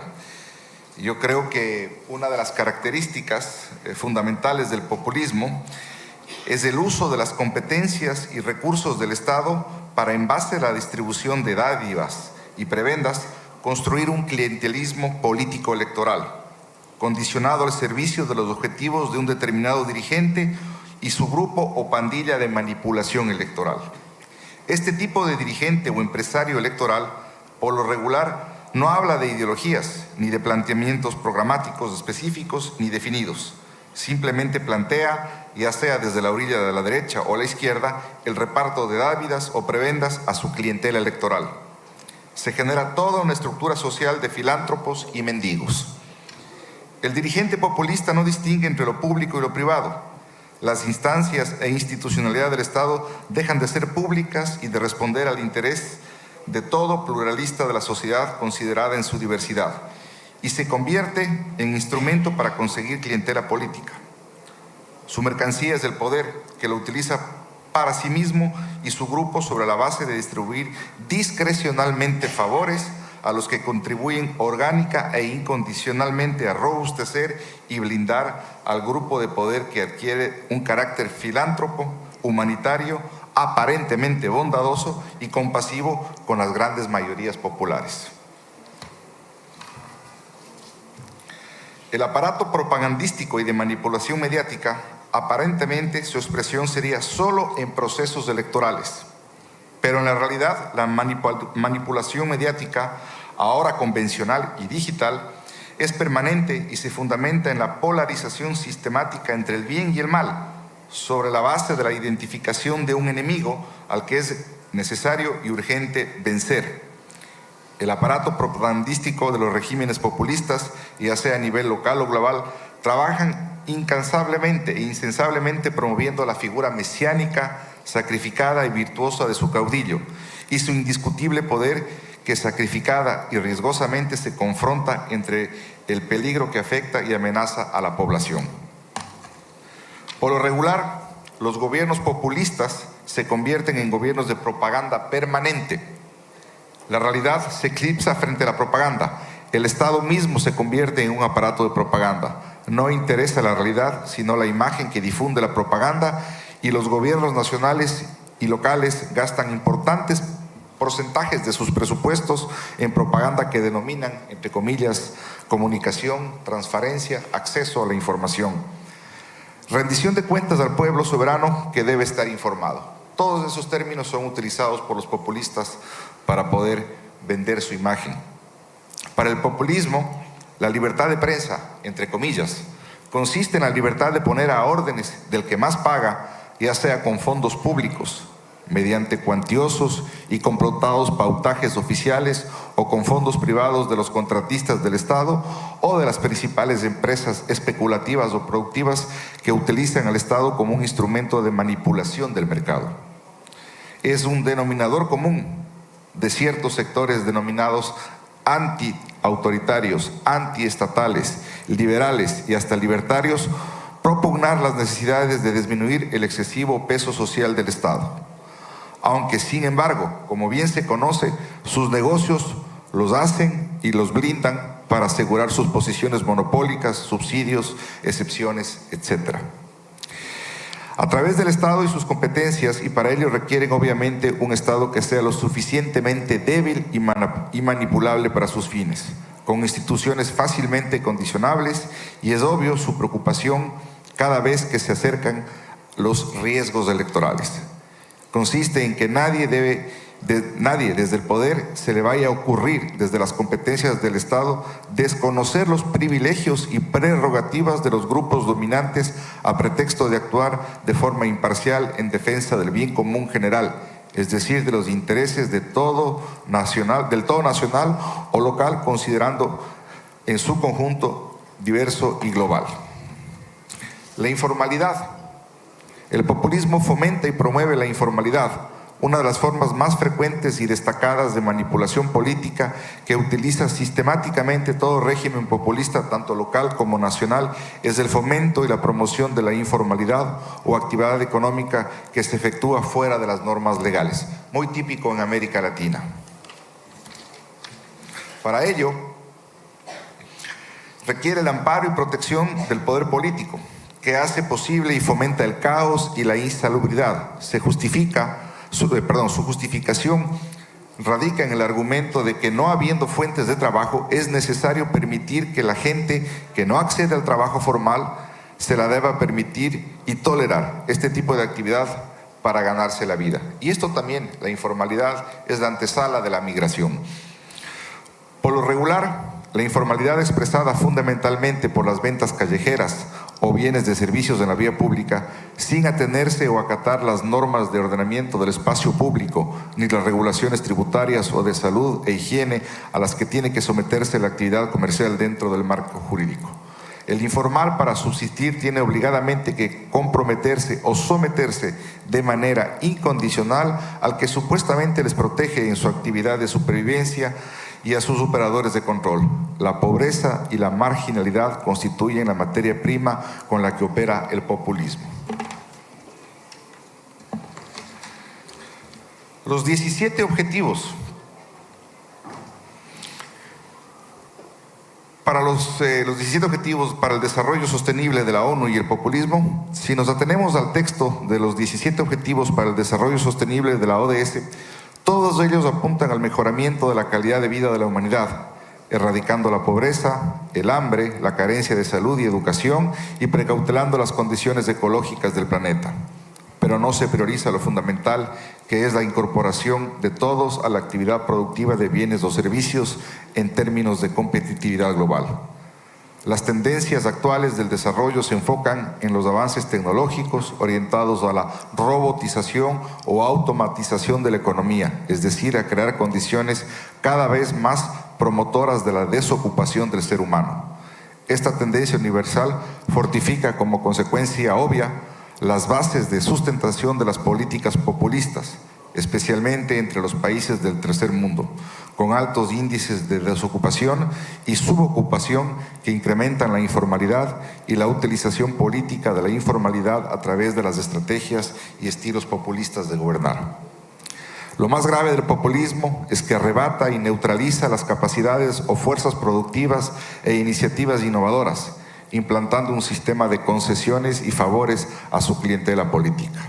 Ya no es la creatividad y emprendimientos, sino la adhesión incondicional a un aparato politiquero que funciona en la base de distribución de prebendas. Muchísimas gracias.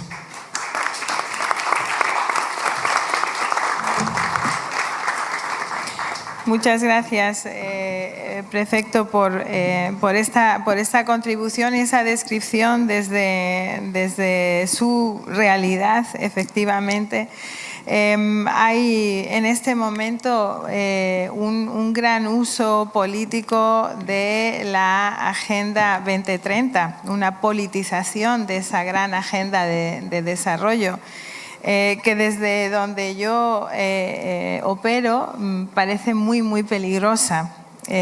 Ahora leía justo anoche que hay países que están empezando a pedir a su diplomacia que no haga referencia a esa agenda. Y están cerquita en la región, desafortunadamente. Es importante que haya cuestiones que logremos no politizar.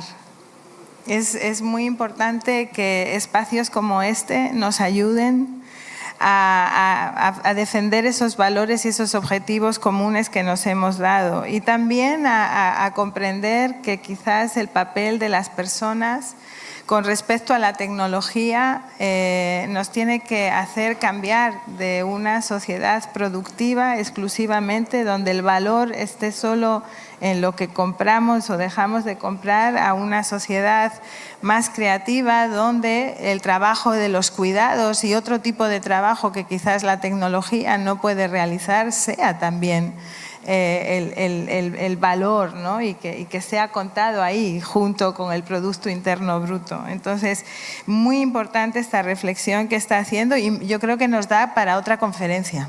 Perfecto. O sea, realmente creo que es muy valiosa esta intervención y las intervenciones anteriores, porque creo que nos van a guiar el trabajo en las próximas conferencias. Y estoy mirando aquí a Córdoba porque tenemos que ir tomando nota, efectivamente. Muchísimas gracias. And now allow me to go to a different continent, a different reality. La réalité en Afrique est vraiment très importante pour nous tous, parce que l'Afrique, la jeunesse de l'Afrique est liée à l'avenir de nous tous. Donc je suis vraiment ravie de vous avoir avec nous, Nelly Wasman, coprésidente pour l'égalité des genres et maire adjoint de Cocody, aussi une grande ville importante pour notre famille à OIDP. Bienvenue, madame. À vous la parole. Alors, bonsoir, mesdames et messieurs. C'est un plaisir pour moi de me retrouver devant cette assemblée pour pouvoir vous parler un peu des défis à relever et, disons, de l'état de la démocratie, je dirais, de ma localité, parce que j'aurais pu parler de celle de la Côte d'Ivoire, mais je préfère me limiter à celle de ma localité, parce que c'est elle que je représente ici. Alors, je dirais que la démocratie de ma localité, qui est Cocody, Cocody est une commune qui a une superficie de 132 km² et une population d'un peu plus de 692 500 personnes. Vous voyez que nous avons quand même un bon monde à gérer. Et donc, pour pouvoir faciliter la démocratie participative, que je pourrais dire quand même effective dans notre commune, nous avons eu à mettre en place plusieurs procédés.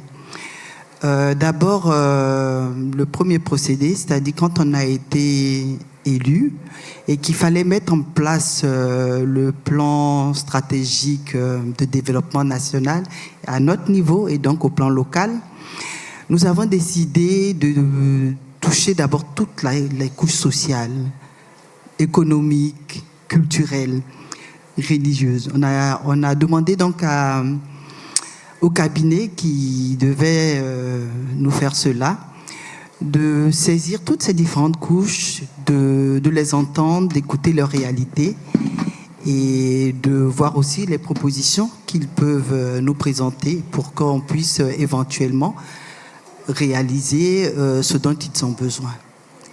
C'est ce qui a été fait et c'est ce plan de développement, le plan stratégique de développement local que nous utilisons jusqu'en 2025 Et l'année prochaine, nous allons travailler sur le plan 2026-2030.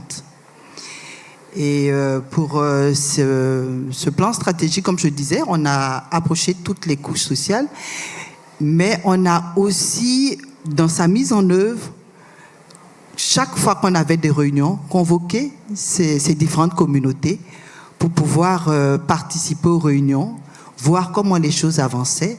Et quand certains travaux sont terminés, on les invitait aussi pour pouvoir tous voir ce qu'on a pu réaliser pour, disons, le village. Parce que Cocody a une spécificité.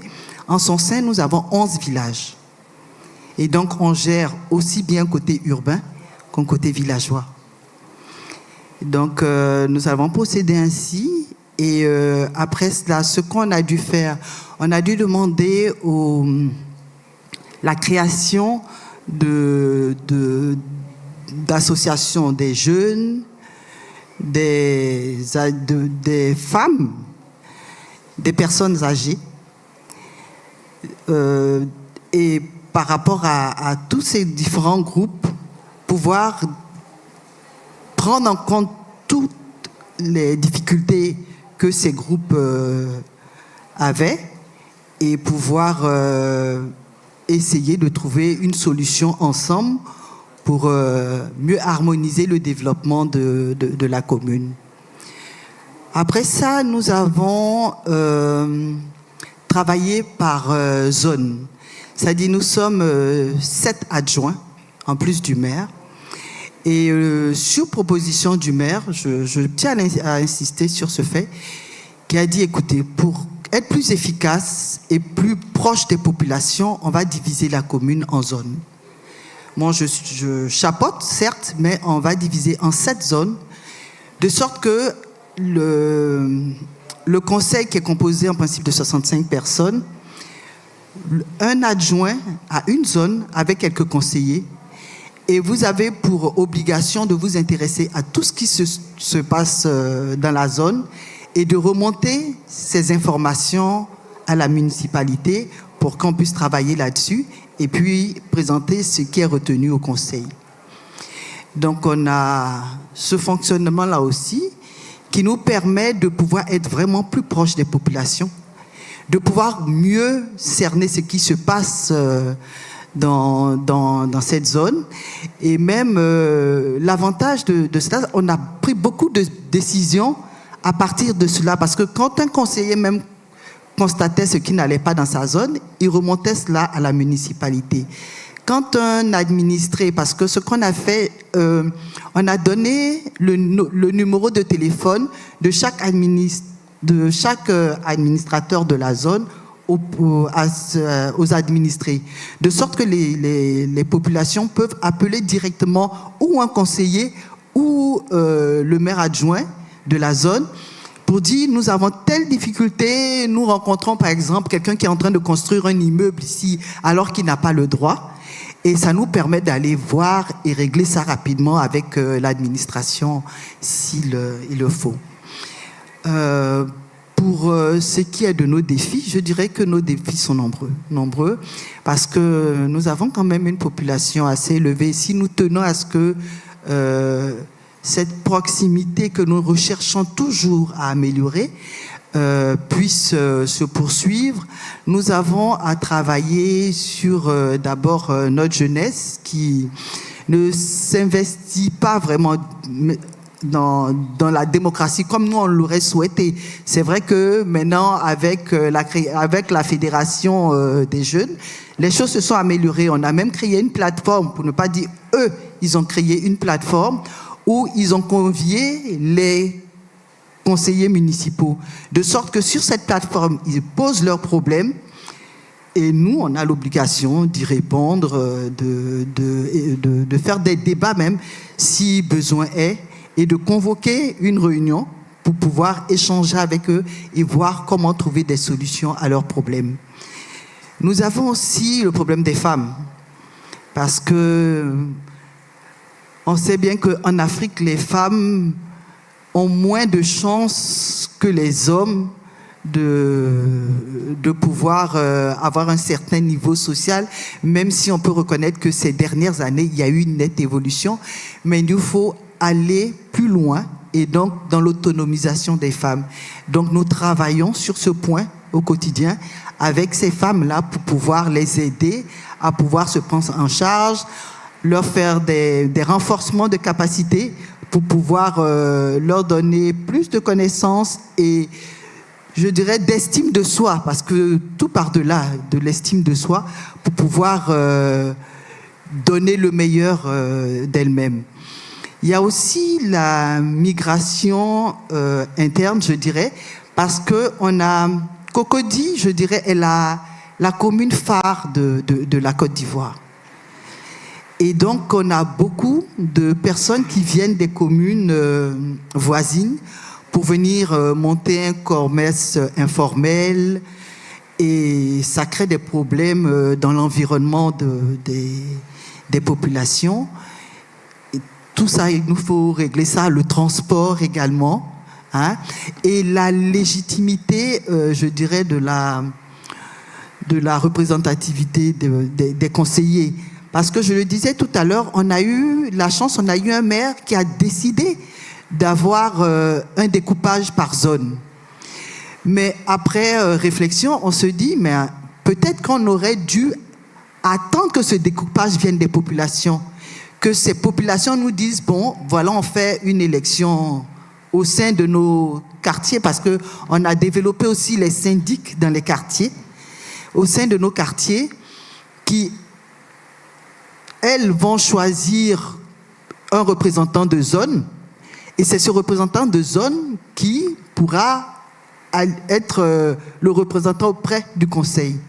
On travaille là-dessus, parce que ça veut dire qu'il va falloir remettre ce processus en marche, mais on travaille là-dessus en espérant qu'on pourra rapidement faire de mieux en mieux pour le mieux-être de nos populations. Merci. Merci. Merci bien. Je suis très très content qu'on a fini avec une approche très locale, une approche de proximité. On a commencé par là avec Valongo, on a parti au niveau global et après on a revenu chez la question locale, et ce que vous venez de décrire, c'est en fait la proximité. Donc merci aussi pour partager les défis, mais aussi les choses que vous avez mis en place pour pallier ces défis. Donc merci bien.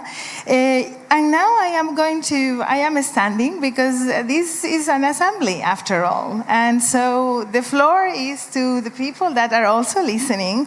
And there have been people already that have asked for the floor. I still want to see your hands if you want to speak. And if not, we can go to any of you that would like to share what this panel has inspired and what the conference in general has inspired. But before I do that, I would like to go to the next host, ¿no? Yo creo que ahora, después de oír esto y sabiendo el reto que tenemos enfrente de nosotros, me da mucho gusto Juan Domingo Viola, secretario de Participación y Ciudadanía y Juventud de la Municipalidad de Córdoba, de darle a usted la palabra para una reflexión sobre este panel y sobre lo que viene. Bienvenido. Bueno, muchas gracias, Emily. La verdad que en realidad es una lluvia de ideas que fui anotando y de visiones que tenemos desde nuestra gestión de lo público, de lo local, de cómo hacemos para que la política, la democracia y los estados le sirvan a la gente. Y la verdad que primero partir de un diagnóstico. Nosotros vemos que hay una distancia entre los políticos y la gente, el pueblo, el vecino, el ciudadano. Creo que puntualmente el acercamiento tiene que ver con cuestiones simples. Ser sinceros, decir la verdad. Obviamente, eliminar cualquier tema vinculado a corrupción, buscar el bien común y buscarlo de manera conjunta. Pero también en el tema de los roles de los gobiernos locales y sobre todo los procesos de participación, no solo los políticos de un lado y la gente del otro, sino como, por lo general, si uno hace siempre lo mismo, va a tener las mismas conclusiones y las mismas respuestas. Y si los que lo hacen son los mismos, vas a llegar a las mismas conclusiones y a la misma respuesta. Creo que el desafío de los gobiernos locales y los procesos de participación es cómo hacemos que los jóvenes, los miembros de organizaciones sociales y comunitarias y ONG se involucren en la política. ¿Cómo hacemos que nuevos políticos asuman la responsabilidad política, asuman el desafío de la política, crean en la política, crean en ellos empoderados y crean que ellos pueden cambiar las cosas? Ahí me parece que está el secreto de los gobiernos locales, por la cercanía. Nosotros cruzamos la puerta de esta fábrica y seguramente respiramos gobierno local en todo. La calle, el arbolado, el perro, el tránsito, la salud, la educación. La gente nos demanda a los gobiernos locales porque respira, vive, siente gobierno local. Y si ese gobierno local le devuelve empoderamiento, le devuelve interacción, le devuelve ganas de que forme parte del gobierno, que asuma la política y asuma lo público, vamos a estar haciendo un gran aporte. Así que me parece que el rol de la participación es cómo buscamos nuevos institutos, nuevos mecanismos, nuevos procesos que haga que la gente participe, al participar que se empodere y al empoderarse que ingrese a la política, asuma el rol de la transformación y el cambio y sea parte. Eso. Un aplauso, ¿no? Sí. Sí. Hablamos de calidad de participación al final, ¿no? Estamos hablando de la calidad de la participación. Y aquí hay dos temas que ojalá se recojan ahora en la conversación, y si no se recogen en la conversación, pues en la próxima cita. Por un lado, que se respira gobierno local, y cuando no se respira gobierno local, o sea, cuando no se tienen las competencias, da igual, porque a los ciudadanos no les importa quién tiene las competencias. O sea que esto también es algo que es muy importante en los esquemas de participación, y a veces no sabemos quién tiene la competencia. Yo misma me equivoco mucho en Barcelona, no sé quién define qué nivel de gobierno es, ¿eh? Y hablando con mis vecinos, pues a veces tenemos este tipo de dinámica. Entonces, yo creo que eso es importante, y entonces la cuestión de resolver los esquemas de participación política y de gobernanza es una responsabilidad conjunta de todos los niveles. Y por otro lado, un asunto que creo que es también extremadamente importante es resolver la ecuación de esa participación, sí, participación directa de los ciudadanos también, pero ¿dónde queda el equilibrio con la sociedad organizada? Que creo que también es un asunto muy importante, con el que nosotros mismos como organizaciones de gobiernos locales internacionalmente nos enfrentamos. A nosotros en Naciones Unidas o en la OECD o en el G20, cuando por fin aceptan que los gobiernos locales quieren estar, intentan acercarse a gobiernos locales individuales, no organizados, ¿no? Para dividir. Entonces, yo creo que ese equilibrio también es importante y una cuestión que nos tenemos que plantear en la participación, y quizás merezca la pena abordar también en nuestro trabajo próximamente. Yo tenía otra petición de palabra. Lourdes, ¿estás lista? La prefecta de Cotopaxi, nos acordamos todos de ti, obviamente, después de ese emocionante momento de ayer. Bienvenida.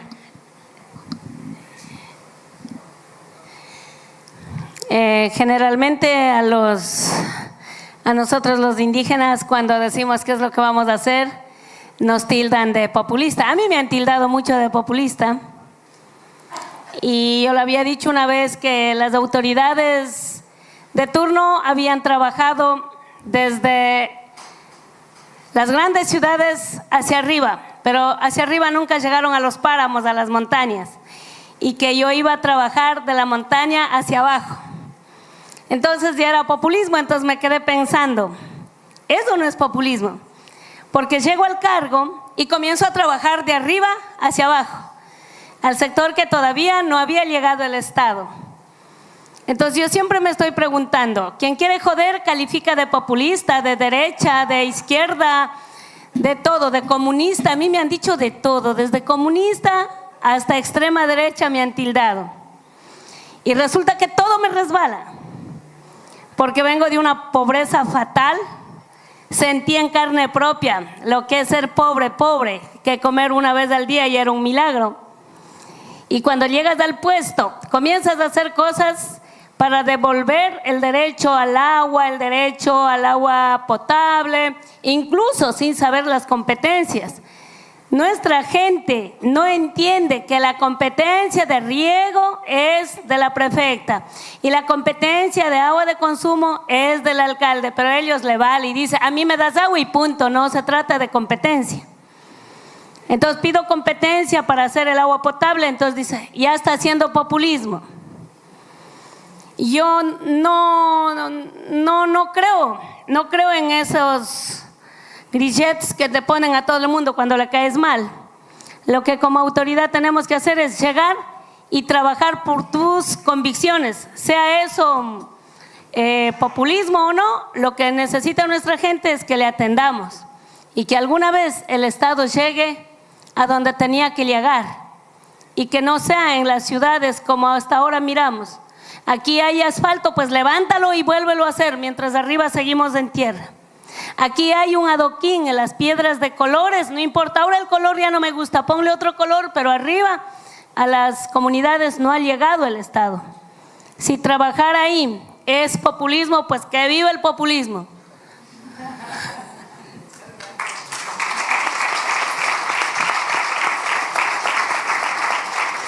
Lourdes, has tocado un tema muy interesante porque yo me descubrí a mí misma en una sesión, yo estaba por ahí sentada en esa sesión, había una sesión brillante que nos dieron académicos, estaban comparando sistemas populistas y traían los casos de Portugal y de Brasil, era aquí mismo, en esta sala.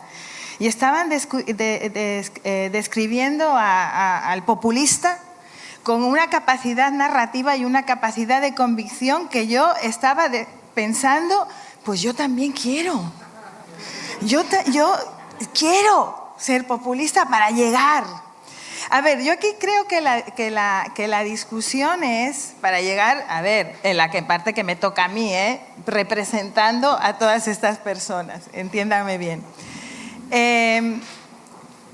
Yo creo que el kit de la cuestión aquí está en muchas de las cosas que también se han ido diciendo a lo largo de la conferencia. A ver, el populismo, que puede ser un formato de hacer política, pero ¿para qué? ¿Cómo se está utilizando ese formato?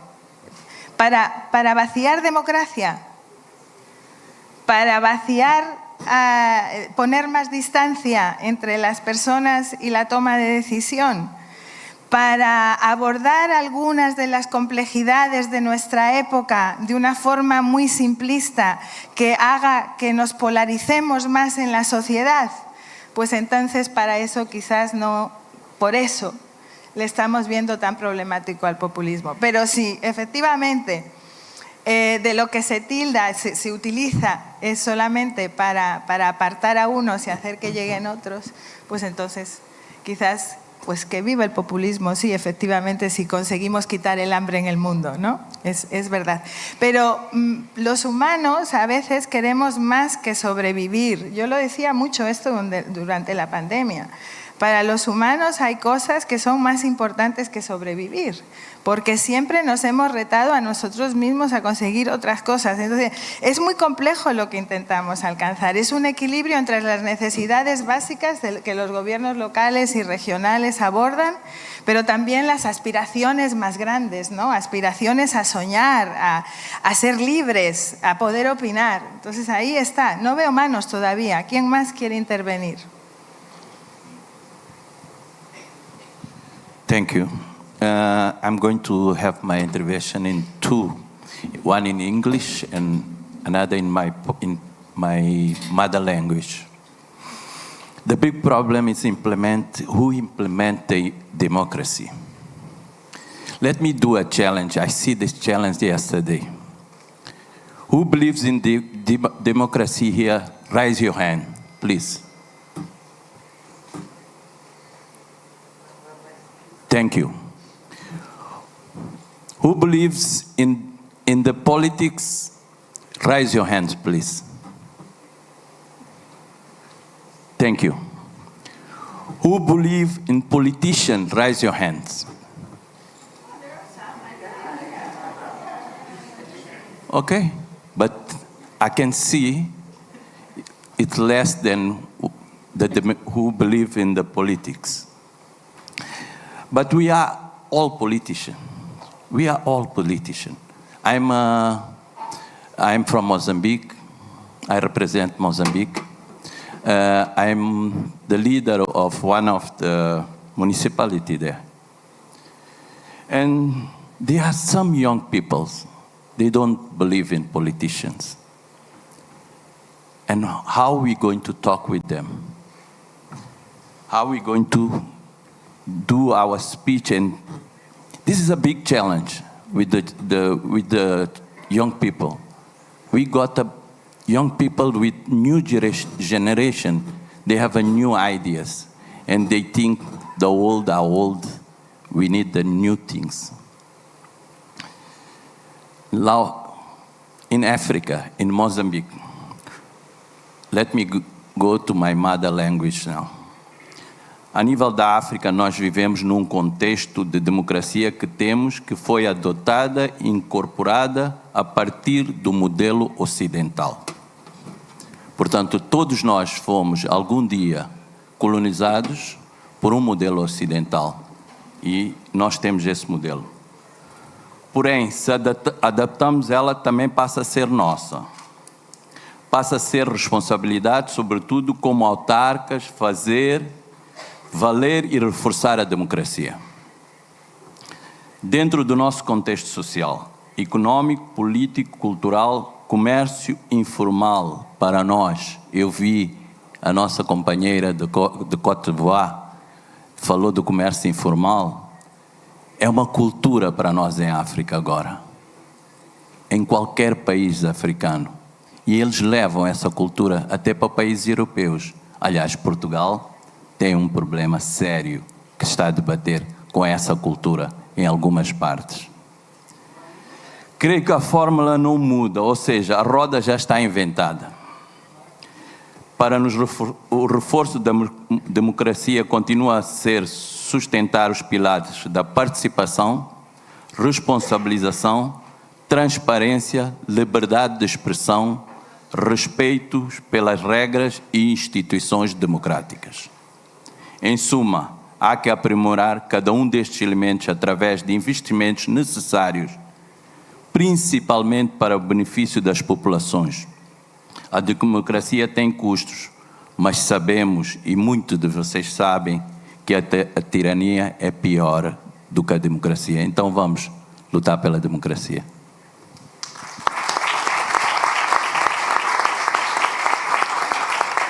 Thank you very much, and thank you for bringing these models of governance that come from a culture of colonization, but including for the part of the world that they come from. They have become obsolete, full stop. We don't live according to those models anymore, but it takes a long time before we can change them. And I think that's why the local level is so important, to start that type of transformation and to define together how we want them to look. Any other hands? I thought you had asked for the floor, right? Habías pedido la palabra, ¿cierto? Iztapalapa, también nos acordamos de ti. Felicidades de nuevo. Obrigada, gracias.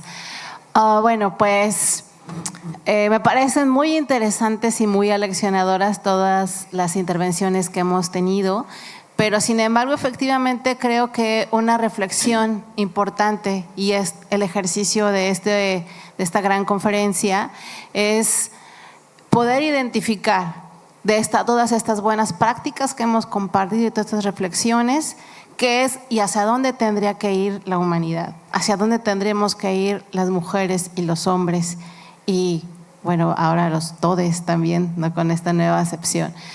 Y creo que poco me vino a la mente cuando hablan acerca del populismo y también cuando llegué a la primera conferencia de mis primeras cátedras en la Facultad de Filosofía y Letras, en la cual veíamos el populismo de Getúlio Vargas o de los Perón o todo esto, ¿no? Y que de repente se pinta como algo muy malo y como decía la colega Lourdes, me viene a la mente también el ejercicio que está viviendo mi país con Andrés Manuel López Obrador, nuestro presidente, el cual también ha sido tachado de populista y que de repente le decía, bueno, ¿y en qué democracia un presidente se sienta todas las mañanas con los periodistas a dialogar y a dar cuentas y a aceptar preguntas? ¿Y en qué populismo existen toda esta serie de acciones que se han realizado para poder volcar los procesos también de desarrollo comunitario en el cual él mismo se somete a un plebiscito cada 3 meses? Sabemos que no todo es elecciones también, pero creo que había que hacer una serie de ítems, ¿no?, sobre hacia dónde tendríamos que ir, o sea, hacia dónde, como decía Lourdes, de acabar con la pobreza, hacia dónde fomentar la participación, hacia dónde abrir los espacios hacia las mujeres y lograr la paridad, hacia dónde, como todos estos grandes parámetros sobre los cuales tendría que fundarse un modelo civilizatorio que pudiera volver a las raíces y identificar lo mejor de todas nuestras civilizaciones y nuestras culturas, ¿no? El mejor ejemplo son nuestras comunidades indígenas que también tenemos en México y en las cuales había este diálogo, este respeto y esta admiración hacia la naturaleza, y que de repente algún maestro de la facultad, Stefan Gandler, alemán, nos decía que el gran problema de América Latina era que le había hecho caso a Occidente y que se había seguido el modelo occidental. Entonces, no lo sé, o sea, yo no conozco demasiado también la cultura occidental, creo que seguramente también tendrá sus aspectos positivos y que entonces nuestro ejercicio desde la política en los diferentes niveles que se hacen y como comentas, y que no es nada más también desde la función pública, sino la política también la hacen las organizaciones, en las escuelas, en todas partes hacemos política, que es la manera en la cual nos relacionamos para poder también resolver conflictos y llegar a acuerdos comunes. ¿Cómo podemos hacer ese gran catálogo de hacia dónde queremos ir? Y eso también busca la utopía. En la utopía lo que nos planteamos es qué tipo de ciudadano, de ciudadana queremos estar impulsando y promoviendo a formar, ¿no? Por eso la importancia de la cultura y del deporte y de la recreación, ¿no? Entonces la cultura, dice Clara, es sustantiva, no es accesoria. Y eso nos permite generar procesos de diálogo, de empatía, de mirar hacia adentro y a partir de eso poder generar propuestas y alternativas de desarrollo. Muchas gracias. Sabes que los gobiernos nacionales, que el multilateralismo como le conocemos ahora, que es los gobiernos nacionales reunidos en Naciones Unidas, han estado haciendo ese ejercicio de preguntarnos hacia dónde vamos, justamente la cumbre para el futuro, que ha sido un ejercicio muy difícil en un contexto muy conflictivo y que ha estado a punto de no firmarse. De hecho, hay 7 países que han firmado en contra del documento y hay 17 que se han abstenido, también en América Latina, unos pocos. Pero la mayoría de los países han adoptado ese documento, que es casi un milagro, yo diría, y que nos merece la pena analizar también desde aquí, desde OIDP, de cómo vamos a implementar ese futuro. En realidad, en ese documento lo que se ha conseguido es hablar de futuras generaciones de una manera que nunca se había hablado antes, y también de nueva tecnología de una manera con un protagonismo que no tenía hasta ahora. Lo que no se ha hablado tanto es esta parte de cómo hacemos la ciudadanía que necesitamos para llegar a ese futuro, ¿no? Y el motivo por el que no se ha logrado eso es porque el nivel local y regional no estaba, o ha estado muy paralelamente. Entonces yo creo que tenemos ahí un gran reto. El año Exacto, ese vínculo, efectivamente. Entonces yo creo que es un gran reto para nosotros, una responsabilidad como comunidad de hacernos esas preguntas. Te agradezco mucho lo que has traído a la discusión y he visto una mano por acá. Bom, obrigado. Sou Felipe, do Brasil, e assim como você falou muito bem, né, também me encontrei em alguns momentos da conferência, né? A gente vai relembrando nossa própria história, assim. E para mim me veio um reencontro, né? Que acho que é muito da minha geração, e eu acredito que a geração de todos, né? Porque se todos somos vivos, né? Estamos vivendo a mesma vida aqui, e que foi esse respiro de renovação da democracia, né? Então, geração anterior à minha lutou contra a ditadura militar no Brasil, e aí depois a gente estabeleceu uma democracia, e aí uma democracia ainda com inúmeros problemas, e aí esses movimentos que tiveram em 2010, então em Brasil teve junho de 2013, que a gente chama, né, 132 no México, Democracia Real IA na Espanha, Primavera Árabe, Occupy Wall Street, tudo isso foi um grande movimento de tentativa de renovação, de um resgate de uma democracia real, né? E agora a gente se depara aqui com, acho que, muita inspiração, né? Para qual o mundo que a gente quer construir, né? A partir de todos esses movimentos e de ameaças que vieram também, né? E assim como bem falou nosso mentor, né? Apesar de ter guerras no mundo que atravessam e destroem alguns sonhos, né, é muito necessário a gente estar preparado para a paz, né? Então, no momento que a humanidade quiser, a gente tem o plano, né? O plano está aqui, o plano de paz é esse, né? Então, como que a gente estrutura realmente o plano para uma democracia participativa de fato, né? Porque a gente tem a democracia representativa. Dá para acreditar ou não, como o nosso colega de Moçambique pediu para a gente levantar a mão, né? Democracia representativa existe, confia ou não? Ora, tem gente que às vezes representa mesmo aquilo que propôs no seu plano de governo quando foi eleito e realmente é condizente com aquilo. Tem outras horas que não, né? Assim como a democracia participativa também, né? Tem horas que ela funciona muito bem, tem horas que não, né? E acho que esse desafio principal que é como a gente constrói esse horizonte utópico, né, para que a gente realmente caminhe, né, e que essa democracia participativa ela consiga realmente traduzir nossos sonhos e que a gente consiga construir ela para que na primeira oportunidade a gente consiga inserir ela no nosso dia a dia. Então saio muito inspirado, agradeço a oportunidade de estar aqui. Muchísimas gracias. One of the points that you're bringing, I think, is very interesting. Is the fact that not every single system is good for every single thing, and we just need to realize that it's like we are obviously very attached to the knowledge of subsidiarity. Another topic that has not come up so much in these conferences, but subsidiarity is a very, very important basis to determine decision making at different levels, and also to determine the mechanisms of participation that we need. And subsidiarity goes both ways, right? Subsidiarity is about making decisions at the level of government that is closest to those that are going to be affected by the decision. Usually when we use subsidiarity, we are thinking of bringing power down, but it is down and up. And I think that balance is extremely important. And when I heard you mention something also that didn't come up too much is the Arab Spring. Many of the countries that were protagonic in the Arab Spring, and there is one example that is really close to my heart because our movement supported the development of the new constitution of Tunis with a lot of emphasis and a lot of hope.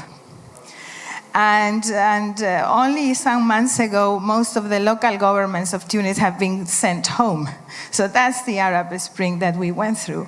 Because we didn't link some of the very basic, pillars of that democracy. So I think subsidiarity and participation need to be brought up together, and that link needs to be also part of our work. I'm very grateful for these inputs. And I am looking back at the people. I see one hand there, and then I will come back to you for some final thoughts, unless I see other urgent hands. Please, madam, introduce yourself.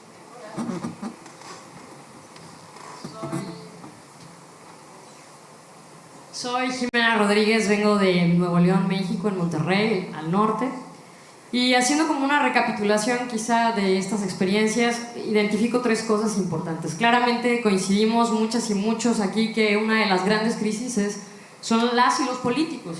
Sin embargo, es qué estamos haciendo, qué capacidades también se están generando al interior de las instituciones que de una u otra manera pues también trabajan en promover la democracia, ¿no? O sea, ¿qué es lo que está pasando con las y los servidores públicos? Que hoy, por ejemplo, en un país como México, decir que trabajas en gobierno significa algo, pues no lo mejor. De hecho, ni siquiera es una aspiración quizá para la gente joven. Al contrario, es decir, tengo muchas aspiraciones, menos trabajar en el gobierno.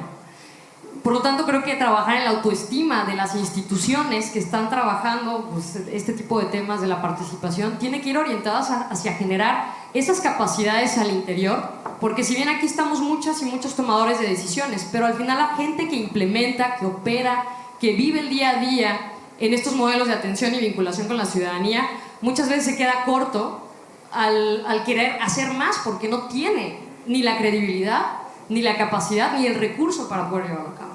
Por lo tanto, trabajar en la pedagogía para entender lo que es la política, hacer la política y el hecho de que la gente participe en el proceso de la creación de las políticas públicas va a ir totalmente, o sea, directamente conectado con ese conocimiento que también emane de las instituciones. Y por último, pues obviamente es empezar a ver que el participar no es, o sea, se convierte en un privilegio en ciertas zonas, porque no todas las personas tienen resuelto lo básico, ¿no? Muchas están en mood de supervivencia, por lo tanto el participar se convierte en esta cuestión de cómo entiendo o reconozco que sí participo al ser parte de, ¿no? E incido a mi manera, pero podré incidir más si me organizo, si conecto, si colaboro con las instituciones y con las organizaciones civiles para justo crear pues estos círculos virtuosos donde reconozcamos quienes tengamos el privilegio también de vivir en libertad, ¿no?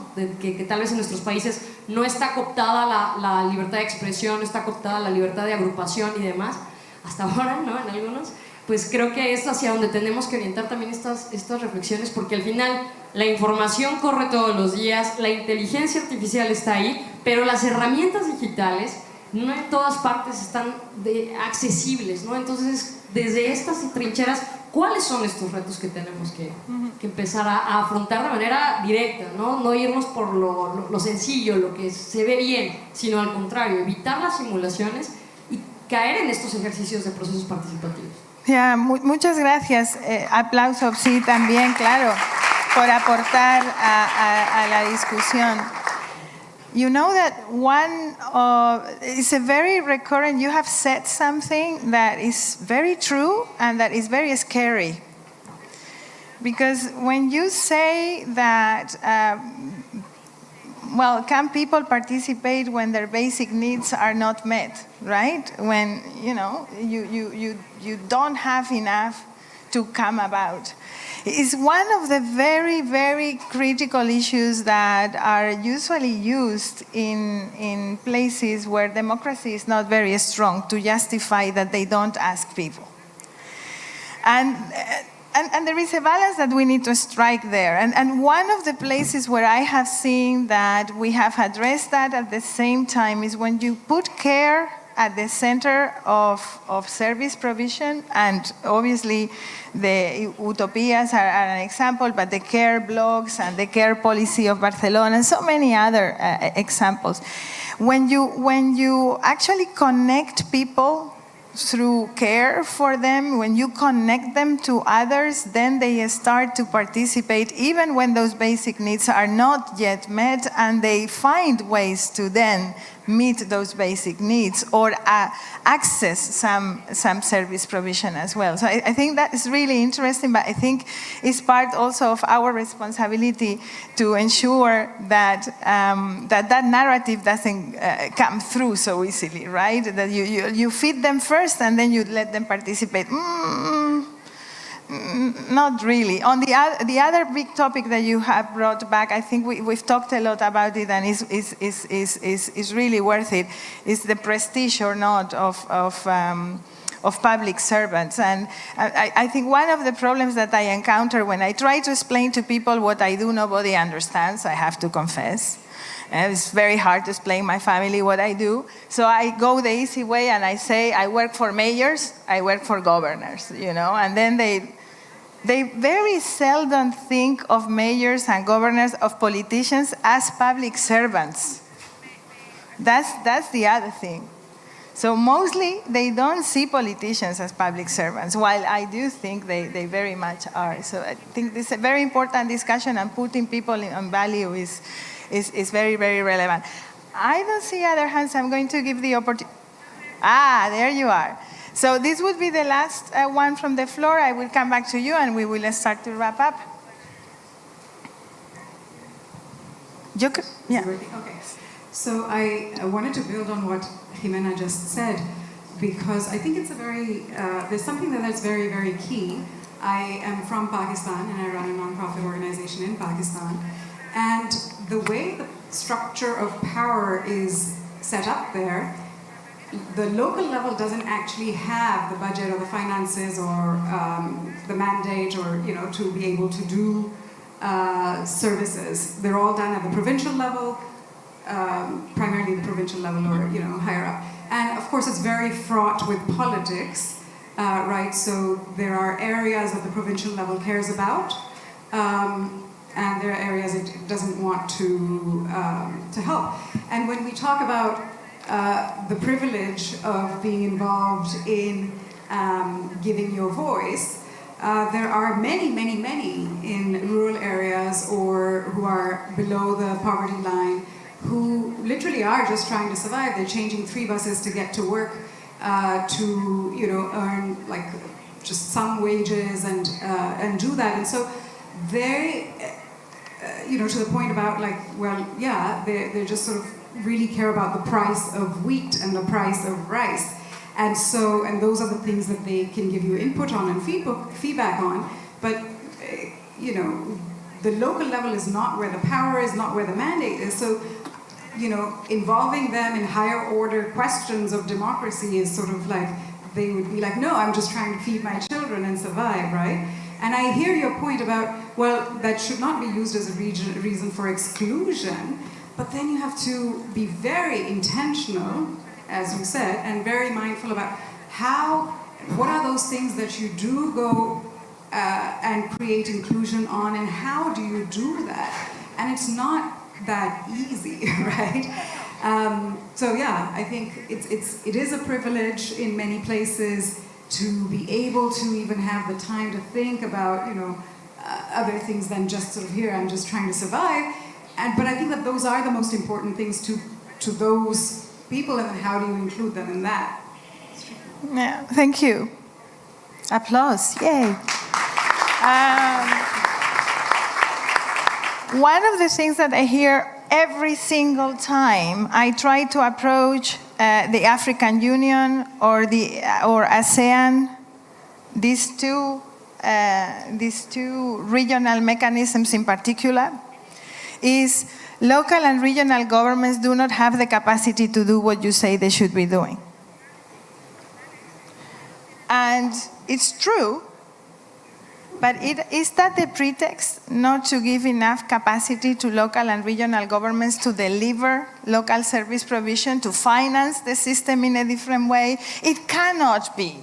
And so that's the same thinking we need to apply to the rest of the equation. And no, it's not easy, but you need to be intentional. And I guess these laboratories that we have created ourselves, that's where we need to enhance the quality of that and to be very intentional about it. I don't know if you found this inspiring or not. I have learned a lot. I think it's a very good way to start closing this conference. Adria, I don't know if this is what you had in mind. Any thoughts before I go back to them?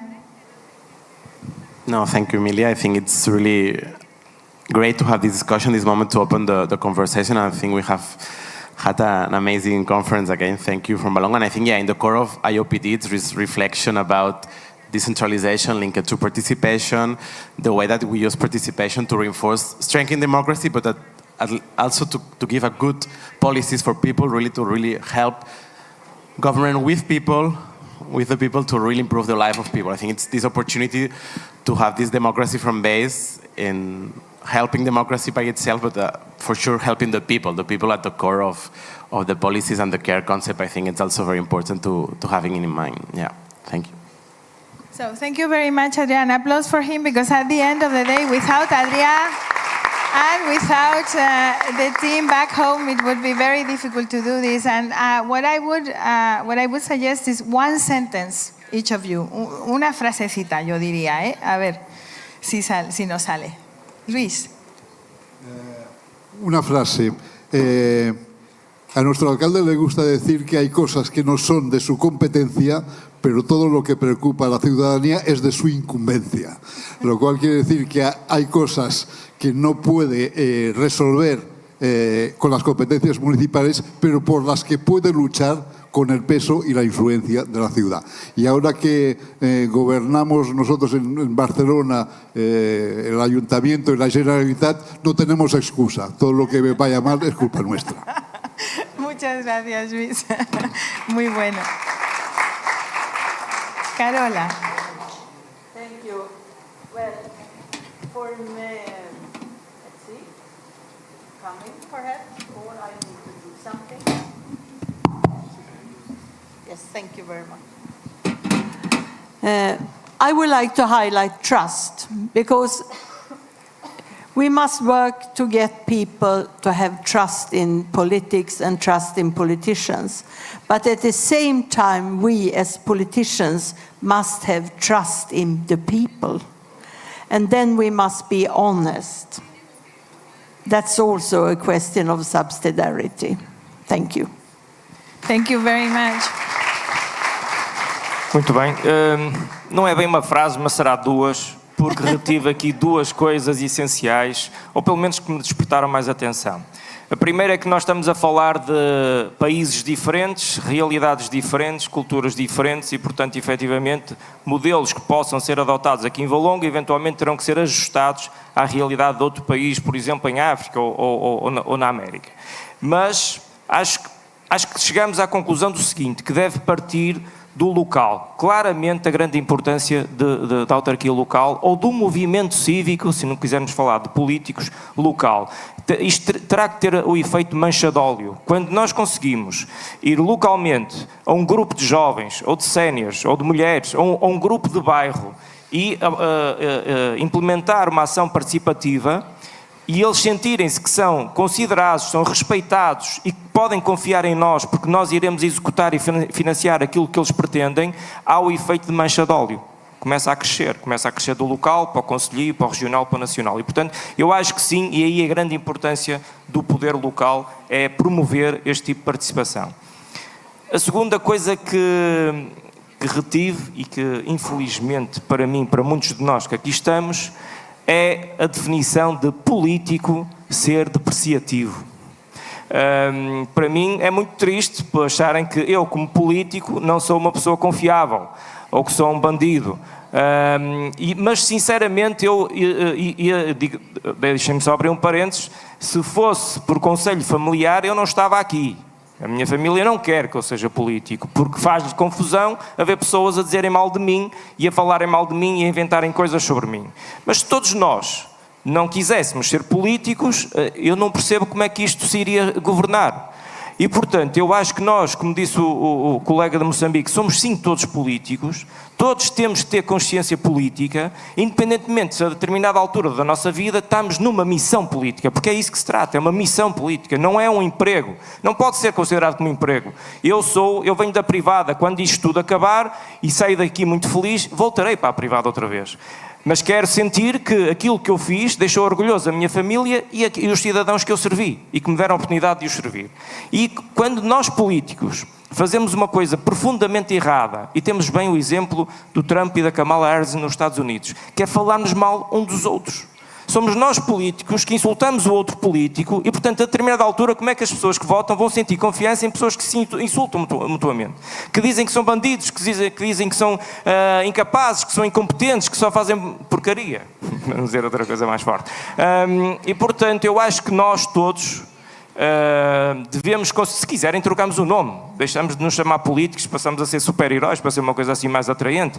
Mas nós temos é que, acima de tudo, ter respeito mútuo, principalmente em campanha, principalmente quando andamos a comprometer-nos com a população, respeito mútuo. E a seguir a confiança conquista-se com uma coisa: executar. Quando nós prometemos, devemos executar. E se não executamos, devemos explicar porque é que não executamos. Só assim é que vamos construir confiança. E isso sim, a confiança vai a seguir dar esperança, e a esperança é que vai ajudar a que toda a gente um dia queira desempenhar uma missão política, que é importante. Desafios a todos, os que não são. Obrigada.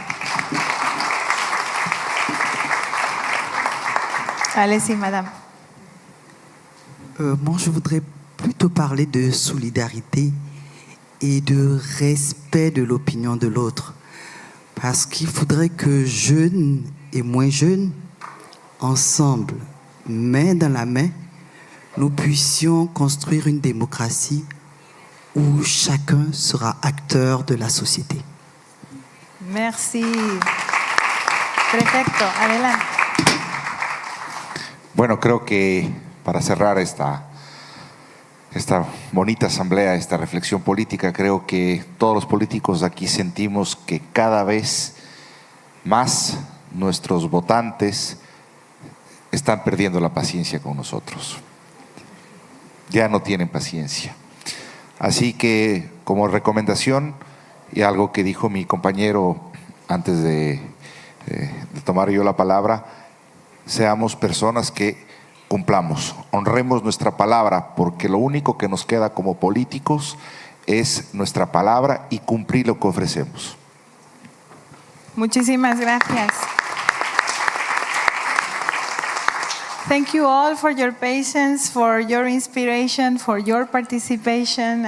We are about to close this wonderful conference. I hope you go back home full of ideas, and above all, I would like you to put your trust into the politician of your choice, to give ideas of the group that you most feel close to, and to continue trusting networks of cities and citizens to build a common future. Thank you very much. Thank you, Adria. Thank you, everybody.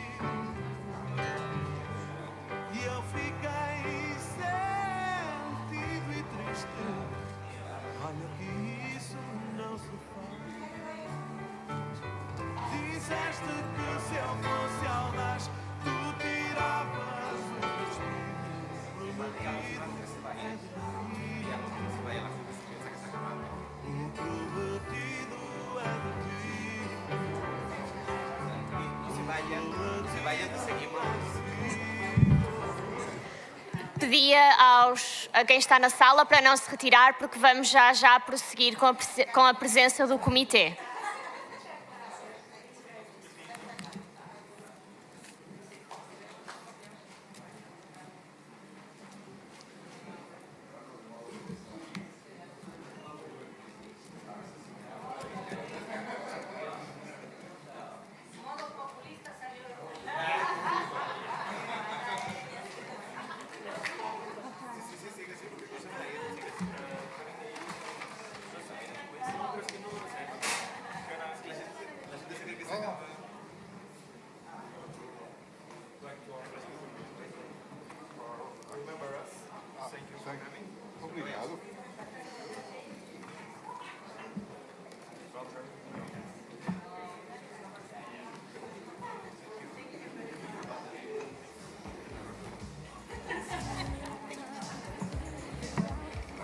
Nada.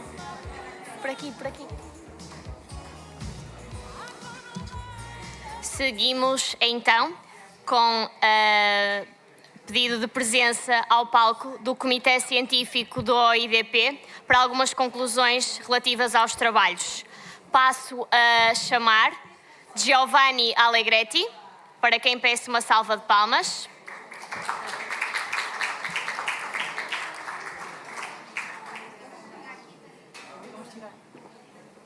São 6 cadeiras.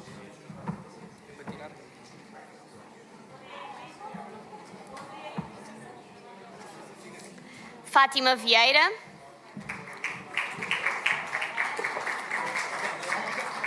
Nelson Dias. Zenaida Machado. Miguel Silva Graça. E Priscília Carvalho.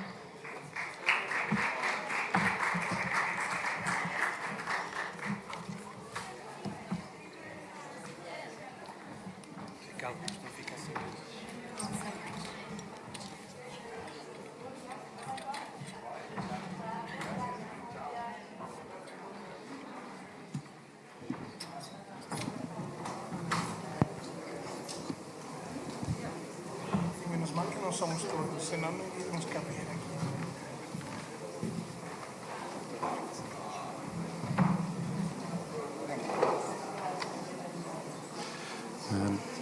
Muito boa tarde a todos e a todas.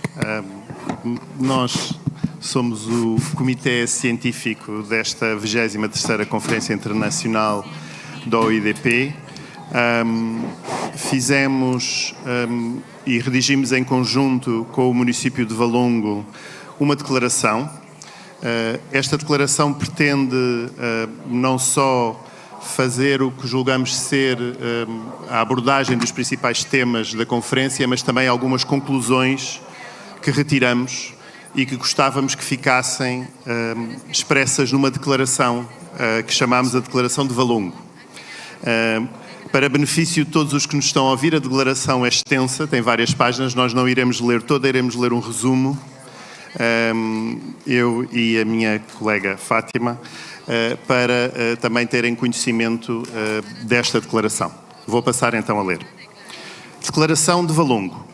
Na 23ª Conferência do Observatório Internacional da Democracia Participativa, realizada em Valongo, Portugal, de 17 a 19 de outubro de 2024, concluiu-se que as regras, os métodos e as dinâmicas democráticas próprias dos processos participativos proporcionam comunidades mais desenvolvidas e sustentáveis, mais informadas e mais inclusivas. Numa ampla discussão que envolveu eleitos locais e regionais, movimentos cívicos, organizações internacionais, académicos e ativistas, resultou evidente que os processos de participação democrática constroem verdadeiros ecossistemas de resiliência democrática, são por isso barreiras eficazes a populismos excludentes e oportunistas. As sessões e os debates da 23ª Conferência da OIDP organizaram-se à volta de 6 temas. Primeiro, o desafio da democracia participativa à inteligência artificial e à desinformação. A democracia participativa tem que procurar lidar com o desenvolvimento tecnológico da inteligência artificial com cuidados acrescidos de responsabilização, de gestão de riscos, de supervisão pública e de transparência, além de políticas de empoderamento dos cidadãos, através do reforço da educação e informação que promovam eleitores exigentes, conscientes, autónomos e com capacidade crítica para analisar a realidade e distinguir informação fidedigna da desinformação. Só com estratégias robustas de reforço da cidadania e de regulação, os Estados poderão manter a inteligência artificial como uma ferramenta ao serviço da resiliência democrática das comunidades, preservando o seu enorme potencial de inovação consistente com a democracia participativa. Número 2. Tecnologias cívicas. A 23ª Conferência da OIDP apela a todos os governos locais e regionais democráticos que investam consistentemente nos próximos anos em ferramentas tecnológicas acessíveis e em cibersegurança, garantindo a universalidade de acesso a sistemas e a meios adequados para prevenir e detectar erros, falhas de software e de cobertura de rede. É fundamental construir tecnologias cívicas amigáveis e intuitivas, bem como resistentes à pirataria informática, às violações de dados e outras ameaças cibernéticas. Ponto 3. Transição ecológica e ambiente. É de fundamental importância introduzir mecanismos participativos direcionados a soluções verdes. Os orçamentos participativos verdes e as assembleias cidadãs sobre o clima, tal como outras formas inovadoras de auscultação popular, para encontrar soluções que mitiguem as alterações climáticas, são contributos imprescindíveis para atingir os objetivos desejados em tempo útil. A democracia participativa oferece, a partir da escala local, espaços fundamentais para a formação de toda a população e dos seus governantes sobre os desafios da transição ecológica, a compreensão das complexas interações entre comportamentos, hábitos e políticas públicas. Ponto 5. Inclusão e diversidade. É preciso travar as derivas que colocam em risco o pluralismo e as liberdades individuais e coletivas conquistadas com muitas lutas. É o caso dos direitos das mulheres, das minorias étnicas, dos cidadãos racializados e das comunidades LGBTQ+. O espaço público tem de ser defendido como lugar de promoção da igualdade de oportunidades, onde as diversidades se encontram, se conhecem e dialogam. As plataformas eletrónicas e os portais que apoiam os processos participativos necessitam de ser olhados como algo mais do que apenas instrumentos para a interação entre cidadãos e instituições. Precisam de ser imaginados como a cara em que se espalham as comunidades chamadas a usá-los. Devem ser, portanto, espaços acolhedores que, através das suas funções, das suas linguagens e das suas imagens, façam sentir cada utilizador bem-vindo, especialmente as pessoas mais vulneráveis e com necessidades especiais. Ponto 5. Participação, transparência e governação aberta. As questões que os processos participativos introduzem na prática política das comunidades são elementos centrais para o debate público informado que é necessário fazer sobre as reformas das instituições e a proteção dos eleitos locais face a pressões externas e ameaças. A participação, a transparência, a prestação de contas e a avaliação dos resultados são elementos centrais para, nesta década de 2020-2030, se recriar a confiança nas instituições e no exercício substantivo da cidadania, contribuindo de forma decisiva para o reforço da resiliência democrática. Ponto 6. Populismos. É vital para a sobrevivência de sociedades democráticas que se combata através da participação dos cidadãos, de mecanismos de transparência e também da prestação de contas, o modo como os populismos excludentes misturam a verdade com a mentira em fluxos de informação distorcida. O combate a este fenómeno tem de ser feito com a intensificação dos mecanismos democráticos de participação, pelo valor próprio dos seus processos que respeitam a diferença, pelo pensamento plural e pela partilha e discussão de informação fiável através de tomadas de decisão. A abertura e a transparência dos mecanismos participativos, bem como o seu caráter inclusivo e transversal, são o melhor antídoto para a manipulação e para a mentira, promovendo a confiança nas instituições e no sistema democrático e contribuindo para a paz social. Conclusões. No encerramento da Conferência do Observatório Internacional da Democracia Participativa 2024, os seus participantes constatam que os mecanismos de democracia participativa melhoram as escolhas políticas, um contributo que será colocado na agenda do United Cities and Local Government, contribuindo para aprofundar os princípios fundamentais da proximidade, da descentralização e da liderança política democrática. O exercício de poder que as práticas participativas representam Permite um desenvolvimento mais inclusivo das comunidades, mais plural, mais informado e mais transparente. O exercício de soberania por parte do povo não põe em causa a legitimidade que os políticos eleitos recebem através do voto. Pelo contrário, complementa e enriquece-a, elevando a vida democrática. Os processos participativos são aliados de poderes locais e regionais na construção de comunidades resilientes e resistentes aos populismos excludentes e oportunistas. A Valongo, 19 de outubro de 2024.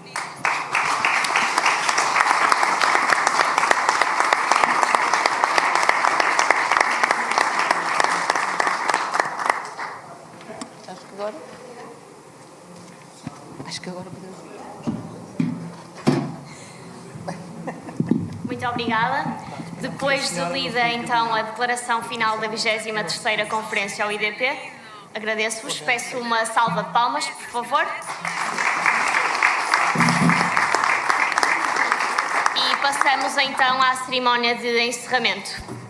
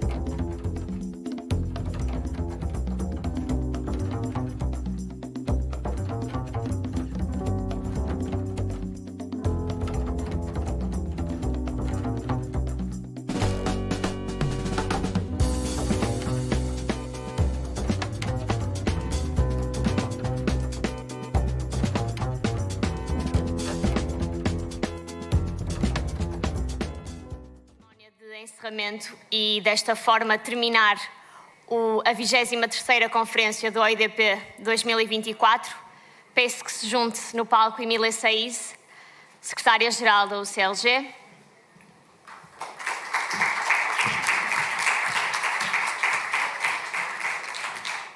Vice-Presidente da Câmara Municipal de Valongo, Engenheira Ana Maria Rodrigues.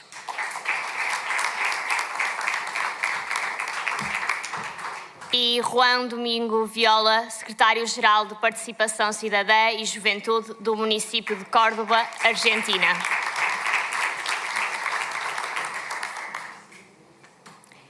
Emília, dou-lhe o uso da palavra. Hello.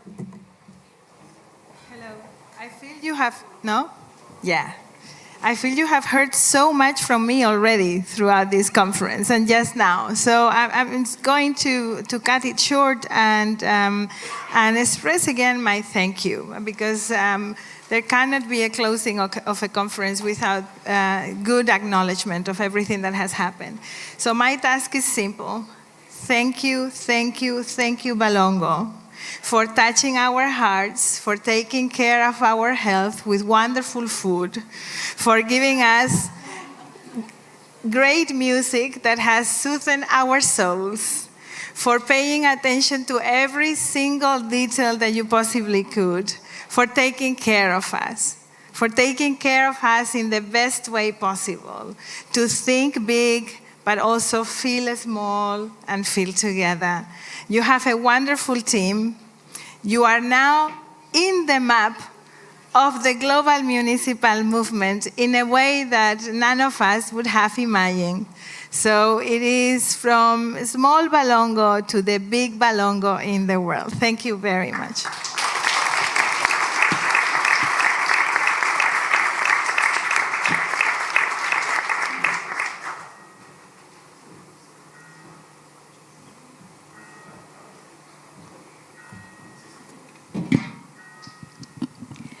Bom, boa tarde então a todos. Chegaram ao fim 3 dias fantásticos de reflexão, de partilha e de convívio saudável, muito saudável.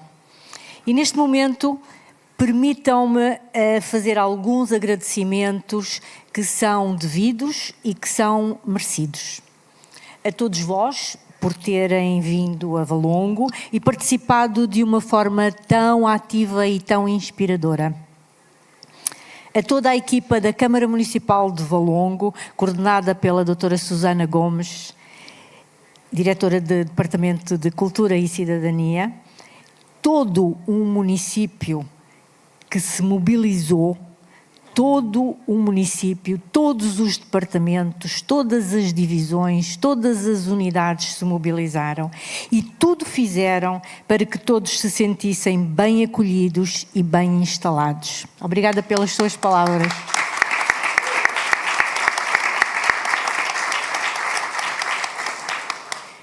O maior reconhecimento de facto que levamos deste trabalho é também ter visto nos vossos rostos um sorriso e a simpatia com que nos dedicaram. Muito obrigada a todos vocês também.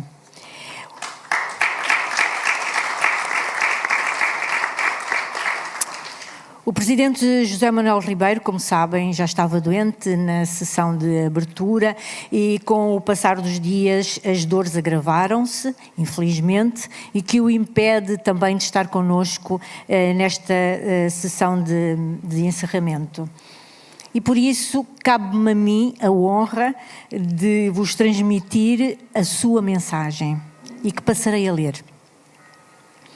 Foi para Valongo um privilégio e um prazer poder usufruir das intervenções que muitos de vós fizeram nestes 3 dias de sessões.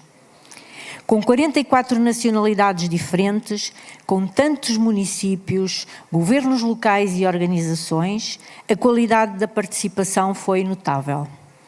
Foi um privilégio poder usufruir da vossa inteligência, do vosso amor à democracia, do vosso amor à liberdade. Muitos pontos importantes foram levantados nestes 3 dias de trabalhos. Gostava de salientar um que foi levantado logo na sessão de abertura, primeiro pela Emília Sanz e depois pelo Casmad. Foi-nos chamada a atenção que no nosso trabalho diário de democratas empenhados, seja como políticos eleitos, seja como cidadãos participantes, não nos podemos ficar pelo lado tecnocrático, produtivo e eficiente dos sistemas democráticos. É este lado eficiente e prático que nos permite tirar pessoas da pobreza, ter avanços na saúde, na educação, no bem-estar das populações ou na defesa do ambiente. Os processos participativos defendem-nos do ataque, da pressão, da luta contra o outro, que os populismos excludentes e os movimentos de extrema-direita e de extrema-esquerda movem no interior dos nossos sistemas democráticos. Os processos participativos são a forma de construirmos nos nossos sistemas democráticos a nova visão, a nova narrativa que Casmad nos disse ser necessária para ligar a democracia liberal ao coração das mulheres e dos homens.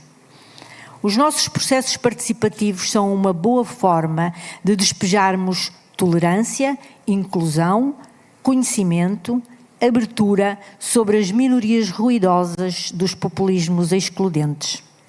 Iremos fazê-los com cada vez mais mulheres, com cada vez mais homens, com cada vez mais séniores. Com todos eles, iremos resistir aos populismos excludentes e aos outros perigos que ameaçam as democracias liberais. Termino com uma palavra para Córdoba, onde se irá realizar a 24ª Conferência do Observatório em 2025. É uma cidade notável, com uma história e um património incomparáveis. É também um exemplo de cruzamento de culturas e, nos dias de hoje, de integração dessas mesmas culturas.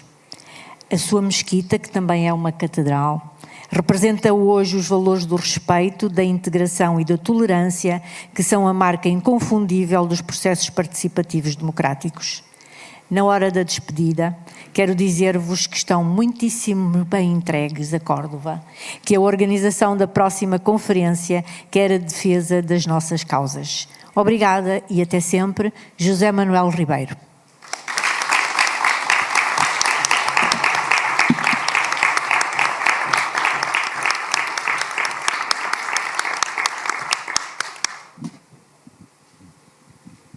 Bueno, llega el final y llega el inicio. Algo termina y algo inicia. La verdad que agradecer a Emily Sanz, secretaria general de CGLU. Estuvimos visitándolo hace unos días. Adrián Duarte, coordinador, ya un amigo de Córdoba y un amigo de la participación y un faro también. A su secretario general de OIDP, Luis Rabel. Gracias, Luis. A José Manuel. La verdad que pedir un aplauso para él, porque desde Río de Janeiro venimos viendo sus ganas de hacer esto, su vocación por hacer esto, su visión de hacer esto.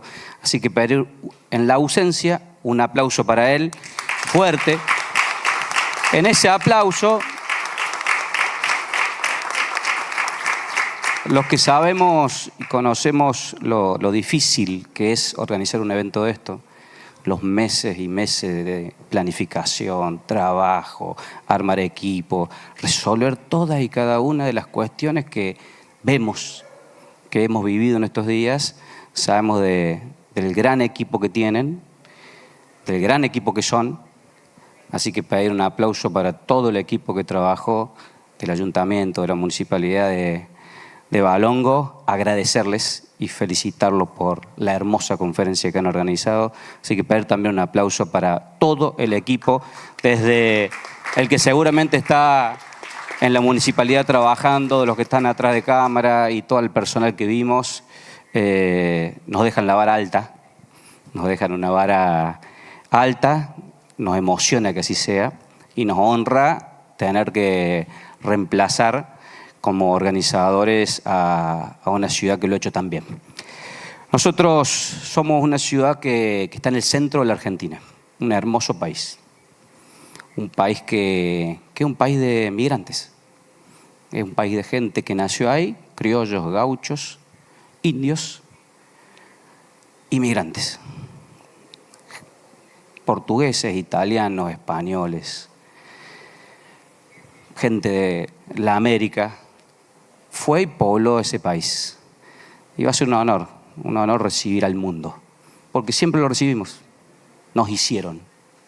Como país somos un crisol de razas, somos un conjunto de razas sintetizadas en una nueva cultura, que es la cultura latina argentina. Va a ser un gran honor. A nuestra ciudad la llaman La Docta, es la sede de la segunda universidad de Latinoamérica, la Universidad Nacional de Córdoba. Es la primera de la Argentina. En nuestra ciudad hay 8 universidades. Las 8 universidades van a ser coorganizadoras de la conferencia. Van a estar trabajando coordinadamente con el municipio para coorganizar la conferencia. Y la verdad que, como dice nuestro intendente Daniel Pacerini, que en breve estaremos viendo un video, que no pudo estar porque teníamos al presidente de la Nación estos días en Córdoba, en la reunión de periodistas de todo el mundo que fueron en estos días a Córdoba. Lo mejor que tenemos, y lo van a ver, es nuestra gente. Lo mejor que tenemos en Córdoba es nuestra gente. Nos gusta la idea de el análisis académico, doctrinario, ideológico, pero que le sirva a la gente. Y en ese desafío estamos.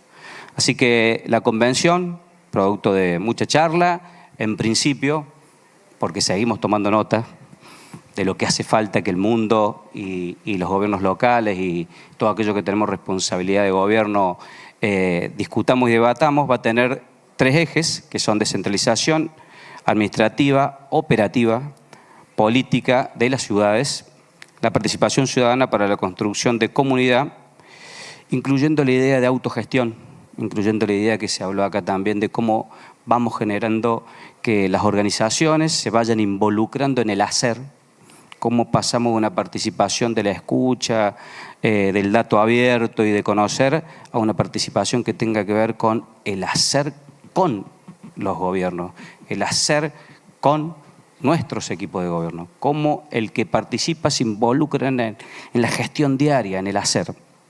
Eso es algo que nos preocupa mucho porque creemos que hay que avanzar hacia ahí. Y después las ciudades, como todo el tema de inteligencia artificial y la influencia de las nuevas tecnologías en tener gobiernos que utilicen esas tecnologías para hacerle más fácil la vida al vecino, más fácil la vida al ciudadano. Los queremos ya, los estamos esperando. La verdad que cada uno de ustedes, a escala local, nos gusta mucho la idea del faro. De hecho, en Córdoba hay un faro que fue para los 2000 años. Fue un poco el regalo del gobierno de la provincia. Si bien somos mediterránea, tenemos un faro con esta idea de decir, cada uno de ustedes son faros, que en cada uno de sus lugares, sus ciudades, sus regiones, sus comunas, iluminan con estas ideas. Creen y están convencidos que con más participación, con más fuerza de los gobiernos locales, se hacen vidas más felices.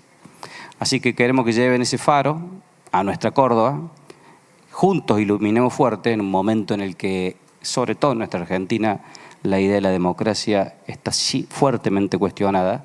Juntos iluminemos fuerte a la región, a América, y sigamos iluminando al mundo. Con estas ideas queremos que lleven sus ideas porque todos tenemos cosas para aportar. Nosotros tenemos cosas para decir y queremos escuchar lo que ustedes tienen para decir. Un congreso, si no le deja a la gente local capital instalado, no sirvió. Si a Valongo no le queda un capital, no sirvió. Nosotros queremos que nos quede sus ideas, sus proyectos y que nos vayan y nos iluminen también a nosotros. Que compartan también sus sueños porque nosotros también lo vamos a hacer. Gracias y los esperamos.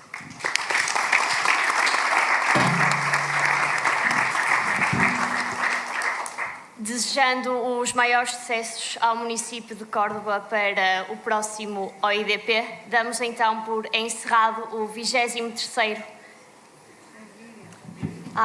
Vai passar um vídeo então relativo à cidade de Córdoba do próximo ano, não é?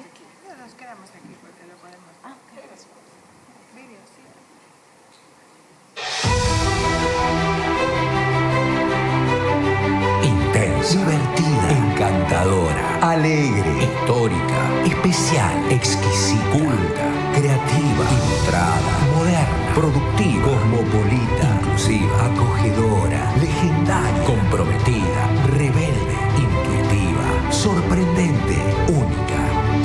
Exactamente al medio, en el centro de todo, en el corazón de la Argentina, está Córdoba. La cuarta ciudad más antigua del continente, con 450 años de vida bien vivida. El legado jesuita se trasluce en cada esquina y en su legendaria universidad, que recibe anualmente cerca de 50.000 estudiantes de todo el país y gran parte de Latinoamérica. Por eso no es casual respirar su ciencia, su cultura y su arte a cada paso. Pero Córdoba también es la idiosincrasia alegre y contagiosa de su gente. Ciudadanos con una vocación cívica de valores y principios ineludibles, que han llevado permanentemente a sus gobiernos a redefinir, optimizar y modernizar el rol del Estado, con más productividad, con más descentralización, con más participación, con una mejor calidad de vida. Así es Córdoba, moderna, histórica, ilustrada, inclusiva, comprometida, productiva, proactiva, generosa, orgullosa, única. Bienvenidos a Córdoba Capital. Los estábamos esperando.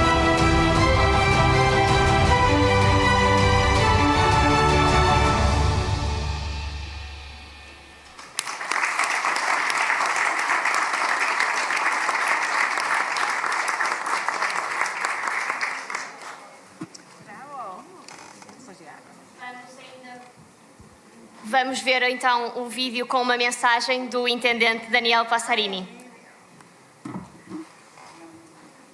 Queridos participantes de la conferencia del Observatorio Internacional de la Democracia Participativa y a las autoridades de Valongo, les hablo desde la ciudad de Córdoba, en el corazón de la República Argentina. Quiero saludar especialmente a mi colega José Manuel Ribeiro y por su intermedio a todos los ciudadanos de Valongo. Nuestra ciudad recibe cada año a decenas de congresos, exposiciones y cumbres. Nos hemos convertido en una ciudad referente en la materia a nivel regional. Estos encuentros son fundamentales, no solo por los resultados que arrojan, sino también por el movimiento que generan en nuestra ciudad.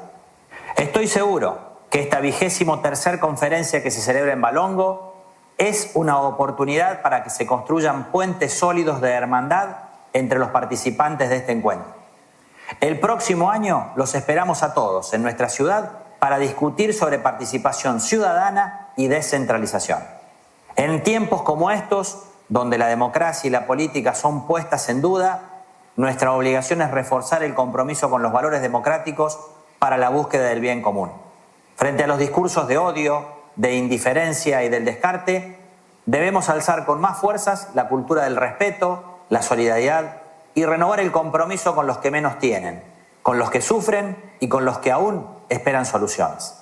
En Córdoba apostamos por la participación y la descentralización, porque queremos estar cerca de la gente y llevarles soluciones de forma efectiva. Entendemos que la buena política es escuchar mucho y dialogar, conducir desde los lugares que la gente nos asigna, persuadiendo para que las políticas públicas ocurran. El desafío que nos convoca es que la democracia pueda reflejar y cumplir con las necesidades de nuestra gente.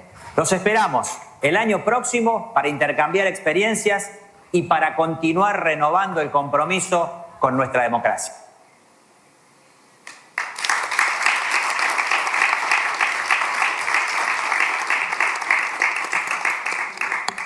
Agora sim, vamos então encerrar e damos por encerrado o 23º Observatório Internacional da Democracia Participativa no município de Valongo.